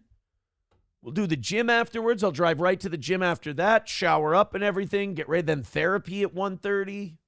Oh, yeah. Tomorrow's going to be a breeze. We're going to have a good time tomorrow. Let's get to this story of a Baltimore man arrested on 178 animal cruelty charges. Oh, how bad does this have to be? 83 dogs. Whoops. And one cat living. Beautiful dogs. In what police described as unhealthy and unsafe conditions inside a Northwest Baltimore row home. And while those pets were taken by police and humane officers in May, tonight we're learning that it was just yesterday the Baltimore City Sheriff's Office made an arrest. This man, Robert Conley, now facing 178 counts of animal cruelty. All right. Look, I wasn't going to guess dogfighting ring, but now I'm going to feel remarkably comfortable saying dogfighting ring. After police discovered dozens of caged dogs in his home near the Pimlico Racecourse. You never even had any idea that there may have been over 80 dogs in that house? Never. We never seen him walk, no. I'm surprised that nobody in this neighborhood saw anything. That's the weirdest thing about that no snitching shit. Like, you understand you just protect the animals in your community. And I don't mean animals like the dogs and cats. I mean the pieces of shit. Like, you just protect the pieces of shit in your community and they get to operate. Why do you think criminals are the ones who tell you, yo, you don't snitch, snitching's bullshit? It's like, they don't want to get snitched on because they're fucking hurting people and breaking the law. And what is it? All that it takes for evil to succeed is for good men to do nothing? Well, congratulations, you're not a snitch. Drugs, they don't take no drugs in the house, bring them outside, anything like that. Terry Nicole Spivey, who lives on the same block, says she witnessed humane officers and police. She doesn't seem like she does drugs at all either. This is a fucking wild neighborhood. I hope they go around and talk to some more people. Taking out 83 dogs and 1 cat from this home back in May. Court records show police were... That's kind of weird though, isn't it? Like, they took 83 dogs out of the house. All right, if you're running a dog fighting ring, I get that. There'd be a lot of dogs in there. Even 83 is still a lot, though. Where the fuck did that cat come from? What is that, like the sheep cat? It's the herding cat? It just kind of keeps everybody... Is he like the Mickey to their Rocky? Is he training them? Where does the 1 cat come in? And how have those bloodthirsty fighting pit bulls not eaten that cat yet? Called to the home due to the tenant's failure to pay rent, and that's when they discovered dogs in cages stacked on top of each other. Gotcha. Investigators then came back again to find those cages on each floor of the home. Some with... I am highly doubting that these are the dogs they found in that raid on that house. With nursing dog mothers and puppies in them. They say the basement alone had 43 caged dogs, all of which were in a dark, hot, and humid environment covered in urine and feces. I didn't know nothing about, but sometimes I would see little puppies in the alley and stuff because I used to walk my dogs too, and I was like, whose little puppies are these? Lovely Rose Morningstar, that's her name. Just keep going. I don't even care if people saw what was going on. I just want to see the names and the characters. What is it? Lovely Rose Morningstar is this woman's name. My dogs too, and I was like, whose little puppies are these? But I didn't know that there was like a bunch of them. Police say Conley was selling the animals through Instagram and online and charging documents. So it wasn't a dog fighting ring. So I was being racist ultimately. Ah, shit. There we go again. Well, we didn't get to start a streak today. We got to get to 19 goals hit in a row. But Aaron not being racist for a whole day, look, man, I made it into overtime. That's pretty good, right? That's not bad. But this guy was selling dogs, not fighting them. Shit. Reveal Conley may not be the only suspect. However, the second person involved has not been named or charged at this point. There's 2 of them. I do believe that it should be just equal for both of them, because one was in there, the other one should sit there and spoke up on it if he didn't sit there and approve of it. What? Time the fuck out for a second. Can we go back and figure out what the hell was just said? Charged at this point. There's 2 of them. I do believe that it should be just equal for both of them, because one was in there, the other one should sit there and spoke up on it if he didn't sit there and approve of it. Wait, the other one should... Just equal for both of them, because one was in there, the other one should sit there and spoke up on it if he did. The other one sat in there, he should have spoke up on it. Okay, well, nice hoop earring, sister. And sit there and approve of it. And we do have some good news tonight as far as the dogs are concerned. We did speak with Barks, who took those dogs in May. The root beer people? And since then, they have all been adopted, except for the 1 cat. That cat is in a foster. So, all 83 of the dogs found a home. No problem, no questions asked, so they weren't pit bulls. All 83 dogs got a home. The cat didn't get adopted. Oh, fuck, is that too perfect? So the guy was running a puppy mill, not a dog fighting ring. Holy shit. I judged the book by the cover, and I got the wrong book format. I got the wrong genre, I suppose. Yeah, that's some puppy mill shit right there. Buffalo Jockey with $1 says a lot of people didn't see or suspect nothings in that neighborhood. Isn't that amazing? 83 dogs, and they were all just being nice and quiet and staying in that house, and nobody in the neighborhood saw nothing. I ain't see shit. Really? You're the most unattentive person of all time. Jesswig says, if I saw puppies, I would grab them. So weird. Well, you don't grab just random people's dogs, do you? Well, maybe. I mean, maybe you do. Maybe you're a problem. Chevy fan says, Gordy came from this man. No, I got Gordy at the Tri-County Humane Society. His mom had an unexpected litter of puppies, and they didn't want them, so he gave them away. Dead Game says that's a man. Anonylast saying that's a man. Okay, maybe that's a dude. Atomic Ray calling them Black Sideshow Bob. Accurate. So we're going with that's a guy. Not only is it a guy, didn't see anything when it came to the dogs. Bigot on socialist media says mostly retards living there. I mean, it would seem, unless you think that Lovey Morningstar is a credible witness, I suppose. Jesswig says, call Mersh. Chevy fan says Mersh is needed. Yeah, they got a cat that nobody will take in. Get Mersh in there to take that cat. That reporter is hiding some assets.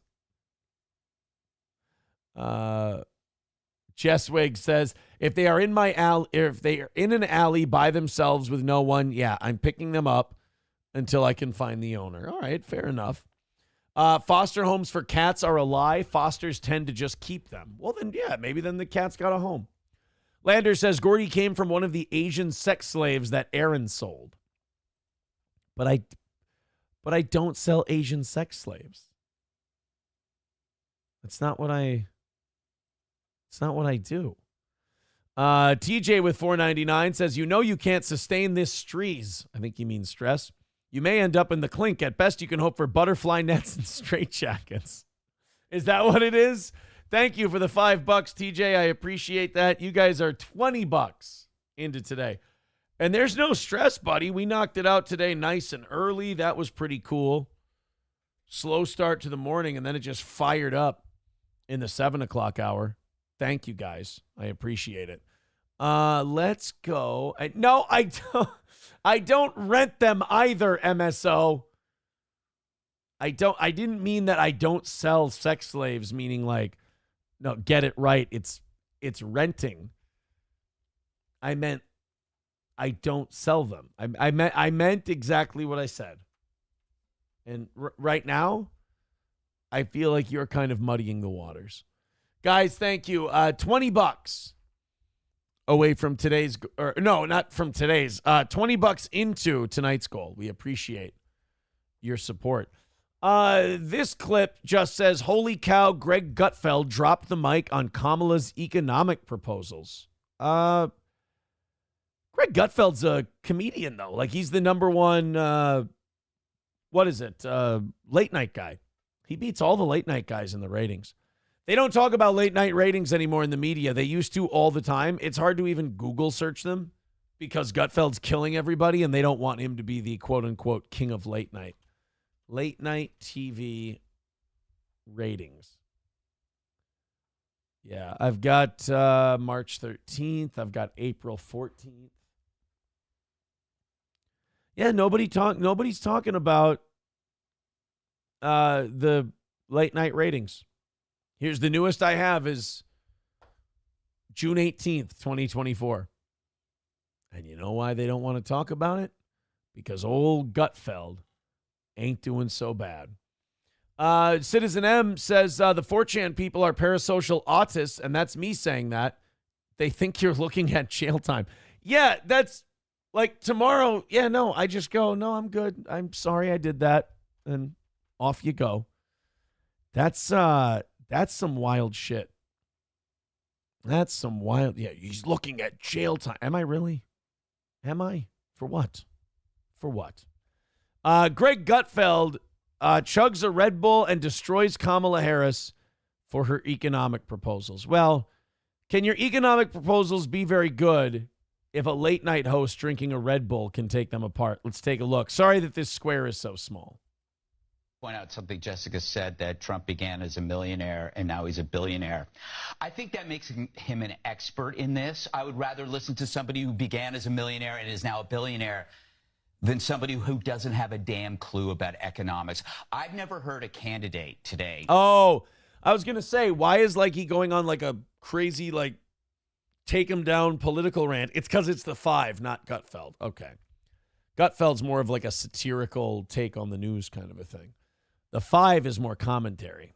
More unsure of themselves on a topic than Kamala Harris. I think she's been burdened by the weight of expectations put on her by the media. I've never seen a better campaign ad for Trump. She's campaigning better for Trump than Trump is. First, let's talk about the down payment issue on the House. A lot of this stuff is infuriating because they're treating the American public like idiots. She makes a... Well, now, wait a minute. Treating the American public like idiots... What if you can get away with it? Isn't that what they've been getting away with forever? Treat the American people like idiots. You know, treat them like mushrooms. Feed them shit and keep them in the dark. I mean, it works if they don't knock on the door to get out. If they're just going to take it and accept it, why not? I get why Democrats do what they do. It does seem kind of easy. You just promise people shit and then you never deliver and they keep voting for you because you say that the other people are going to take it away from you even though you've never given it to them yet. Proposal that is only half an equation. The first half is, here's a nice thing for you. The second half is missing, who pays for it? You saw this with student loan theft, described as forgiveness. Who paid for it? You paid for it. You see with immigration policy, who's footing the billions and all that free stuff? You're paying for it. No. Is it just me or is Greg Gutfeld like a more buff Paul Rubens? Like, I feel like Greg Gutfeld could have been Pee Wee, like a more jacked Pee Wee Herman. Nothing is free. Nothing is free. And the sooner or later you figure that out, the better off you're going to be. And that's directed at Democrats who don't understand that these policies are going to sink this country.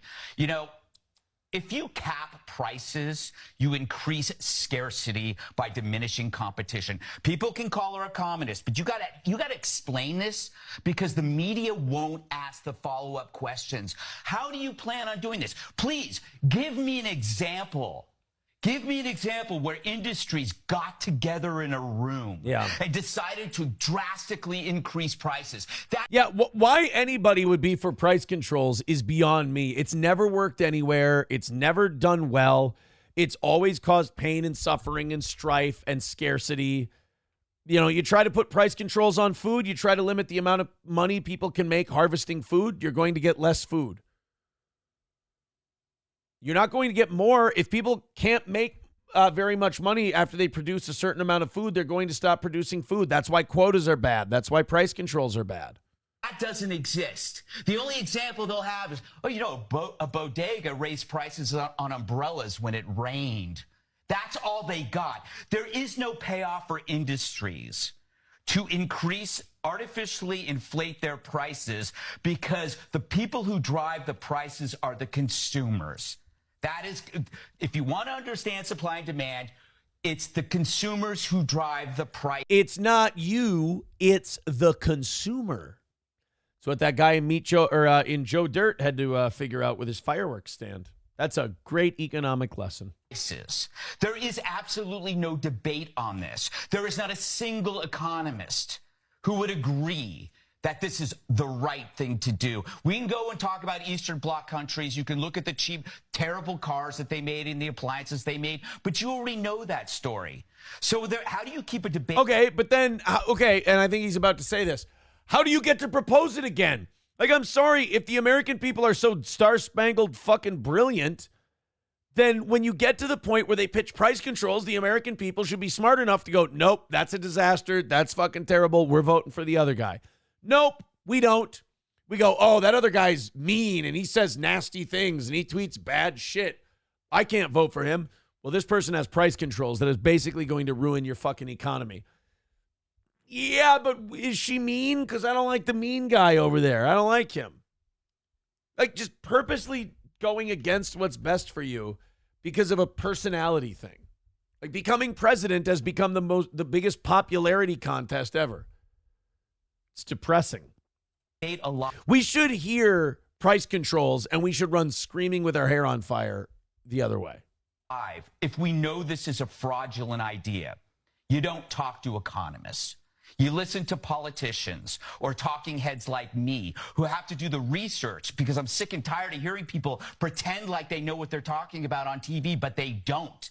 So you won't see economists on other shows, other networks asking these questions. Like, can you give me an example of how this is done? What are the major industries? What is the right price? What is too high? What is too low? Can the government set prices based on not having a knowledge of an industry? What do you mean exactly? Right. Yeah, the government is going to set prices on like food or oil. Like, ask these people, what the fuck do you know about it? What do you know about the intricacies of getting these items to market? What do you know about the way they're produced or the way they're shipped or anything else? No, I just know that the people who voted for me, I don't want to charge them more than this much for it. Well, what if it costs more than that to produce it? No, it won't cost the people anything. No, it won't cost the people anything because it won't be available for them to fucking buy.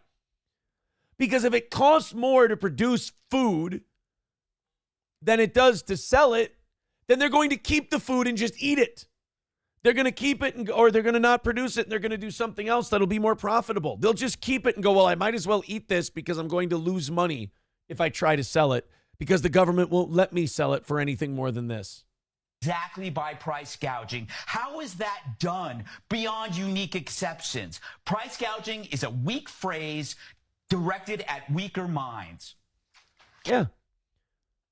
Price gouging is just a profit margin you need after the cost of producing something and then putting that price on it. Simple as that. This, honestly, this shouldn't be, I don't know. It shouldn't be like, it shouldn't be Greg Gutfeld explaining this shit to people like they're 5. It should be something we all just know automatically. I feel like the fact that we're having to yell about it shows that we're already too far behind, if that makes sense. But either way, great rant by Gutfeld, the late night comedian. This is kind of like when Jon Stewart used to rant about shit. The late night comedian has to tell us how fucking stupid we are. Great. We're in a good spot. Well, guys, if you only come here for the morning show, we will talk to you again on Wednesday, but we will be back tonight for the evening show at 7 p.m. and another evening show tomorrow night at 7 p.m. as well. But we'll be taking tomorrow morning off so I can go be held accountable for the things I've done wrong, and I can continue my little journey here to improving myself. I'm excited about it. I will talk to you guys later tonight and then back again on the evening show once again on Tuesday. Take it easy, everyone. Have a great rest of your day.